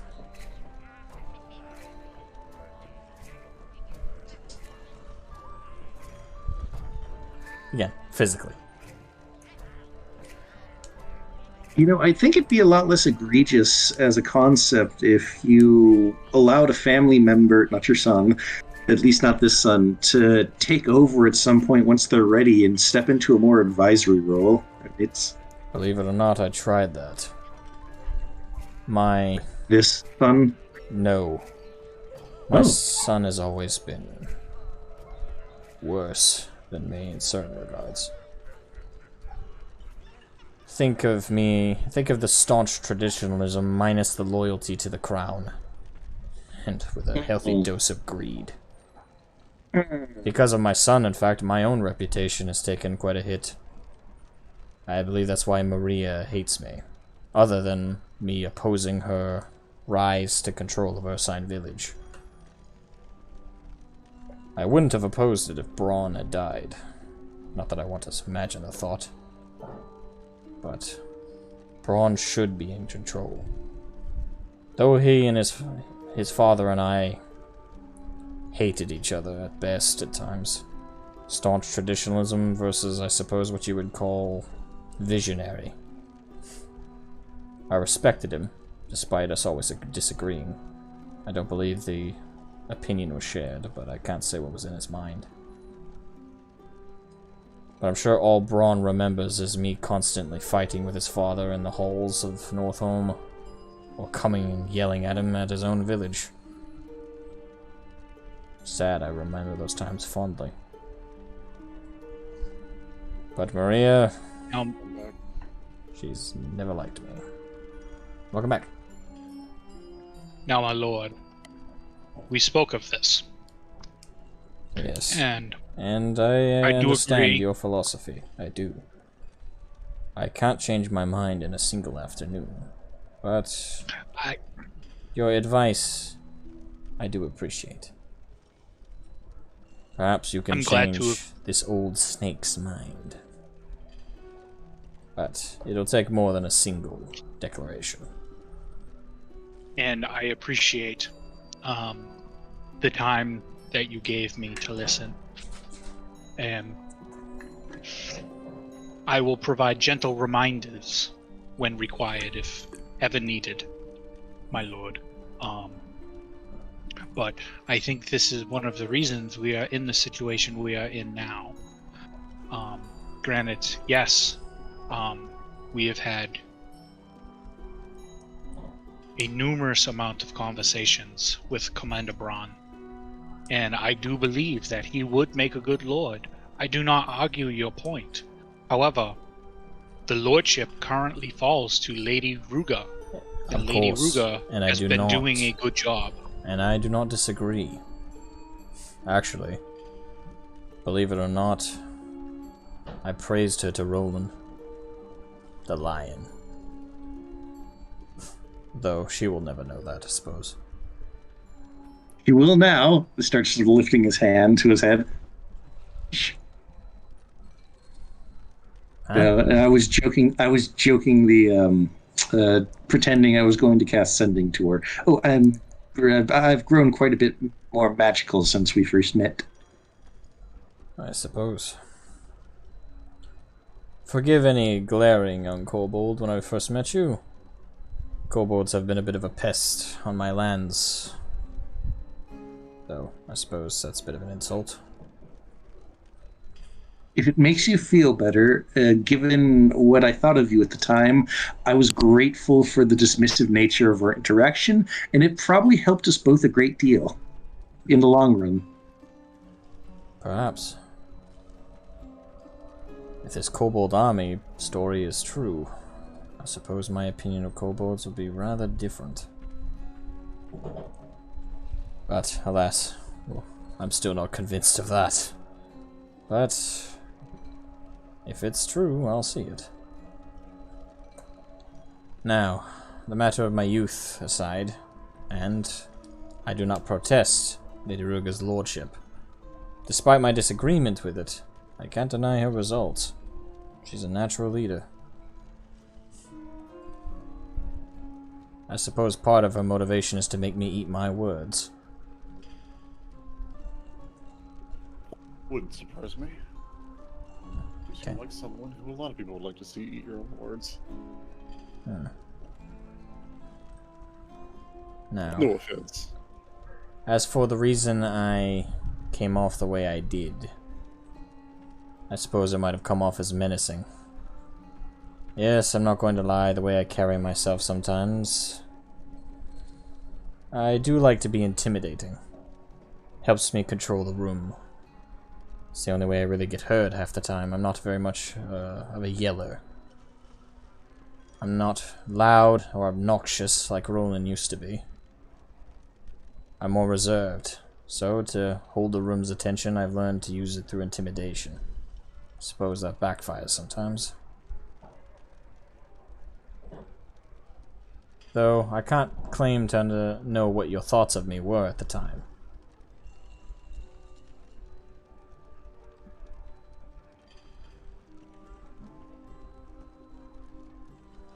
Since we're being candid, I was attempting to convince everyone to assassinate you.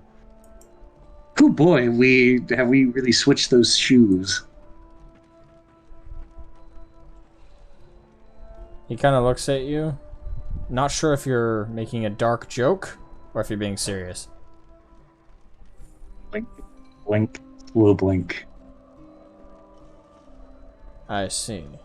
And did Braun or Lady Ruga protest this? Oh, Braun, Braun was going to strangle me. So, you must keep in the back of your mind, my lord, that we were under the assumption that you were a traitor to the crown. And this is why we had that thought. I see. To be fair, if I thought any of my compatriots betrayed the crown, my first thought would be assassination. Lift a tiny lizard hand to high five.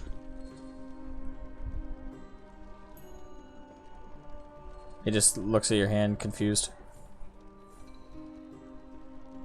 My god, you don't know what a high five is. Oh, what? Nobility is a heavy burden. A truly heavy burden. He I'm gonna smack he, Lantern in the back of the head real quick. he reaches out to shake your hand, even though you're kind of holding that up, like stop. But he's confused if it's a weird handshake. Landrin is going to shake his hand back. It's similar to this, but it's a much more what's the word? Expedient version. I see. Well, You clap your hands together very quickly. Like that by each other. odd. Well, It's a show of camaraderie as well. I will keep it in mind. Yes. As for the reason I went to see Braun, that would be because of my son. Should have seen it as a lie. He told me some of our Magistone was stolen. First he told me goblins took it. Then he told me he wasn't sure. Probably was people, actually. Well, there's actually truth to that.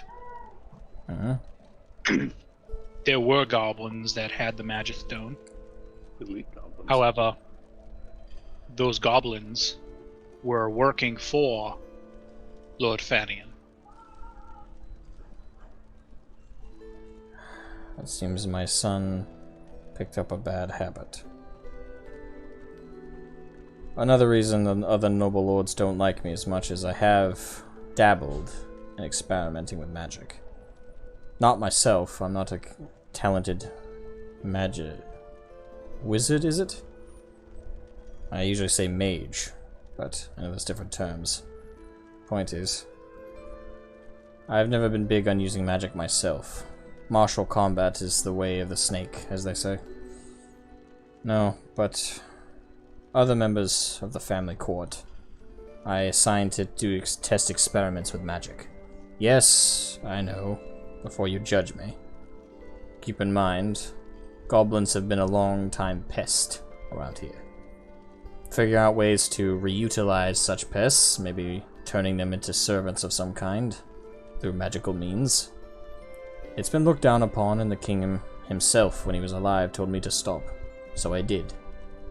I value my loyalty to the crown more than a desire to experiment and see new methods of controlling pests. But So, apparently my son, who is magically inclined, mind you, has picked up that old habit. We're gonna have a wizard duel at the end of this. so I would like to express concern. Those goblins were If they're anything like the not ones of the. I mutated to get, well, if they like the ones I had mutated, I bet they weren't your standard affair. Tougher, more durable, correct? Landrin is just growing more and more excited. Kiko, say the line! You mean elite goblins? Ludfarian raises one eyebrow intentedly.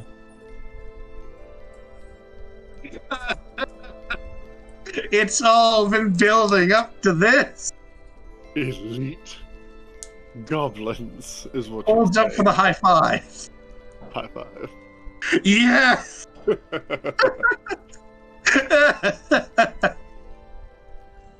I see. Remember, it said in Landrin's voice, so it sounds like Landrin. It sounds exactly like Landrin. Ludfarian looks at you, Decoria, confused. The Goblins. So, in my years of travel, I had encountered many of your experiments in the lands, and I had noticed that they were not the normal garden variety of goblins. I had coined them to be elite goblins. When I explained this to my fellow adventurers, they chose not to believe it until they first-hand encountered them. So, as you can see, this is a direct result of them encountering the elite goblins, because one would never think the word elite and goblin would be used in the same sentence. Those were my exact words. Well, to be fair, it doesn't roll off the tongue correctly. Well, that aside, yes, doesn't surprise me my son spun truth into the lie he spoke to me. After all, the best lies have truth spun about in them. Makes them more convincing. Indeed, it was never stolen. He likely gave it to them. Likely. If he has them enslaved to his will, he probably has more of them stashed away somewhere. These kobolds, assuming still they exist, they aren't another example of this, are they? I No, never expanded on they kobolds are. myself, but wouldn't put it past my son. No, they are of their own ilk, of their own nation. They have banners and all.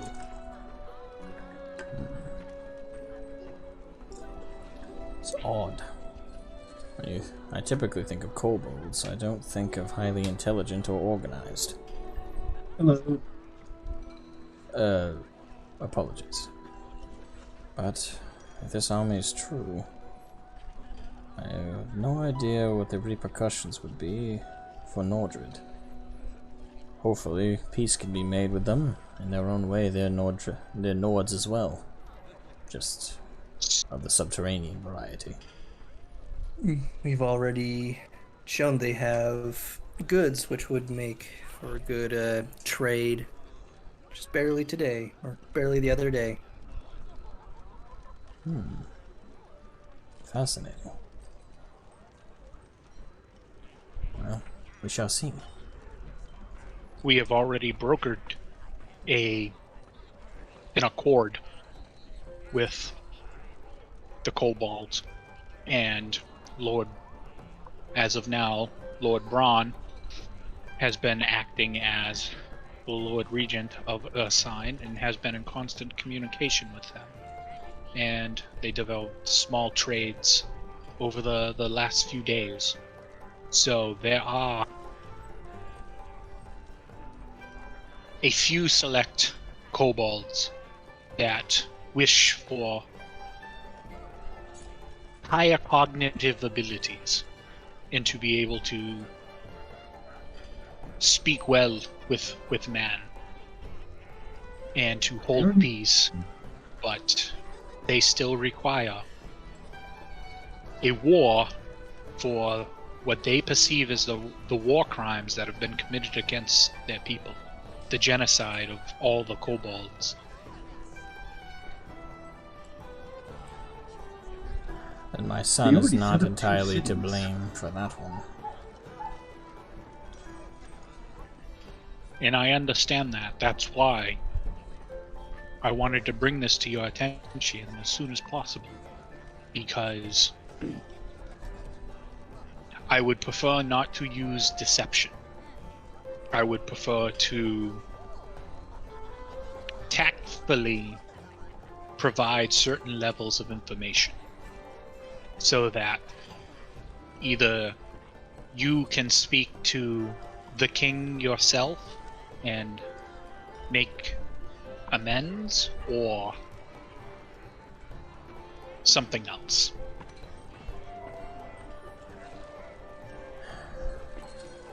If he seeks my life, and his army is extensive, I will gladly sacrifice mine to give the people of Nordred peace. And I must take my son's life after all this. If I must be He put does to not. and so does my son, it'll leave my daughter in place to rule. He does not wish for the utter annihilation. He just merely wishes for the crimes to be heard and to be put to rest. So there is a good opportunity for peace here. I will take whatever route is necessary to achieve peace. Nordred has seen too much of its own strife these last few years. Then, as for me to be so bold, I would make the suggestion that you allow the kobolds to take your son's life.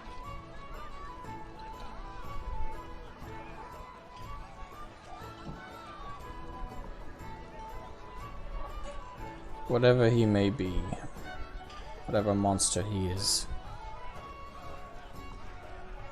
the only blade that should say his life is mine. I brought him into this world. It's my responsibility to see him out. If that leads the kobolds to having only one last person to pay the price, that being myself, so be it.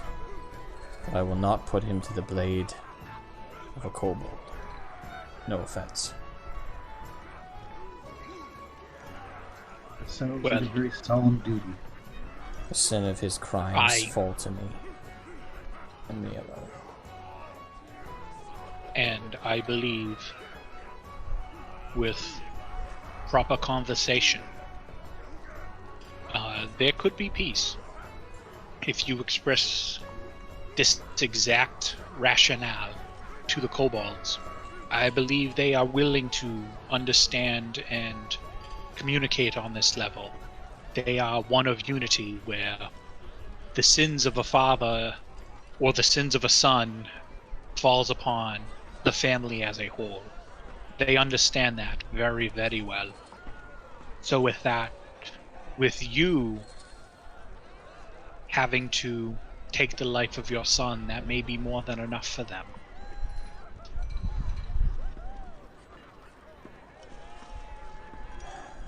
Only the gods This can doesn't provide seem- such. For now, it's all speculative. I'm still not sure this army is true. exists, but your advice is sound. This also assumes your son is even the person we should be worrying about. Can't imagine who else it would be. My daughter isn't even in Nordred. See, you say that, but considering this is the Khan pulling the strings here, and what we've already run into, there's a lot of things it could be. Given what we've already run into. If it is not my son, then I, in an odd sense, I'm happy. But I cannot rely on a hope that may not be valid. I must be practical. If it is not him, then I will be happily surprised. We were happily surprised it wasn't you, to be honest. Well, you're one of the few who would be happy to hear as much.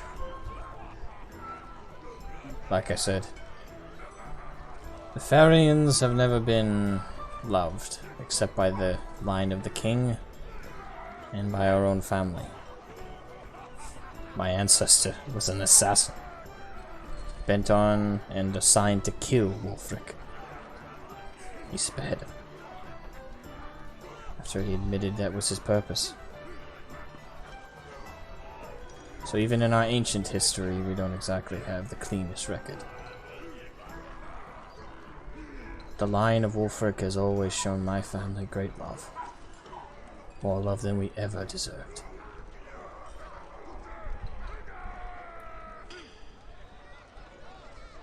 I sympathize with Rollo right now. The loss of our king. He was young. He was too young. At this point, you kind of see Farian kind of tearing up again. There's nothing we could do. He was healthy and fine one day, and all of a sudden I get a letter, and I'm told, the king is dead. Please come to the capital to make arrangements for his funeral. When I arrived, I assumed assassin, poison, something. I was ready to stain my blade with the blood of whoever did it. I arrived and Rollo didn't stop me. He didn't hinder my investigation. Nothing. His heart just gave out when he slept. Nothing. No poison. No allergies of any of the food he was fed. No knife. No blade. Nothing. The boy died. And there's no reason. Question. Is it possible, given Kiko's criminal background, that Kiko herself might have come across, like, a poison that's not traceable in someone's system? That can also just stop their heart? Roll me investigation with advantage. Investigation advantage. Let's go. 17. You know of only one poison that was rumored to exist. More of a myth, if anything, amongst thieves' guilds and assassins and the criminal underbelly. It was always that mythological poison. The poison to rule them all, really. Said that if you got your hands on it as an assassin, you would never be traced, you would never be found, because no one would ever believe that the person you put down was killed. that they were murdered, because there's just nothing left behind. Some said it's a plant, an herb. Some said it's the right mixture of spices with an herb. Some say it's actually a form of alcohol. This, that, or the other. Some say the magical plant, the magical poison, the magical alcohol. But in terms of actual encountering or experiencing it, nope. Always a myth, always a rumor, always a legend. But never fully confirmed to be real.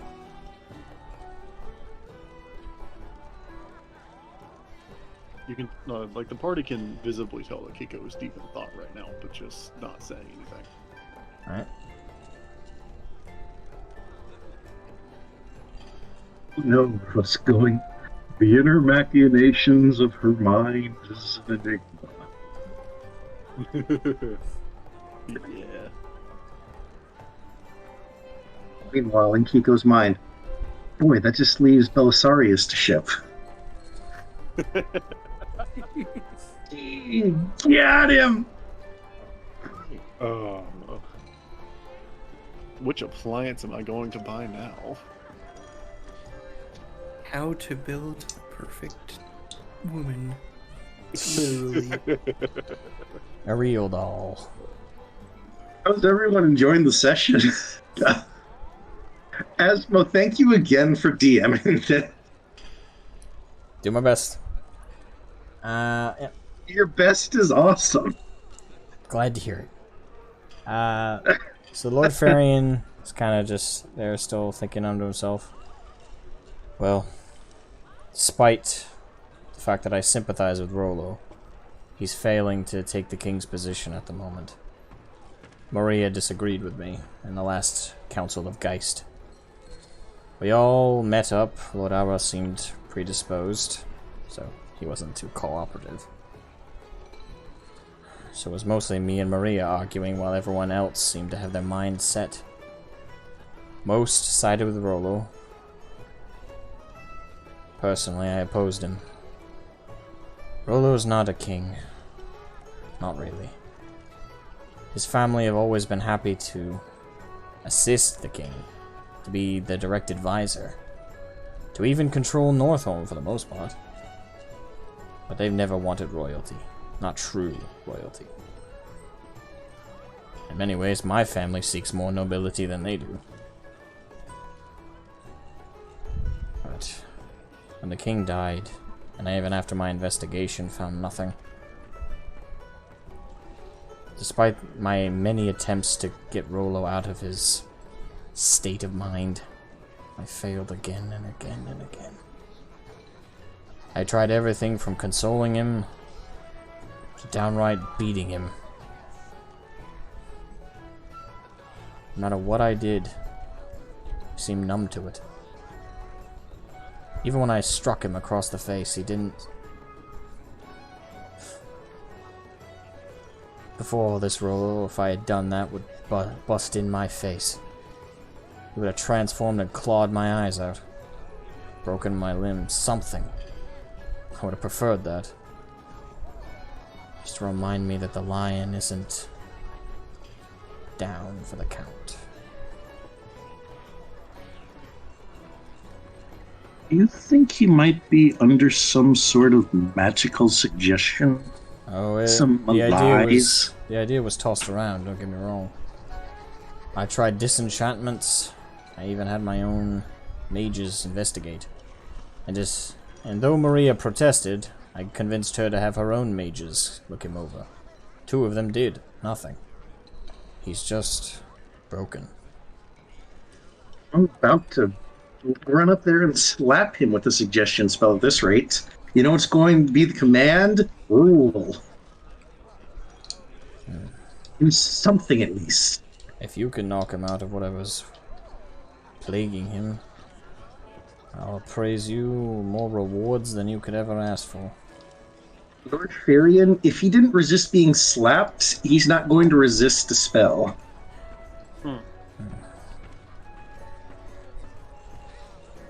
I wish I could call him my old friend, but like I just said, Orlo and I don't agree on lots.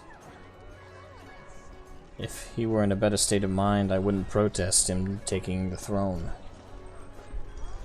Well, actually, I kind of would, considering no one in the council will listen to my suggestion. The option always seems to be someone on the council take the throne or Rolo. Yet no one seems to bother committing to our loyalty and our vows. After all, the line of Wulfric is not ended. But the moment I mentioned that, they all ganged up, daring me. Pitiful. Out of curiosity, who is the current heir? Well, the daughter of the previous king, Luna. What's the problem with her taking the throne? She was banished as an infant. Why? She's believed to be cursed. Which is ironic for a Lycan, but... I'm sorry, is your ruling council retarded? I think their ruling council might just be. She was banished by, well, it wasn't the council. You must understand. I was called to the castle, and so were other nobles after the king had made his decision. I was not even the proper lord yet. My own father had just passed. The young infant girl was just born. And when we arrived, the king told us that she spewed out black magic. Something was dark in her aura. Something different, like she was possessed. I asked the king why. He did not seek an exorcism, perhaps. Council religious figure. Or perhaps just bring in a mage. Something about whatever she exhumed terrified him. So she and her mother left the capital. The queen left and the king was in a depression, but he still maintained his duties. I have no idea where Luna is. In fact, the only thing I know about her is that her name. I didn't even see her as an infant. I was a young man at the time. Hell, the people have more of an idea where she is than I do. Different myths and legends over the years that her and her mother left Nordred and went to the Southern Isles. Some say they went to Corvonia. Others say they went to the Great Empire. And then there are those who say that she lives in the forest as some old hag.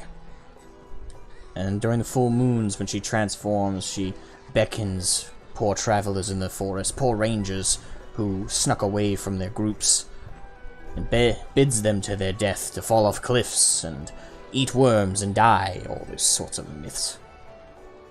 Love game? Hey, Lee. Hey, how you doing, Lee? Yes.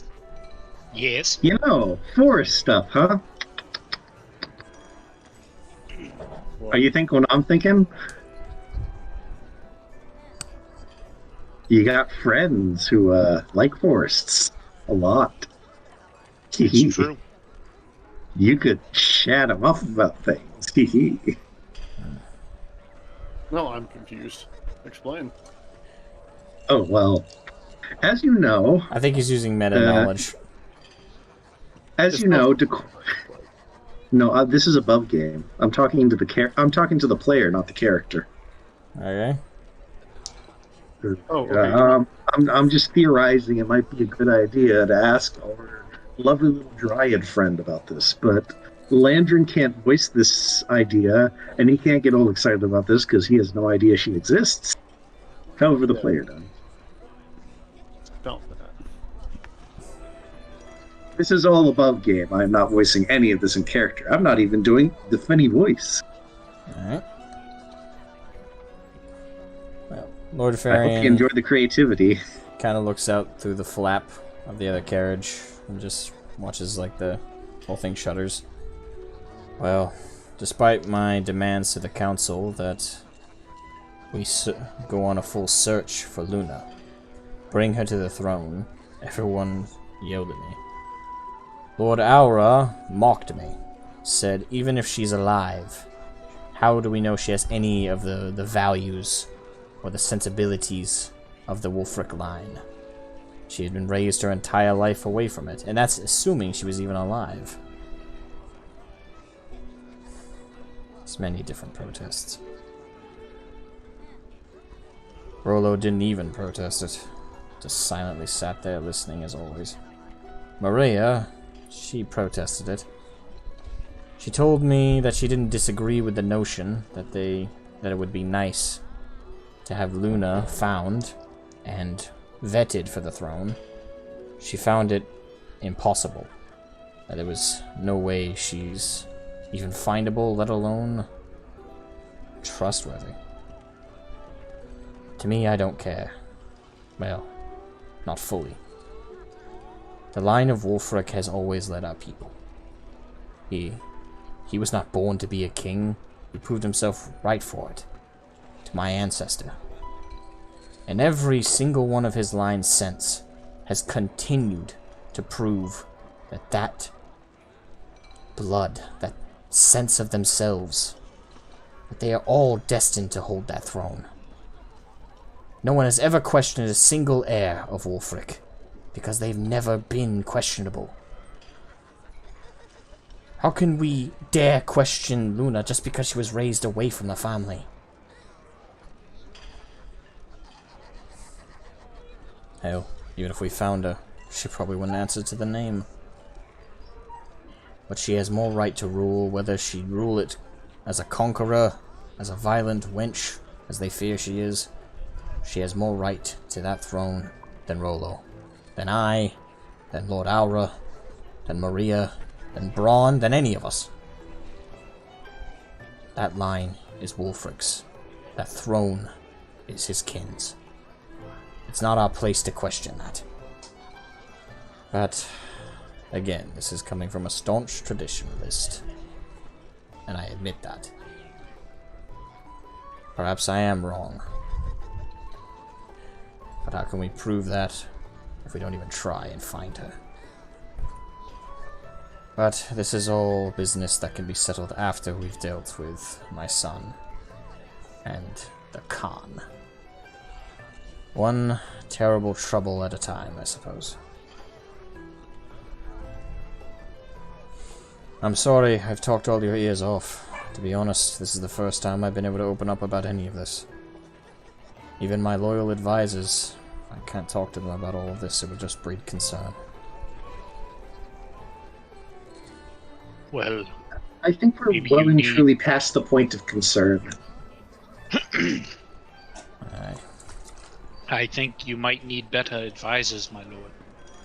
Or a common man's ear to listen and bend on the occasion. I used to have that. He looks at you kind of nostalgically. My current Well- advisors... Well, only one of them earned their position, the rest hereditary. Is he still crouched or leaning or laying in his little bedroll that he's healing up in? He's currently sitting up on it. Kind of in the middle of the Then- carriage. Landrin will waddle forth. Lord Farian, I wish to perform a sacred duty that I feel has not been carried out in a good long while. And he is going to give him a quick hug. You're doing your best.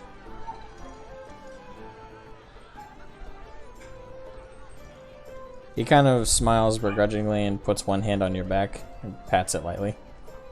I appreciate it, I suppose. The emotional support lizard is here to save the day. I have not been hugged even by my own children since they were very little. Well, my daughter did more so than my son. Well, I don't know if you've noticed, but Landrin here certainly fits the size of a child, so I believe it's only appropriate. My hugs are legendary, gentlemen. Absolutely legendary. Look at these tiny hands. Don't you think as well, babe? What? Tiny hands. Close enough. Oh, and Landrin's hugs are pretty good too.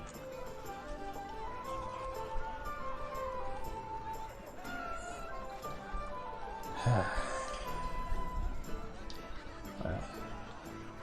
I suppose I should get some rest. How Not long? an inaccurate assumption. How far are we away from the capital? Let's see, we've been traveling. 2 days. Yeah, or so, I we're think. still 2 days ride. Yeah. Very well. I will lie down. And he leans back and kind of lets his head rest on the bedroll. Wake me if there's any reason at all. I need rest more than We necessary. will, my lord. You shouldn't give us that go ahead. It's a bad idea.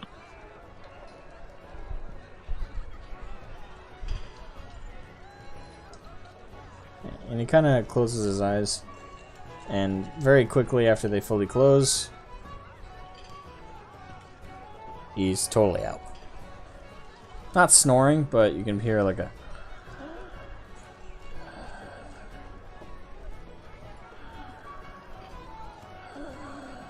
little bit of slight, like, exacerbated breathing in and out.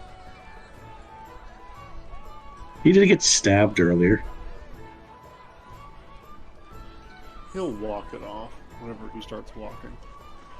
Alright. So you guys Yeah. want to talk anything about amongst yourselves, or as in character, or time skip? Kiko has some talking to do with Landrin, but mostly it's about learning how to use that blade he has. Yeah, Lantern was actually going to come to you. Is the thing. The one you stole from the man who's gonna want it back. Yep. There's the thing is, Landrin wanted training to learn to use his short sword, not Lord Farian's. They're the same concept. Don't think too much about it. Oh, that reminds me. Landrin is going to hurt Kiko very deeply, and pull out the Dragon slaying lungs. What is wrong with him? And he's going to set it down next to Lord Farian while he's trying to go to sleep. You are hurting me. You are hurting me very deeply, in fact. You want something magical? I guess I could use one of my infusion slots, but rather not. Oh no, it's not about me getting anything magical. It's about just Stealing shit. No, it's the principle of it. We rightfully stole that. You Kiko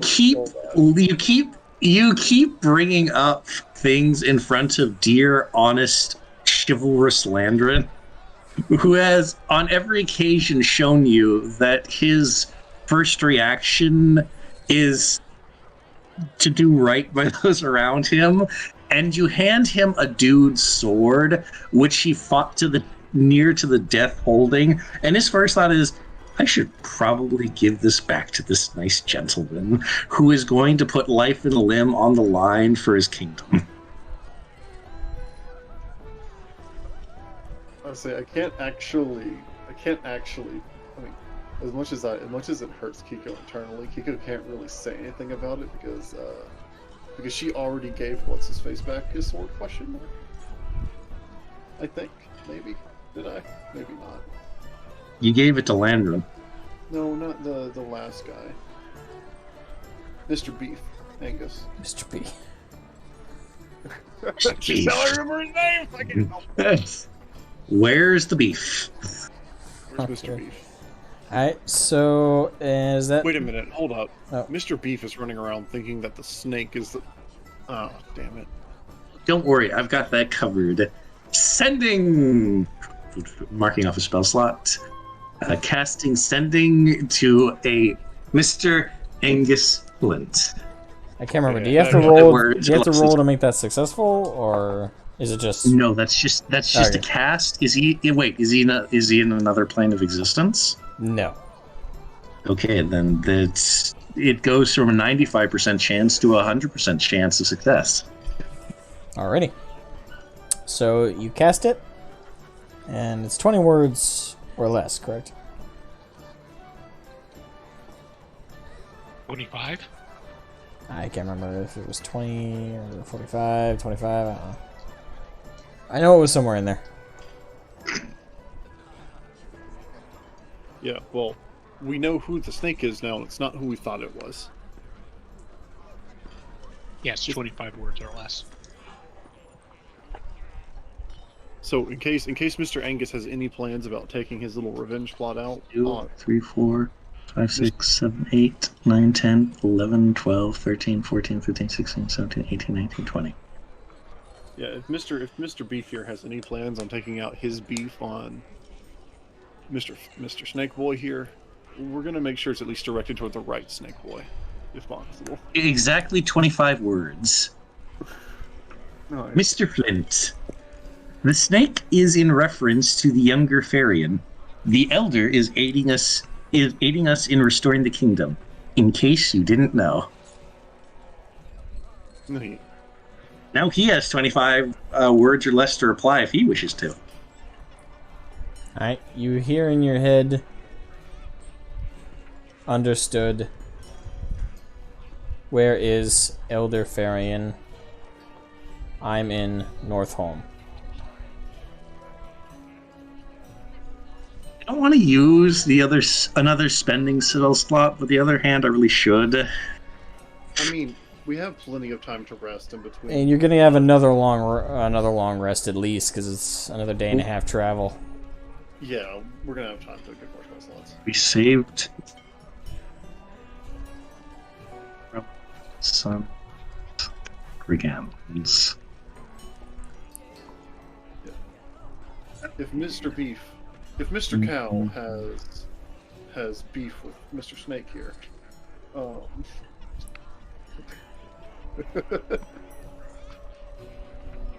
gonna at least make sure it's directed to the right one. These are some weird sentences.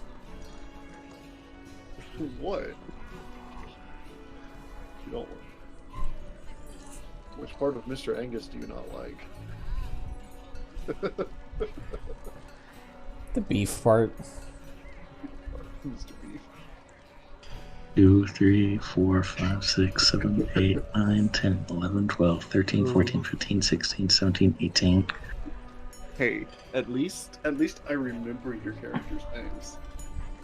I have forgotten other important NPCs in other campaigns, which kind of made me feel bad, but 18, 19. Well, at least they do a good job making them memorable. yeah. But that's also mostly because I don't write down notes. But that's besides the point. That's what we have our local Decoria for.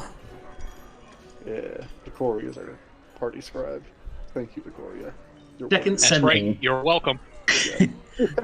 Party Scrivener. Your work is very well appreciated. We see. Wrecker is okay.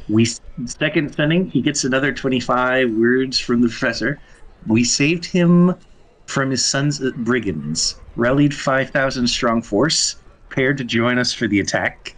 Miss Novery is teleporting to Northholm already. Alright, so you receive back. Very well. I shall remain here. Rendezvous with Novery. Hurry. Moving right along in search of good times and good news. I still have one last third level slot for the day. Well, let's hold on to that for now. Just Must we? yes, And just in case.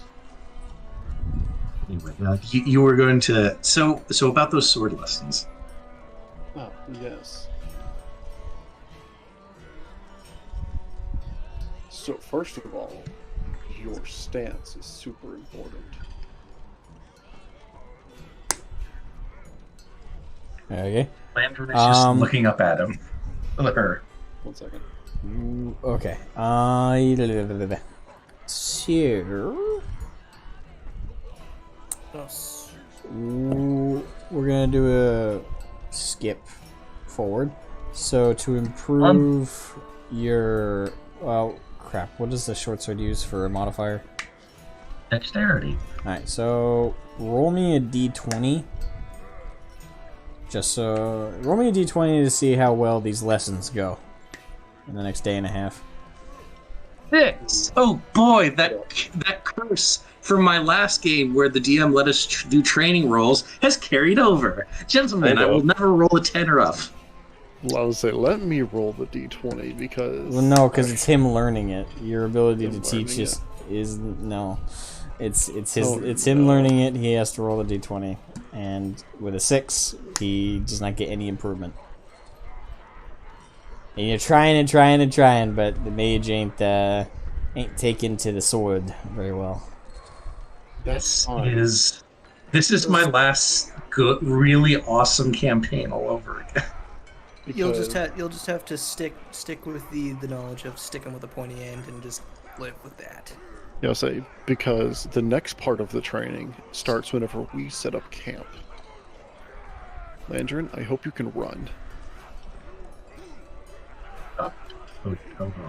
Okay, you're gonna set up camp one more time. It's about the rest of that half day. It's about daybreak, which is where the caravan rests, because goblins and other monsters are active at night.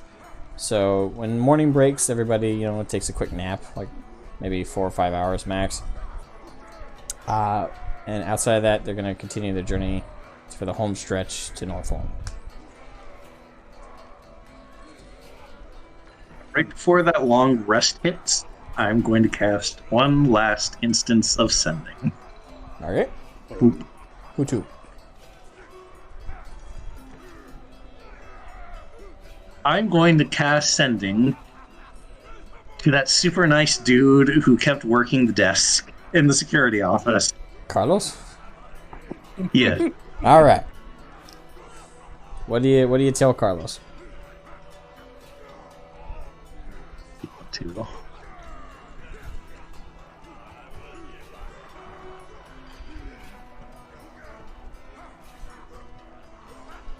Also, by the way, I just need during this trip, I just take a minute to infuse and create a homunculus servant, so whenever we have a second. Okay, Another question is, would I have had time during all the writing to finish putting all those spells into my book that I got from the other wizard spell book when we robbed his ass blind because he's a bastard? How many did you get in before? 1. Okay. How long does it take to transcribe the spells? An hour per spell level. Okay. And how many spell levels?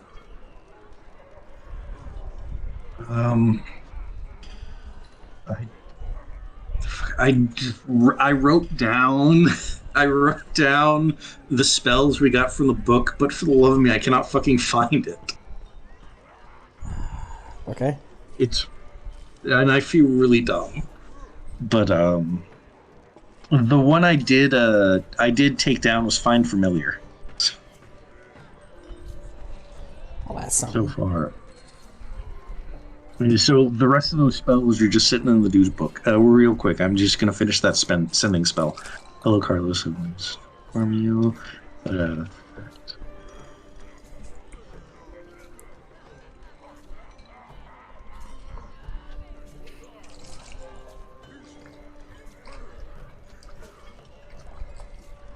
Carlos, I wish to inform you that we are well and we appreciated your aid.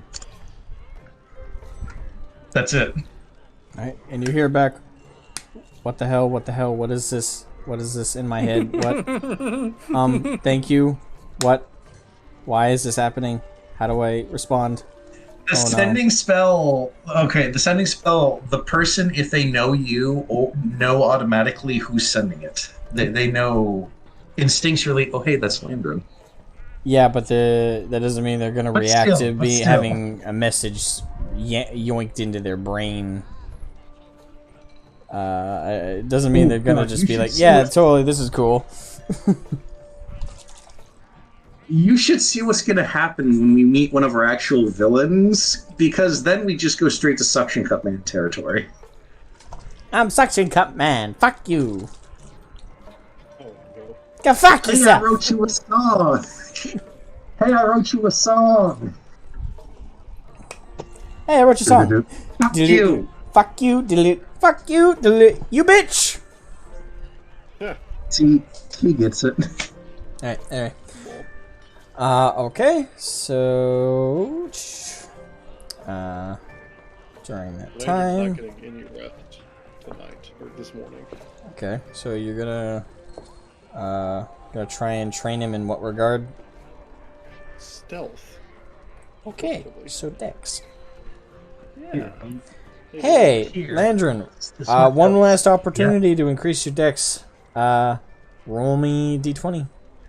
Yeah, I was like, we're playing hide and seek in the forest. Let's hope. Guess what time it is?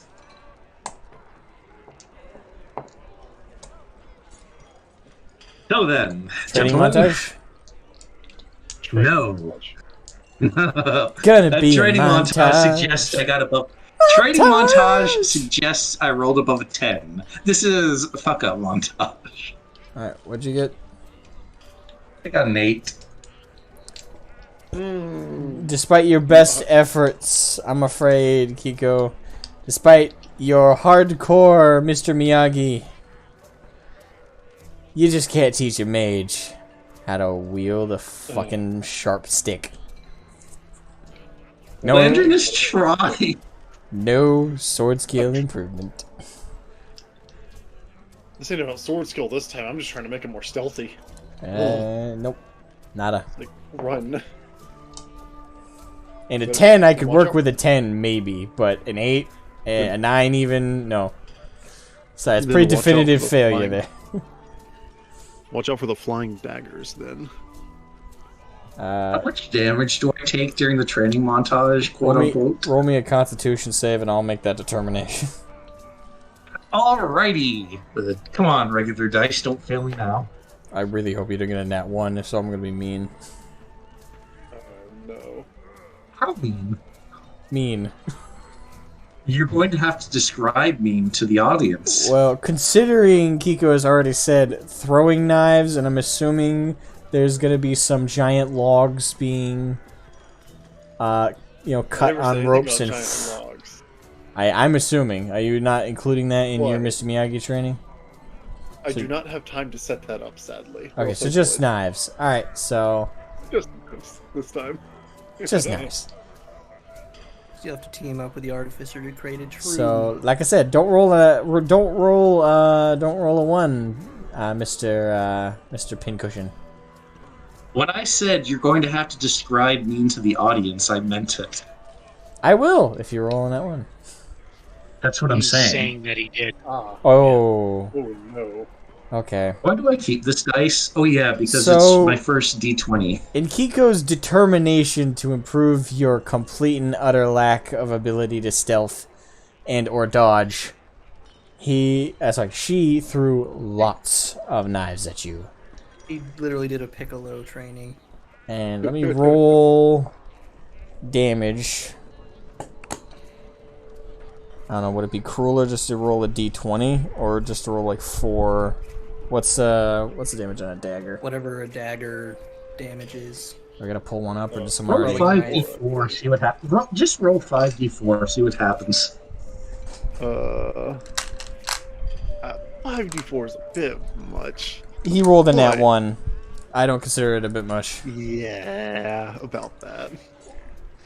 What? Alright, so let's see, let me add it up.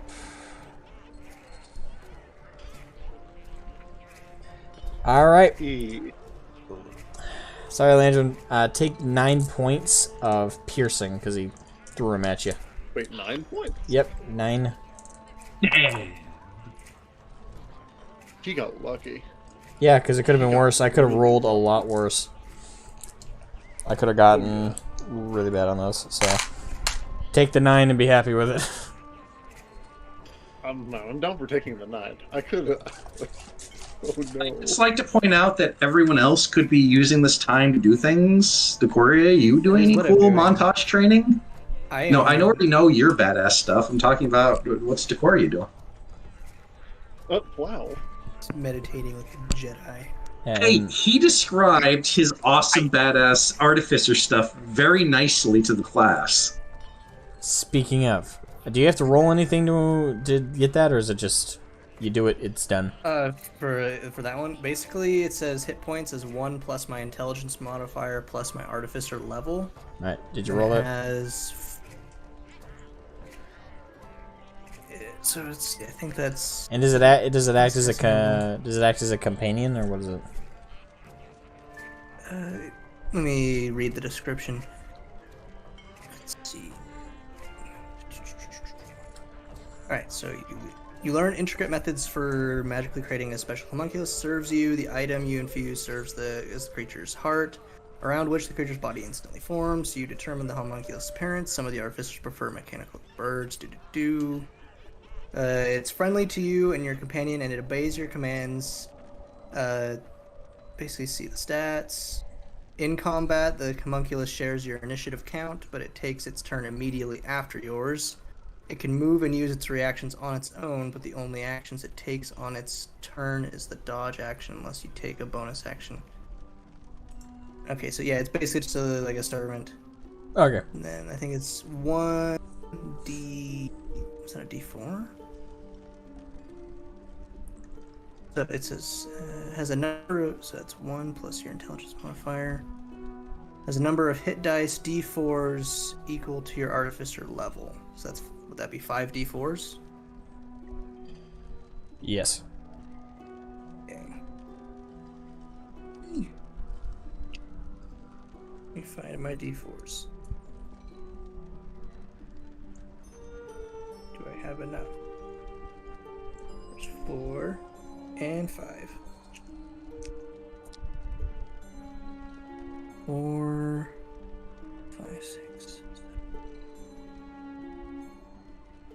14, 15, 16, 17, 18. 6, so 26 plus 4, that's 30. 30 plus 5, that's 35 HP. Alright, 35 HP. Alright. I think that's how it works.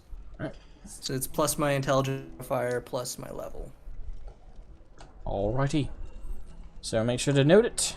I'll make sure to note that you have it. I have all the stats. Is it a mechanical homunculus, or are we talking something like... It's mechanical. Okay. So, and then in terms of appearance, that was like I'm debating on, like, I have an idea of what it can do, but I just don't know what it should look like. So I was gonna ask for some input on. You can make it look like a mini you. Lol. See, I think it can fly, so it can like hover and fly around, but it can also walk on its own.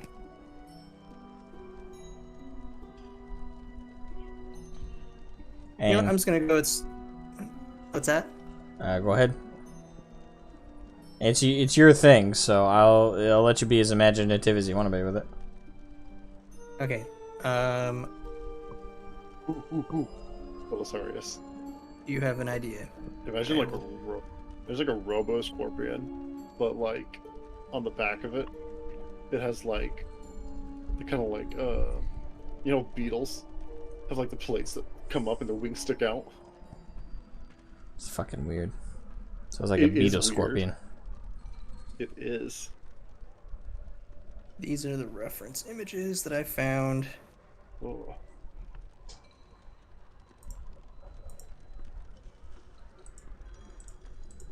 I like all of these. You can I'm go just gonna with... go with the. Wait, is that an armadillo dwarven sphere? Yes. Yeah, basically. Oh. Yeah, you can go with whatever one you want to do.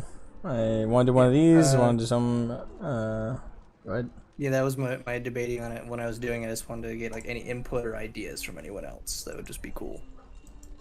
I will not encumber your imaginative. I will simply give you the limits. So if you want God to be your companion, no. But within reason, shoot. Also, instead of pincers, it has guns. Is that included in your... No, I think it has like No. it has a ranged attack, but it basically it's not really a. It has force strike. It's like a droid Pokemon. And, Yeah, so it's like a gun, just not a gun. Also, I feel like after Kiko puts Landrin through his paces, Kiko's like walking up to Landrin, like twirling a dagger in one of her hands, just like grabs. Landrin's laying there bleeding. I know he's bleeding. Right, so I think what it basically looked like is see that top one of the images I posted. Yeah. Take away most of the arms. It's it's basically a little ball. You know those little the buzz droids from Star Wars Episode 3? Yes. Yes. Basically that, but it's like basically a little ball with little feet on it, and it has a little propeller top, so it can fly around, and then just little arms will just pop out for different things. That's basically what it looks like. Horrible. Fucking fantastic. Nice. Alright. Alrighty. So that. So everyone make note of that, because I have a little homunculus servant, and I did copy down all of like what it can do into my notes, but I can always just go to infusions and look it up. Yeah, Kiko's gonna slot the dagger back into his little sheath on her belt, and then just reach down, pick up Landrin by like the back of his collar, and like stand him up. Alright. Why didn't you dodge? We all said the thing. Your Next time, training methods are quite enthusiastic, Kiko. I appreciate the effort. next time you dodge the daggers, not jump in front of them. That was the attempted dodge. Alright. We're all just gonna yell that every time you get hit. We're just be like, why didn't you dodge? Why didn't you dodge? Why didn't you dodge? Alright, so that accounts for everybody's last day before the arrival of at Nordred. Decoria, Yes. did you do anything during this time? Get some popcorn, laugh at Landrin getting turned into a pincushion, anything like that? I mean, I would have done all those things, but I think for as far as my character would be concerned, he would have probably conversed some with Lord Farian, and he would have internally reflected on the conversation and spoke with both crap, I'm blanking on the names, but Rokan is the my- eldest one, and Decor Yeah. is your other ancestor. yeah, I would have spoken with Rokan and Decor about, the events that have been happening, and like try and gotten their opinions as to like what they're thinking. But like that doesn't have to be role played out. This is like, like these are the things he would have done. Are you sure you don't want to roleplay him out? It does Yeah, sound a because little like bit- I go to bed in like 4 minutes. So yeah. Fair enough. Ah. Alright, so... Alright, so that does it for everybody's pre-prep. Only thing is, I was gonna teach Infernal to everybody else here, and like start so that they could speak. We could all speak a common language that is not common. Okay. Not a bad idea. Alright, so everyone roll a d20 to see if you learn the language. Where's my d20? Yeah, I'll use this one. Let's see. 6. You I don't can learn mimic it? everything you've said. And this is based as an intelligence modifier on it, or just a straight roll? This would be like intelligence would help, but it's up to you. Well, that's the thing. Also, Would it be wait. intelligence? Would it be wisdom? Would it... It'd be intelligence. It's learning a language, so use your intelligence modifiers. We'll call it an intellect check. okay. Also, That would bump it up from a 14 to an 18. since Kiko is actually able to mimic things, would that assist in that? Cough.